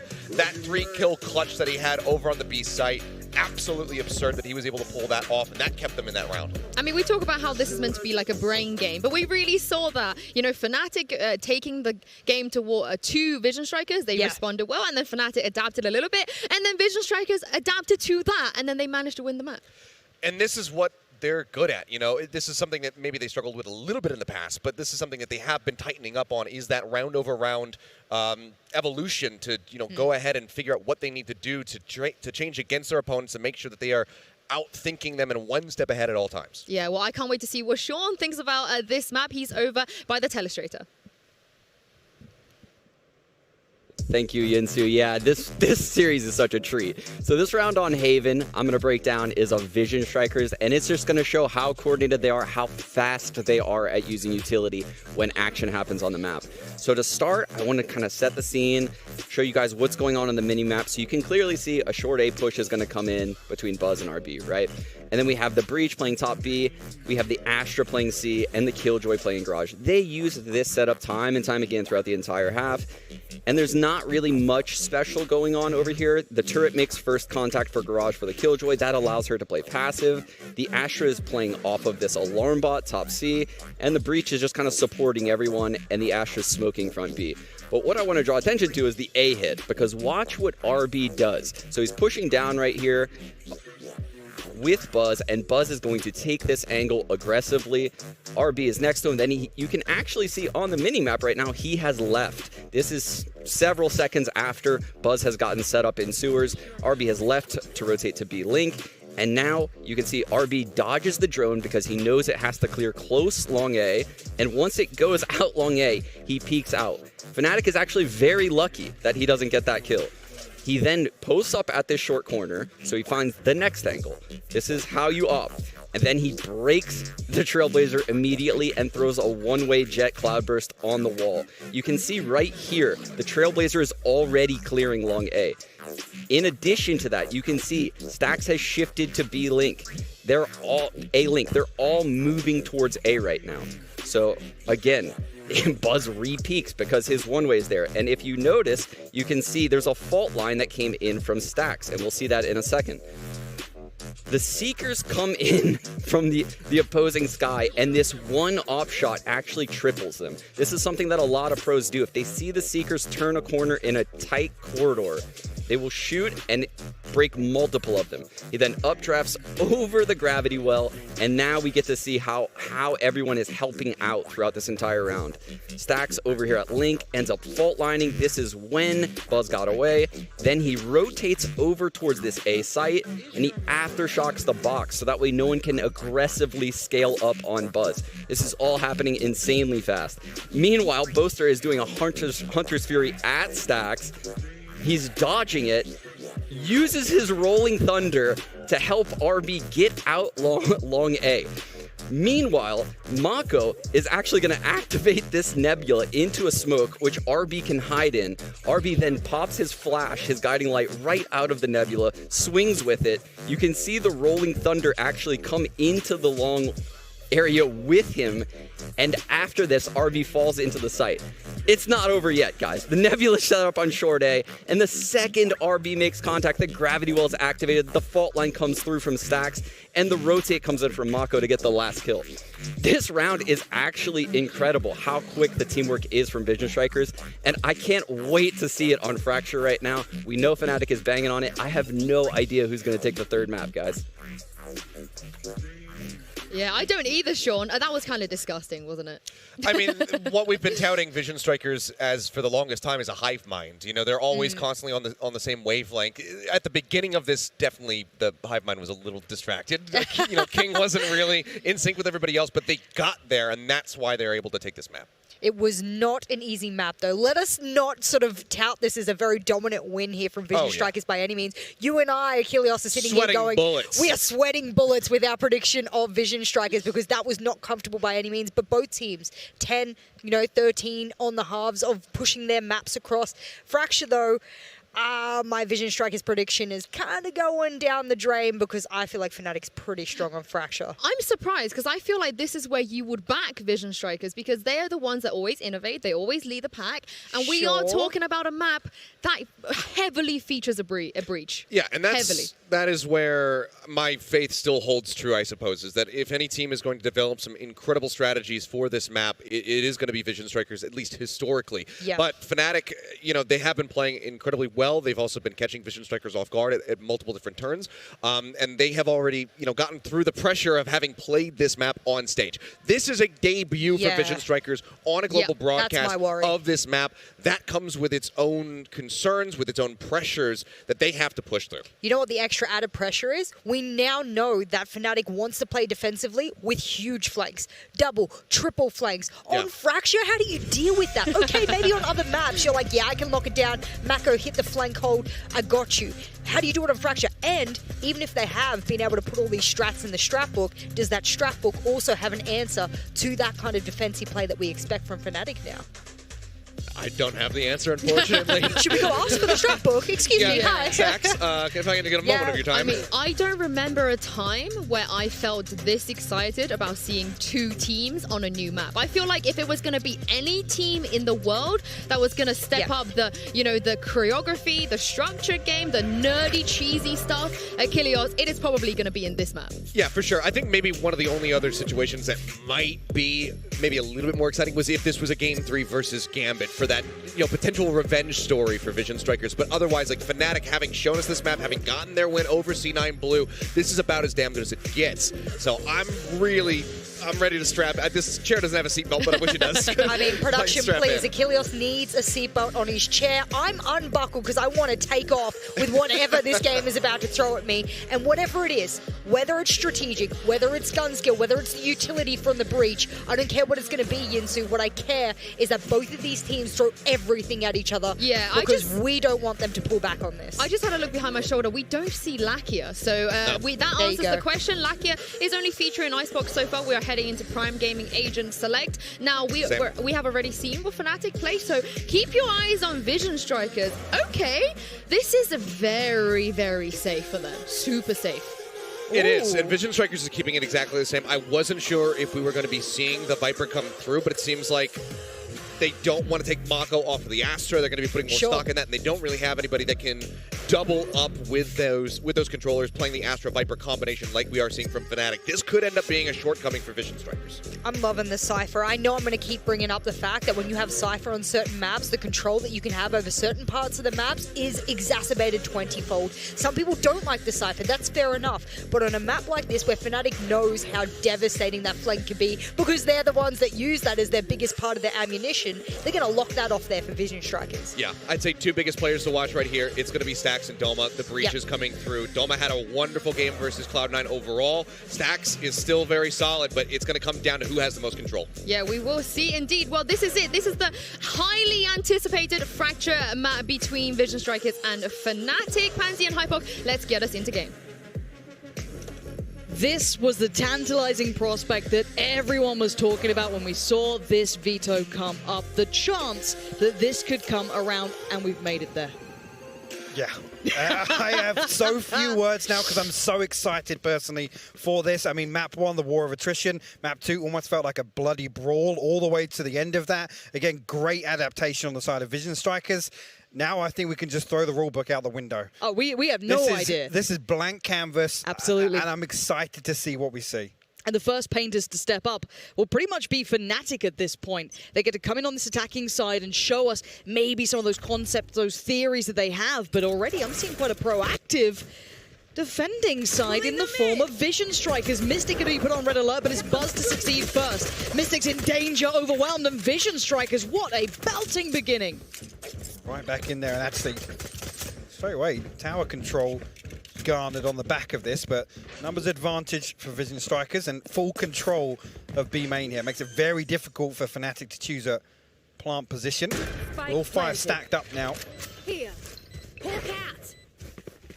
Yeah, actually, it's going to be Magnum potentially called upon in terms of this flank here, and actually we'll find one. Look at that, Marco falls immediately, but the defense coming through, the flash out.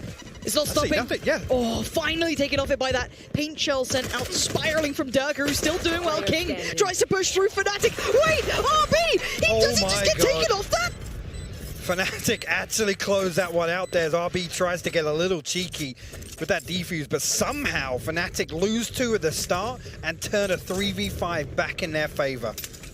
Wow, I mean, I was excited to see if Vision Strikers get a little aggressive on the defensive side. I know we were talking about this earlier, but if that's a taste of what's to come, I'm excited to see how Fnatic handle this. Again, so many points of contact here on Fracture, especially early on. Defending sided aggression, though, that to me has just put me in the best mood. Seeing that come out so early has just, you know, beaming sort of grin. That makes me have a lot of faith in the Vision Strikers have got some things up their sleeve, but great to see that Fnatic was able to convert even given that pretty underwhelming scenario, but Doma going to do well towards King to start with. Durka going to get himself posted up towards tower, and now we wait. This spawn should be coming in pretty much undeniable here. See here whether or not Spike planted. any response at all. Actually, Durka still wins that versus Marco. Stacks will fall. Just 2 left to find. Both noted at least. Magnum's going to be the one to pick him up. So Prime Gaming flawless in round 2 from Fnatic. To build on this momentum, a fantastic opportunity here in terms of converting the bonus round as well. Now we get a taste of what the buy round looks like for Vision Strikers. I think the big takeaway for me is that both sides have been very vocal in the fact that they're happy to play this. We saw Stax come out say, yep, no problems here, very confident in it. Thanks, both. That's confidence right there. That's it. That is confidence personified. But we do go back in, and speaking of bonus, you've got to look at what's remaining. We have 1 rifle upgraded to for Durka. What, 4 Spectres? That's about your lot. Rifles are plenty on the other side, but armor already been chipped away at a fair amount. King's in a bit of danger here. Might be closed in on Durka. Wants to crest that corner. He's going to do it. He does actually get the frag as well. Could be traded out, though, but the Boombot's going to do well enough, but he didn't expect the player so close. That's Marco. Makes that tower his own. There's now Boaster and Mystic. Rifle removed up against 4. And now just Boaster. And that man ain't anywhere nearby. Pretty disconnected from this, and again, similar setup once again. Lots of focus towards Arcade there from Fnatic early on, but this time around, I mean, King picked off, but Stax and Marco respond. Spike, call it unretrievable for Boaster. Let's see if he can do any damage on the way back in here, as ultimately that will be the objective. Toxins going up. But a good setup at least, everything covered on the side of Vision Strikers. The flash not actually going to confirm presence, but you can see Marco behind the Viper wall here. 20 seconds left. Yep. Again, whether or not you can get a consolation kill at best for Boaster. Yeah. Wow. Toxins going up. Now they know. Nice to have a sky, isn't it? 10 seconds left. And I think he knows he's going to struggle here. But again, just talking about that, the composition here with Stax on the breach, RB on the sky. That's where I'm leaning towards. Maybe seeing Vision Strikers just... I don't want to say, you know, go all out in terms of aggression, but there's lots of opportunities for them to convert. And again, when you've got the flashes to obviously confirm presence, obviously isolate some players, you don't have Stax's flash and the fault lines on the back of that. There's kind of 2 layers to this aggression, or at least the potential for Vision Strikers with this composition. A little bit of util invested, and back away we go. Turret out. Let's see the Vision Strikers go on the ball quickly, though. I didn't want this to be a spiral, and after the Cloud9 Blue game, I didn't think it was, to be fair. Fnatic didn't look, you know, infallible on this, but This is the start I wanted. Nice and close between the two. Now, going back through, Boaster is going to be stuck on that Spectre. Toxins going out. Rest up on the rifles. And of course the purchase, pretty much perfect for Vision Strikers. Well, actually, creep ahead again. The turret will identify where he is, but look at this. Actually, they push all the way behind. Jen actually come forward, and Arco going to be caught off guard outside that Cypher cage. Yeah, straight up body check, but it's going to be King from the corner. 20 HP, not enough here to get away. That crunch is unbearable. You can't get away from it. Hounding them down, leaving Buzz and RB in pretty much no man's land. This is pretty a save. And again, one of the most difficult points of B side to clear is that tower. You can see there just the precision of the utility from Fnatic. Makes it look easy. Well, they will be granted any exit frags here. Have to wait and see, but Fnatic will put their third on the board, no doubt. Dome already got that Rolling Thunder online. Durka one away from the showstopper as well. Again, we did see kind of glimpses of Fnatic showing some of these set pieces and like I said, those utility setups in terms of their attacking rounds. See, actually, I mean, like I said, it comes back to that response from Vision Strikers, whether or not they do address it in the early round. They keep playing a little deeper, waiting for Fnatic to push onto side. And here they kind of have to address Arcade, I've got to be honest. Is another round here where there's not enough to pressure them on the way in. Oh, look at this. Yeah, it's just beautiful. Lovely combination work there. Gives Fnatic. There's so many more options as well with Mystic on the Astra as well. That's the other thing we haven't even seen hints of that just yet. And it's such a quick beginning. We talk about aggression.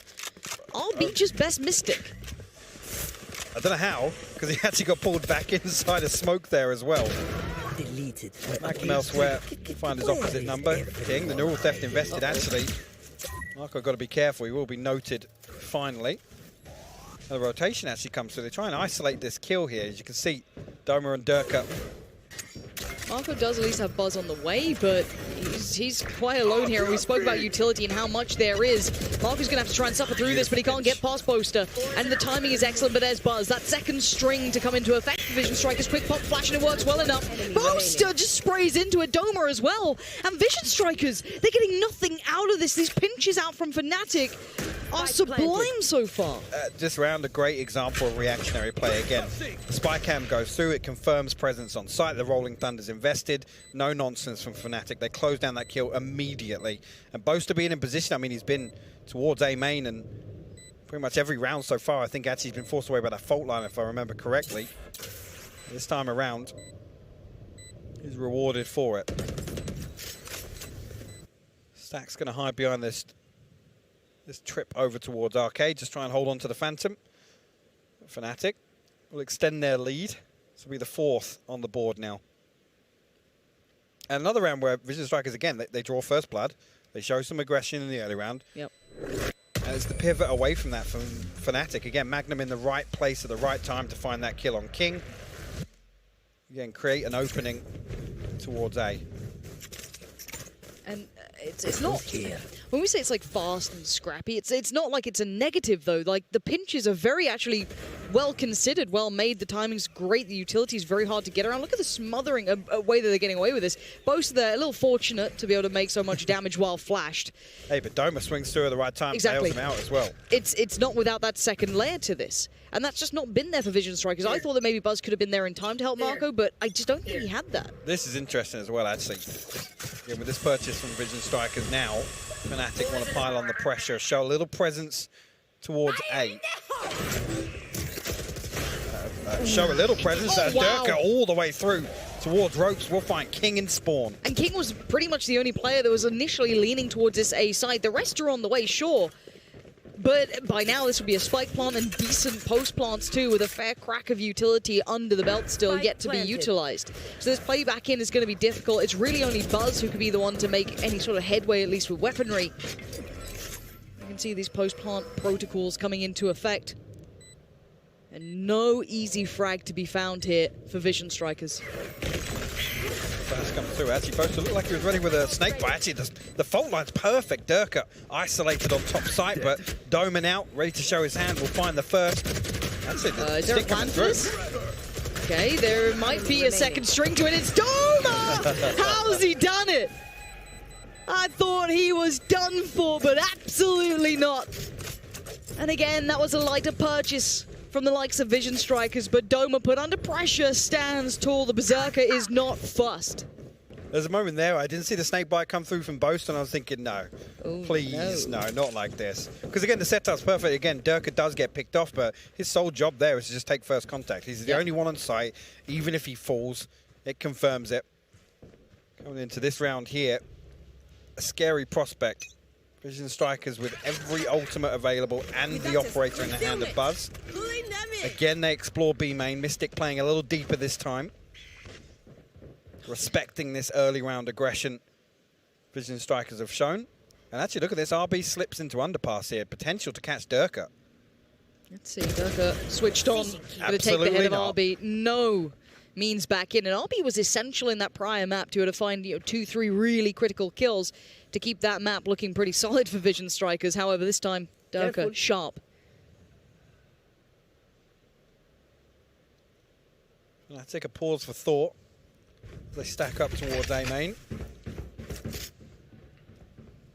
Marco here is playing at the top of ropes. Blocking vision. They get flashed off that angle initially here, and they will allow them free passage at least towards site. And this is the worrying thing, particularly on A here. It's so difficult to get back in terms of the retake. Don't besides his aftershocks. The King got to be careful if he invests this lockdown as well on the retake. This cross is being watched. What? Buzz is quick as lightning. Connects towards Mystic, but now Vision! No way, Buzz! Gets removed, it doesn't matter! Oh, it's perfection in all accounts, but Durk is still standing, still doing what he can. Buzz is unbelievable right now. As Durka is put in a 1v2. Surely it's not going to happen. 10 seconds. He gets past the first. But Marco just needs to be calm. Paint shell gets thrown. He's 11 HP. 11 HP. This is down to such a close situation. Durka, he's got it done! Are you kidding me? Comes up huge again for Fnatic with the Red Bull clutch. What a round. Buzz, I mean, landing shots that he has no business finding, but Durka responds. Bails Fnatic out of a round that looked like Vision Strikers had that. They had full control of Spike. It's dropped here in the open. Get out of that. That first shot of Mystic's disgusting. This one. This is insane. That first one of Buzz is disgusting. Yeah. Lap it up. Lap it up, Durka. Beautiful stuff.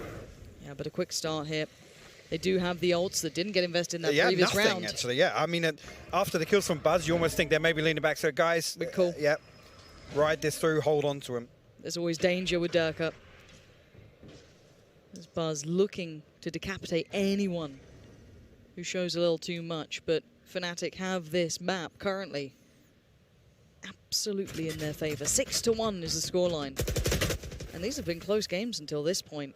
Vision Strikers, I thought this was meant to be a stronghold. Yes, we can talk about attack, defense, who thinks it's on which side.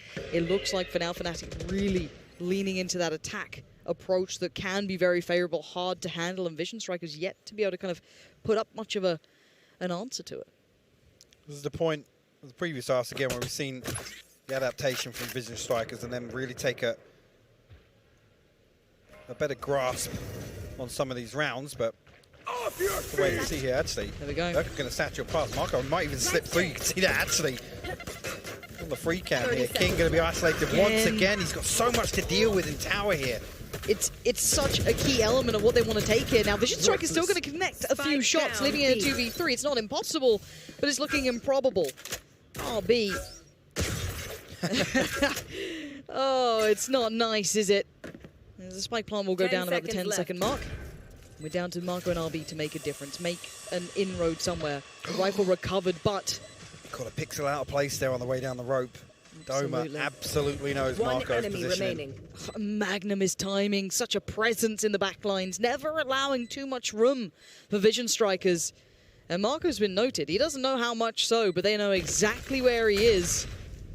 Now might start sweating a little here, thinking they seem very cognizant of where I might be. I don't even think he's going to be given the opportunity here to find an exit, do any damage. Maybe find the first, but it's a bait and switch. Oh no! Fnatic actually 2 for 2 now. Knife kills on Fracture. That's a good ratio to have actually. Vanity somewhere in tears. Hey, he's not alone now. Yeah, actually, yeah. He's There's a got little company. club. It could be a support club for them. Support group. Soulcast made it out of there though. That's nice. He's bounced back. And that's the worrying thing. Fnatic, like I said, these confidence rounds are huge for them. Again, getting a little noisier, but the biggest gap we've seen so far, a 6-round deficit for Vision Strikers. They got to dig deep now. They have to respond. Come on, Buzz. If you are going to be the player to do it, maybe so. Right place, potentially right time, but the first shot whizzes past. Doesn't quite find what he needs. Going to have to respect this utility now. He can't stick around any longer. Fnatic will sit behind the smoke though. They're still interested. Utility investment now. They're forcing him deeper and deeper back towards site. It makes it more and more difficult for him to even find an opening here. Fake Flash comes through. It's punished immediately. Buzz will respond though. Yeah, Buzz is sharp, but he's still on 10 HP. Yeah. He can't be the only one to make this impact. They still need another couple of players to step up to this. And it was also at the trade of the likes of RB. 10 HP in a dream right now for Buzz. Still trying to be so aware, so integral. But they've already made it a little bit closer. They're still just playing that corner. They know that he's around. He's seen where the utility comes from. He knows there's more than one here. Well, the problem being, I think they've noted the headshot, so he's down to 10 HP. Durka's still got his paint shells. When's Magnum going to come into the equation? That's the big question in my mind. He's waiting patiently, and they are so unaware. And now he sees one spot. Stacks, but Stacks still trades it out. Gets down Magnum, and they're finding a bit of a struggle here until Boaster somehow bullies his way towards the site. Be able to prevent this coming through. Does have the lockdown, but in a 1v2, it's very difficult. Vision Striker's desperate for rounds right now, but doesn't look as if King's going to rely on it. Boaster actually gets himself on top site, so it's very difficult for King to find a way back through, and Doma will close the round out. 8-1 Fnatic. Where's the timeout?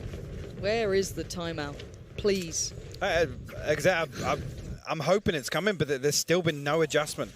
Again, if you can call it here, just trying to find something on the back of Buzz, it's not enough for me.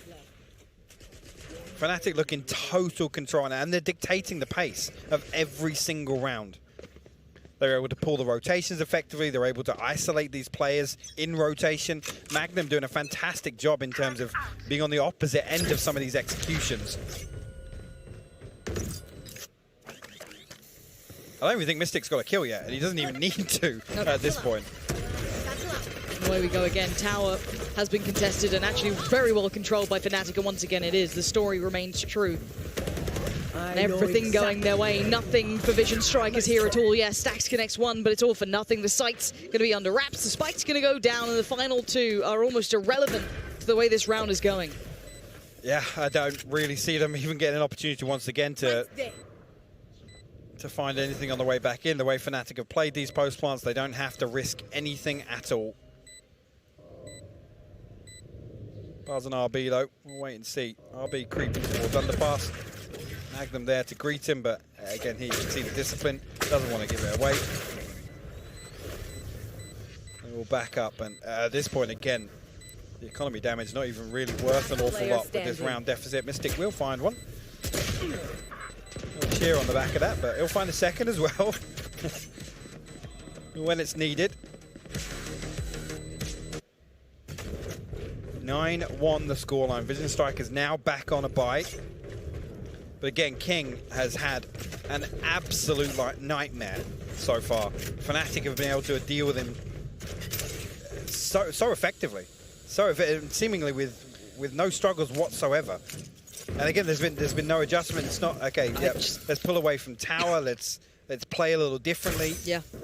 Again, I almost think actually those early rounds in terms of the aggression on the side of RB and Buzz, that potentially is something they want to address towards Arcade, but there's not, I mean, seemingly the same way I talked about Fnatic earlier on in this series, there's not been an awful lot in terms of the second layer to this intention shown by Vision Strikers. I almost think it's too late for this pause. I well, what do you say now? There's like I said, they've shown a few rounds where they haven't been afraid to kind of go toe to toe and scrap things out in the early round. But Fnatic, one thing they've shown us is actually that mid-round calling has been absolutely on point. And you got to credit Boaster there in terms of the information gathering done by Magnum and how they relay that information, formulate a plan, and pivot away from anything Vision Strikers try and achieve early on. I just can't believe it's been such a blowout. You look at what we saw between, Cloud9. What does it say about their fracture? I don't know if this is a massive misread and a misplay from the likes of Vision Strikers who either overestimated their ability or underestimated Fnatic's. I don't know what. But 9-1 is not the scoreline I expected after the last two maps. By any means, I think anyone in their right mind would say the same thing. And now we get to the pointy end of the stick and it looks a little too far down at 9-1. Yeah, close out the last few, give yourself a window. But man, I don't think it's this attack-sided. To wait and see once again. Fnatic is doing exactly the same thing. Why change? Every single round. This time around there's an extra body. King has pulled away from tower. Thank God. Glad to finally see that. I think maybe relying on this lockdown in terms of... Oh no, they're actually creeping this now, and look, Boaster happy to get ratty. Actually, Baz will find the kill. Whether or not they keep forcing through on the flank, have to wait and see. You are divided. Spike drop. Yeah, the close is coming in, but you can see the turn of attention. They're not going to let this go to the wayside. They still want to fight this one out, and now that flash confirms that they're just around this corner. Doma gets outdone, and Buzz continues forward. Life still being shown by Vision Strikers, even if it is limited. Spike now going to be planted, so at least get the time in their favor, but it is a 5v3. Tricky now in the post plant. What can they do with this? Nowhere is safe until Durka carves open a chance. Ultimate invested. Marco's found Durka and is down to just Mystic, and he knows that the time is not there, and Marco has done very well. Now, another round on the board. That's the second. Again, no concerns about the purchase. I mean, if anything, better see Vision Strikers carry across 4 weapons into round 12. But they definitely, I mean, I don't know if you're superstitious, but they need this 9-3 if there's even the element of hope for the second half. I mean, my concern is actually Fnatic in terms of the mind games, in terms of the pace of this. If they do something similar to what Vision Strikers, I think, hinted at early on. Another timeout. Huh. Okay. I don't know what you can do with it, though. Am I being too critical? Am I maybe underestimating the 9-3 curse, potentially? Is that where I'm at? Never underestimate it. Ever. Are you a believer? A firm believer. Oh, really? Huh. I'll hold you to that. Just don't ask Mitch, man. He still has nightmares. Oh, good old Mitch, man. Look forward to him joining us. We've missed him, actually. It's been weird without him. Yeah. Yeah. But, back to the game. Yep. Last round. It's a needed one. It truly is a needed one. Now, again, I do want to remind those at home, this is still just a group stage game. This isn't elimination. This isn't anything beyond that. This is still... We're blessed to have this. Yeah, to say this is a group stage game. How It's been an ridiculous. absolute thriller from start to finish. Was poetic. It ends here on Fracture. And what an absolutely resounding message for the rest of the sides. Fnatic truly now have embraced this map, is in the pool, and they've shown diligence. And Vision Strikers, I'd be a bit nervous if this is something that I was coming in with, happy to float. I'm glad we're back in that situation where we can ask the question, how deep does the playbook for Fnatic go? On a new map, and again, you can talk about some of the other new releases as well. It was a similar thing, right? They came out, they showed some of this geek, some of this cheese. Everybody opened their eyes to it. But I'm excited to see more, that's for sure.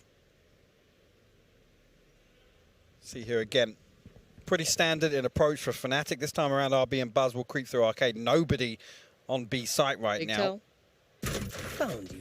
Again, this trap wire will alert them to the flank, and Magnum will be noted on the back of the alarm bot as well.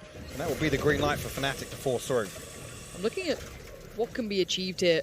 Well, the player's going to play through just by A-Link, just off towards the side by rope. Maybe they could catch a few on Fnatic, but so far Fnatic remaining mostly unscathed. I think Durka taking a little closer to a touch, but it will be a spike plant uncontested. Again, look at it. It's one member on site. Full intention here for this post-plant utility to come through on the side of Fnatic. Mystic will be stunned up on the fault line, and Buzz might be able to capitalize on it, but a little slow. The dog will confirm it, though. 2 kills quick. That's really nice from Vision Strikers. This is the team that we wanted to see. Where have they been? There's still 3 up against them, but the utility usage is gorgeous to watch.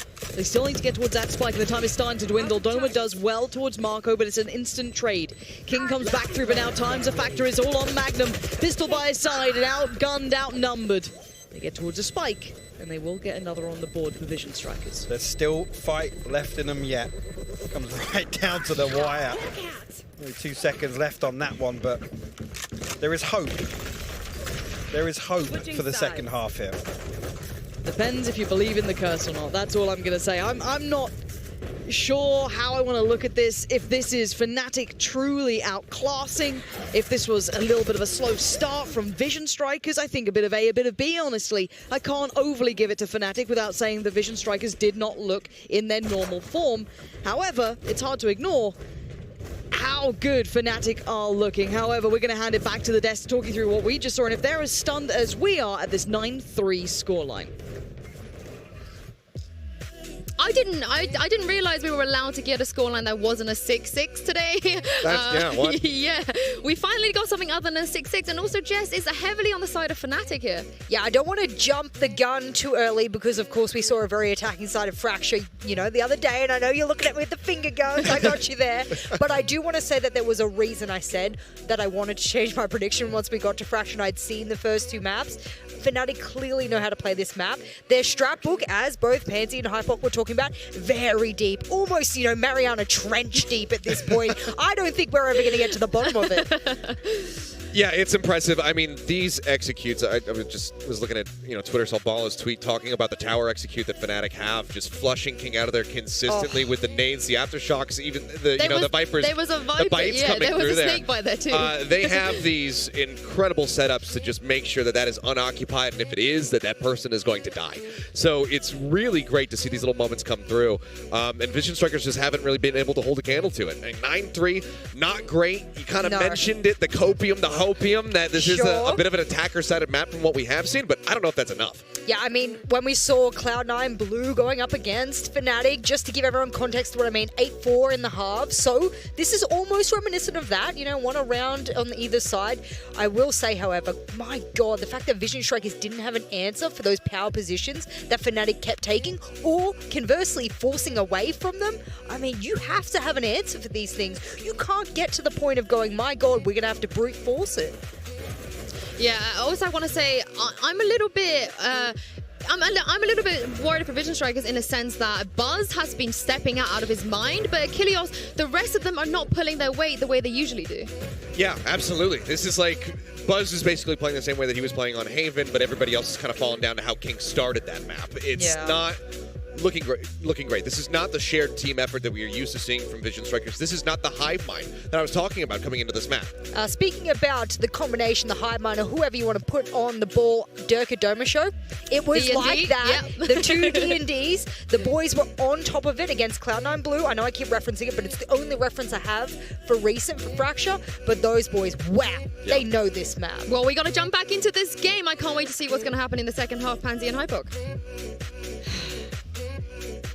Is the curse real? Is there something we can look at? 9-3, yes, the previous time we saw Fnatic on this, similar one-sided scorelines, but work's cut out for Vision Strikers. It is. It definitely is. And again, I'm glad they mentioned, obviously, the Cloud9 map in particular, because the one thing that came away from that, Fnatic struggled to close that.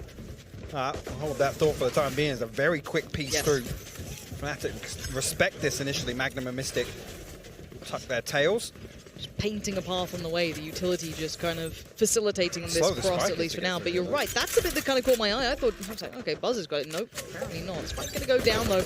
Marco now gets a great deal of information and calls for support. 3 players there. Oh, easy that flash. They need to clean them up. And fast RB on the case right now. Doma's still alive, though. And it ain't over just yet.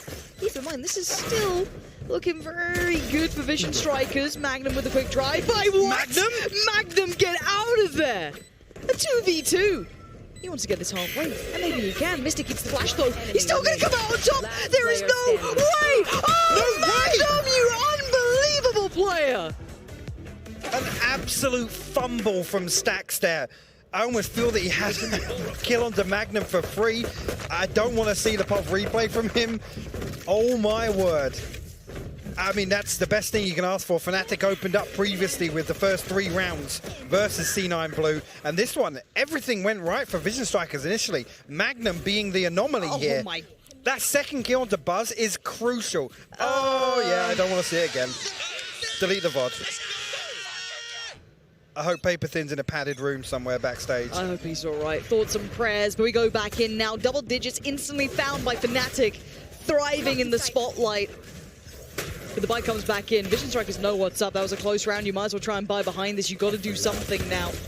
First frag is Magnum's, though. He's not letting this sit for a second. He's going to make it hurt. Now, the spike's going to come down, though, so at least the time will be in their favor. Slight adjustment here as well. Marco playing much deeper, ready to greet this flank, which should be no surprises after Haven. It's 3 deep here for Fnatic. Flash comes through. Clearing behind the box, actually, but Mystic caught on the reload. Boaster as well. Really nice. Doma can't convert there. Marco with gorgeous positioning, really doing well on this Durka. Going to fly on in, though. Still a little bit of a chance if you got Magnum alive, maybe. Durka's still trying to get closer, trying to get himself to the right position. Has to take a lick of damage for it, but he will. He's trying to stop that spike. Pulled off it, given into the jaws. Can he still do any more? Time is going away. Durka knows it. Very well done by Marco. Good round. The strikers almost stop the bleeding before it starts here. Yeah. Another quick piece towards A. Fnatic once again back up. They respect it. Again, actually, almost see a little more of a calculated approach because Buzz walking all the way through. And again, it's difficult for him. He has to clear all these angles, but he's caught off guard by the trap wire. A little bit of an adjustment here on the side of Vision Strikers. 2 sent towards Arcade. Goes towards Bridge side initially.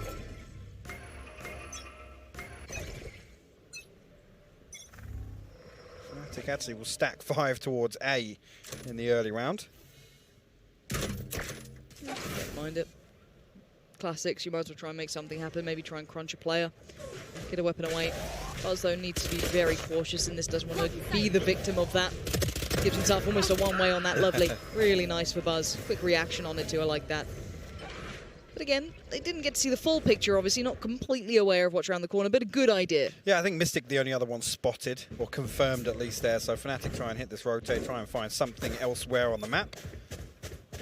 For a while, though, no progress on the spike. RB still cautious about approaching B side. Actually, 2 will creep through underpass here. Just about slipped past Fnatic. I think King potentially just caught sight of one, depending on the time on that Viper wall. Fnatic charging around the map, desperate to find somebody. Just a death ball, and they're like, wait, no one's here. We made it to B. Where are they?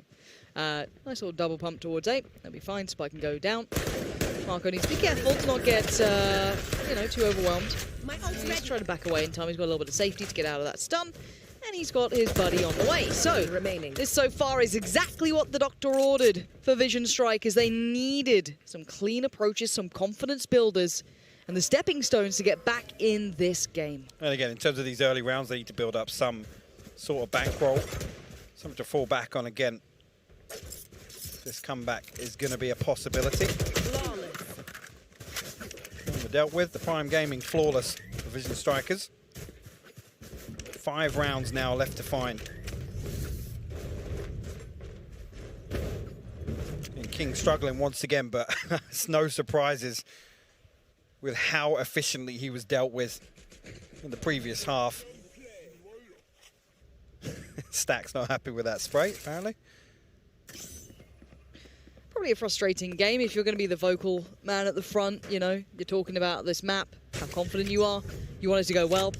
Personally, he's feeling not necessarily accountable for it, but he obviously wants to do well for his side, and that Prime Gaming Flawless has given them the chance they need. But back into this now, the bike comes out, and back into the big rounds.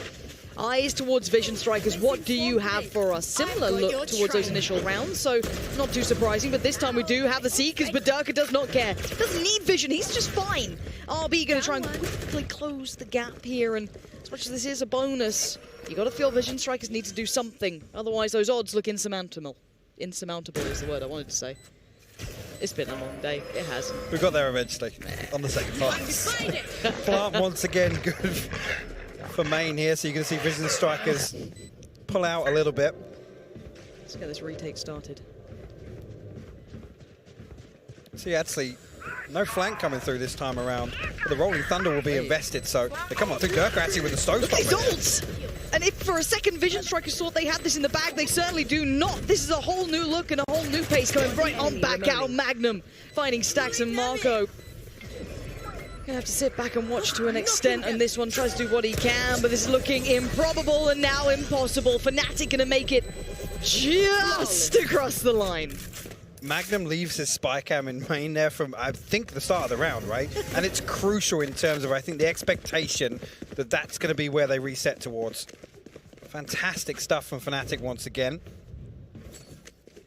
11 rounds on the board. Buzz, another round where he just throws his life down, honestly.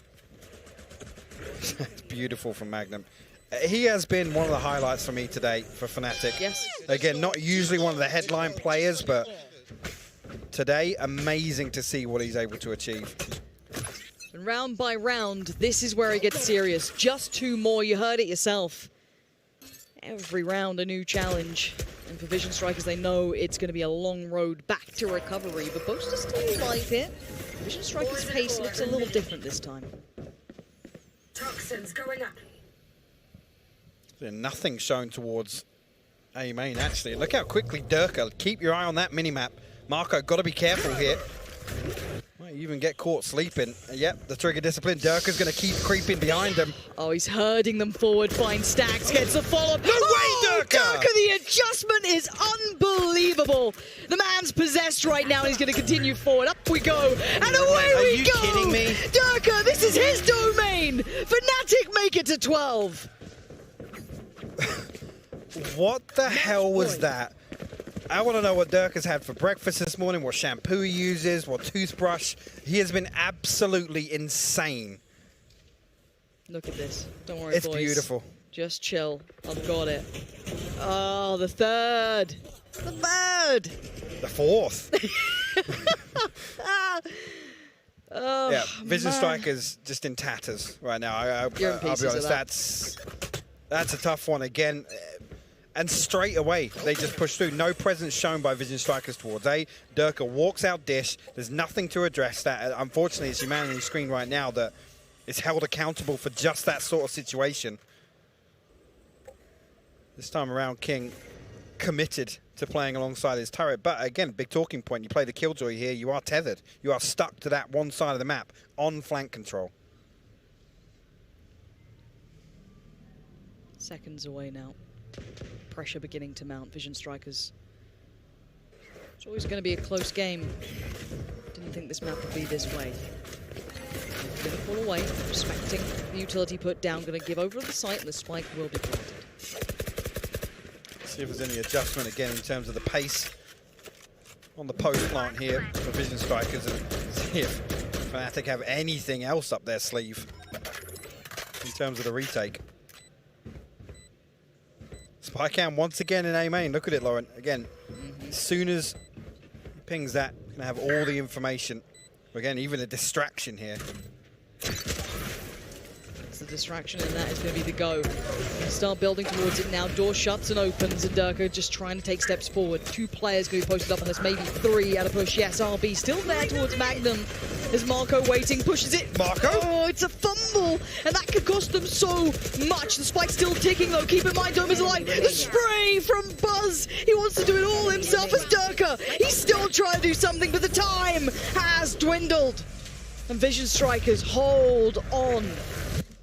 dangling by a thread. I mean, you got to question the economy after a round like that. Everybody falling, including King. To see what it looks like coming out of that round. But again, an absolute brawl for A main. My ult's ready. Vision Strikers weather the storm. I mean, it's not as bad as I thought, but light armor's here. Obviously, a little consideration around the Spectre or where the Phantom's going to end up. I think Buzz actually sends a weapon elsewhere because he's got that Blade Storm, but 450 credits left. Now, talk about these round wins have to be clean. Look at this, though. Clean might have a question mark by the side of it unless Buzz can keep moving forward. Trying to maybe stem the bleeding for a second, but it's just been torn apart. Doma is there and it's down to 2. King and Marco, it's done! It's all but done. Fnatic in the limelight with the showman at the helm. They just put on an absolute belting series. An absolute masterclass from start to finish. Again, Haven, take that one aside. What we saw on Icebox and Fracture here is a statement sent to every other team here at Champions. Durka, 25-10 here on Fracture, 8 first bloods. Absolutely unbelievable. I mean, again, I was talking about Magnum, potentially that was the best individual performance. I think that as a day for Durka is definitely the best performance we've seen individually from him. Absolutely pivotal to Fnatic's success today. Without question. Without question. But you have to talk about what facilitates a player like Durka to do that. It's the players around him. It's the reinvention of themselves, the obsession to make themselves new again, find some of that magic, that form that made Fnatic who they were. They might have just done it in time. But again, this is only a group stage. But this game truly does show so much as to what to expect going forward. It is, if this is a taster at all, like I said, the most exciting thing about Fnatic has always been when you don't see him for a couple of months, what do they bring back to the table? And this role switch again, I mean, I would have been probably one of the most dubious about seeing it with how comfortable Dirk has been on Jet in the past. Right here, I mean, he's looked at home on the Rays on the last 2 maps. It's been really, really great to see. Gosh, and what a point. I almost forgot he was not necessarily, known for that Rays in comparison to the Jet. He did truly look fantastic on it. And the man on the screen right there for a second, Magnum. Absolutely MVP in my eyes to an extent, the way he facilitated some of these. But Durka, I feel he's got the crown on this one, but look, Fracture, I don't know if this says that Cloud9 were, if anything, an incredible opponent, but this was not a good look for Vision Strikers. No, it really wasn't. I mean, to say I'm disappointed kind of takes away some of the credit that Fnatic are due, because I think they played absolutely lights out, regardless of what version of Vision Strikers we saw today. I still think with the form we saw across a 3-map series, I have them taking it. But yeah, Vision Strikers definitely got to go back to the drawing board here, because there are a lot of people talking up the Vision Strikers Fractures game, and I didn't see it, Lauren.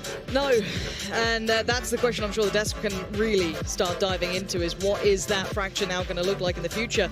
Do we see it come out again? Does that get taken out of the map pool going forward? And this, a moment for Fnatic though, as Astroform maybe? Yeah, I think that's what that is. It's not the prettiest picture. Yeah. Now, I do like the socks that Boast is wearing right now. Yeah, I think Yinsu has something to say about that. I think she that'll won. get picked up on the post-game segment. But overall, though, what a series in this group. It was kind of touted to be one of those games that could definitely be something to keep your eye on, and I feel like it lived up to the hype, except for maybe Vision Strikers' diligence on Fracture. Like I said, it delivered. Yes, I'm still coming away from this with just so many questions about Vision Strikers. Again, probably in terms of the first taste we saw here at Champions, I was so excited to see how they would develop through this. Again, how deep they dig through the playbook, but today just wasn't it for me. Again, good adjustment in terms of how they were able to address Fnatic's play style, their intentions. Saw that very, very visibly on Haven, but Fracture was just such a letdown on the conclusion of this series. Yeah, I'm with you, but this could be a taste of things to come, or do we just chalk it up to being a group stage? Who knows? But what we do know is a good game, and the other thing we know that is going to be good is these Prime Gaming post-match highlights. So enjoy these while we get the hell out of here. This is the group of death, and this is going to be the highest pressure both of these teams are going to feel so far in this tournament, because winning today means a quarter-final spot is guaranteed. Jess, it doesn't get better than this.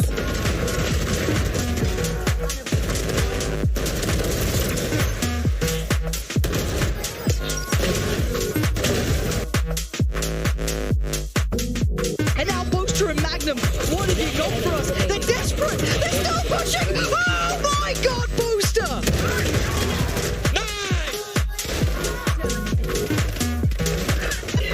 One enemy remaining.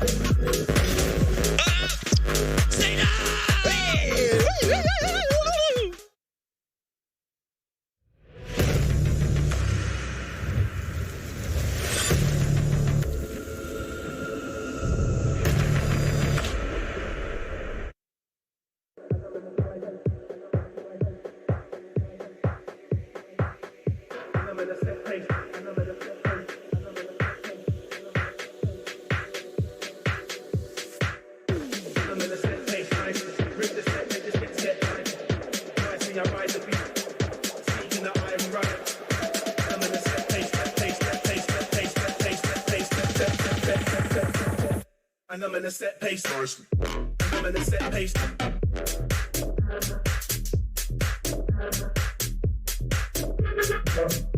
I'm in a set pace.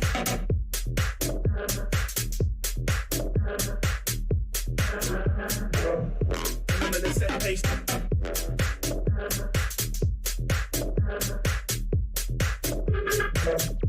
I'm in a set pace.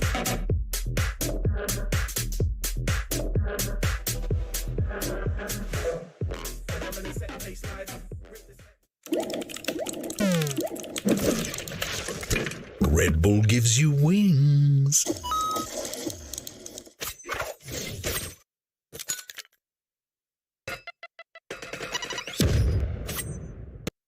Red Bull gives you wings.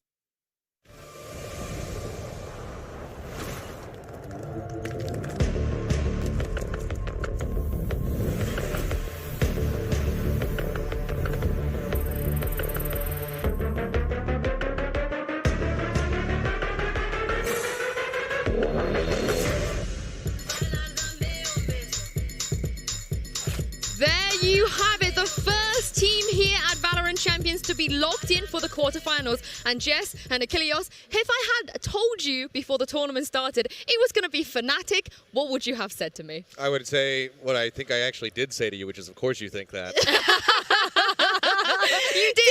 We had this exact conversation. Yeah. Okay. But what would you have said, Jess? I probably would have said not too surprised, in a very difficult group, but not surprised they've pulled it all together. And I just wanted to shout out to the people out there who have an exam in the coming months. If you need answers to any of it, go to Fnatic. They have the answers for everything. So that's exactly what we saw in Fracture. Yeah, what a way to end it. I gotta say, real improvement from the Cloud9 Blue series. Vision Strikers, they were starting to get back into the game, but Fnatic, they shut it down this time. I mean, barely. It was really, really rough, and I feel like I bought a movie ticket that ended up getting gypped. The film melted in the projector and everything like that. This is not what I was anticipating at all from Vision Strikers. Yeah. Again, this could very well boil down to something like jitters and whatnot. I mean, the lack of a call on timeout for the longest time is also incredibly strange for them. So everything seemed a bit off the rails for Vision Strikers, but this was absolutely not the performance I was expecting from them. From Magnum, though, and Fnatic, absolutely stellar. Oh my god, I feel like, and I think Pansy and Hypok touched on it, that this was one of the best series overall, consistency-wise from Durka, and then from Magnum, this may have very well been the best series ever that we've seen from this player. To come up huge, to solidify yourself a playoff spot, now's the time, and if you can carry that momentum through into the playoff games, Fnatic will be a scary team. I mean, it's almost a little bit fitting that for Vision Strikers on the international stage, the teams that are able to best them are the ones that play like a team that play with synergy, that play with that chemistry, Kilios, that lower bracket right now is ridiculous. Yeah, I mean, it's absolutely ridiculous. insane. And like Vision Striker still has to wait a little bit longer to find out who the hell they're even going to be playing against. Full Sense has to go up against Cloud9. That should be a fairly safe bet that Cloud9 will be their opponent. But Full Sense, also is a team that didn't really perform as we had anticipated. So you never really know there. So Vision Strikers just kind of has to sit back now and wait and see who they're going to be playing against and then try to prepare for that rather rapidly. I mean, we've been speaking about the choreography and the big brain stuff happening in that game, but there was just some unreal fragging as well. We got to take a look at this around for the Verizon high-speed moment. Durka with that ridiculously disgusting 4K on the trigger discipline. Oh my god! And he knew as well. He knew he was wrapping around behind them. He saw one, and when you see one, you know there's going to be more to follow. And he was able to capitalize beautifully. I'm glad we're replaying it as well because we get a really good indication of the fact that Durka knows this map so well, and Achilles had already highlighted this. He knows where his paint shells need to go. He knows where he needs to be on the map. Map knowledge for this team highlighted their abilities 20-fold. Yeah, it was just beautifully done. And I mean, it just, I don't know, shows a little disjointedness as well from the side of Vision Strikers. They didn't have Buzz ready to re-peek when Mako was getting ready to try to trade against Durka. So he just ends up picking up both for free, gets himself back up into tower and finds the 4th kill. It's just beautifully done from him to be able to consistently steady his aim time after time. So, I mean, you can give him nothing but credit for that play. You know what? I got to jump in on this because my anime friends out there are going to understand this. Tower was a... Don't do this to me, Killers. The anime fans are going to love this. I will say. I love it already. Thank you. Tower was and will obviously be one of the power positions on this map. I think we can say without a doubt whoever holds tower will be the Tower of God. And to my anime fans out there, you'll know exactly the reference I'm making. I love it. I love it. And do you know who loves anime? Boaster. Let's hear from him now with Riv in the Verizon post-match interview. Thank you so much, Yansu. Yes, I am here with Boaster after taking down Vision Strikers pretty fancifully as well on getting to Fracture. A lot of people thought that might be the bomb out for the team. But also, I have to ask you, a lot of people thought coming into Champions that Fnatic themselves would bomb out. However, you became the death in the group of death. How's that feel, Boaster? Well, that's what I was telling my boys. I was like, boys, the reason why it's a group of death is because we're in it. But that was just a major motivation, confidence kind of thing. Honestly, we didn't expect to put the teams to bed, but at the same time, we didn't quite put them to bed because it was 2-1s, really close matches. But yeah, super happy. Durka is an animal right now, and he's popping off. And yeah, playoffs, baby. Exactly. You're into the quarterfinals now. Playoffs there. You take Group D. There's another team to be coming, but I have to ask you, within the group of death, how do you divvy up your preparation for that? Because there's so many things to look at. I think with the preparation, our main focus is obviously, like I was saying, with the protocols, we're focusing on them, making sure we get them down, and then we look at the anti-strats, look at what the other team does. Are there any kind of exploits we can do within that? And that's kind of what we were doing. And then obviously they'd have to change up, and then we'd have to find the change up as well, which on Haven we sadly couldn't do. We couldn't find the next meta, I guess. So what was the communication like? Walk me through that. You come back on Icebar, kind of take Icebox, and also Fracture. Why was it so clean? What was the mentality? What were the comms like throughout that match? Honestly, I think, because Vision Striker said, we'll beat anyone on Fracture. And we subconsciously were like, well, we don't mind Fracture. It's okay. It's quite fun. And then we got into the game, and just stuff worked. People were hitting shots. You had Doma the mechanic, Durka the stoic, as we like to call him, and he was just popping off as well. And then all of us in the background Molly, go Durka, Molly, stun, flash, be free kind of vibes. And it was, and then he was just popping off. You make it sound too easy, Boaster. I got a final question for you. There's another spot in that group. There's still great teams with Fnatic, Full Sense, and Cloud9. I'm sorry, Vision Strikers. Who do you think is going to be that next team for Group D? Obviously, I'd love to see my boy Vanity qualify with us. So we're going all the way to the finals, us two. So if he could do that, do it for me, bro. But yeah, I'd like to see Cloud9. I love Vision Strikers, but I love Vision Strikers because Lackey is in it. So there you go. He's my boy. So yeah, I'm gonna have to say Cloud9. Hopefully, we'll take it. Boaster, a pleasure speaking with you. Thanks for taking the time. Congratulations on the run to playoffs. Fnatic taking it fast, quick, and we will see them continuing on in Valorant Champions. And there's more to go today, too. Do not go anywhere. We have Envy versus X10 coming up right after the break.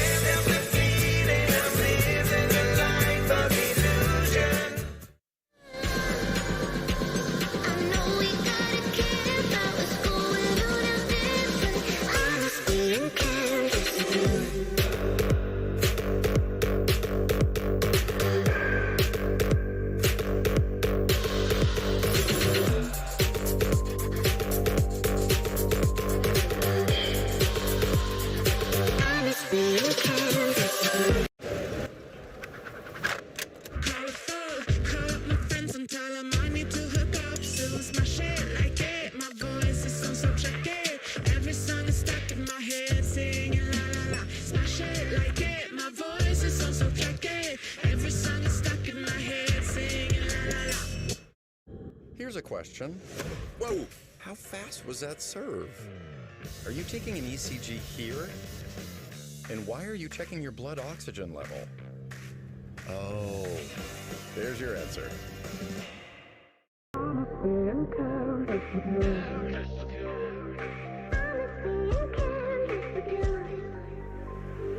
Honestly,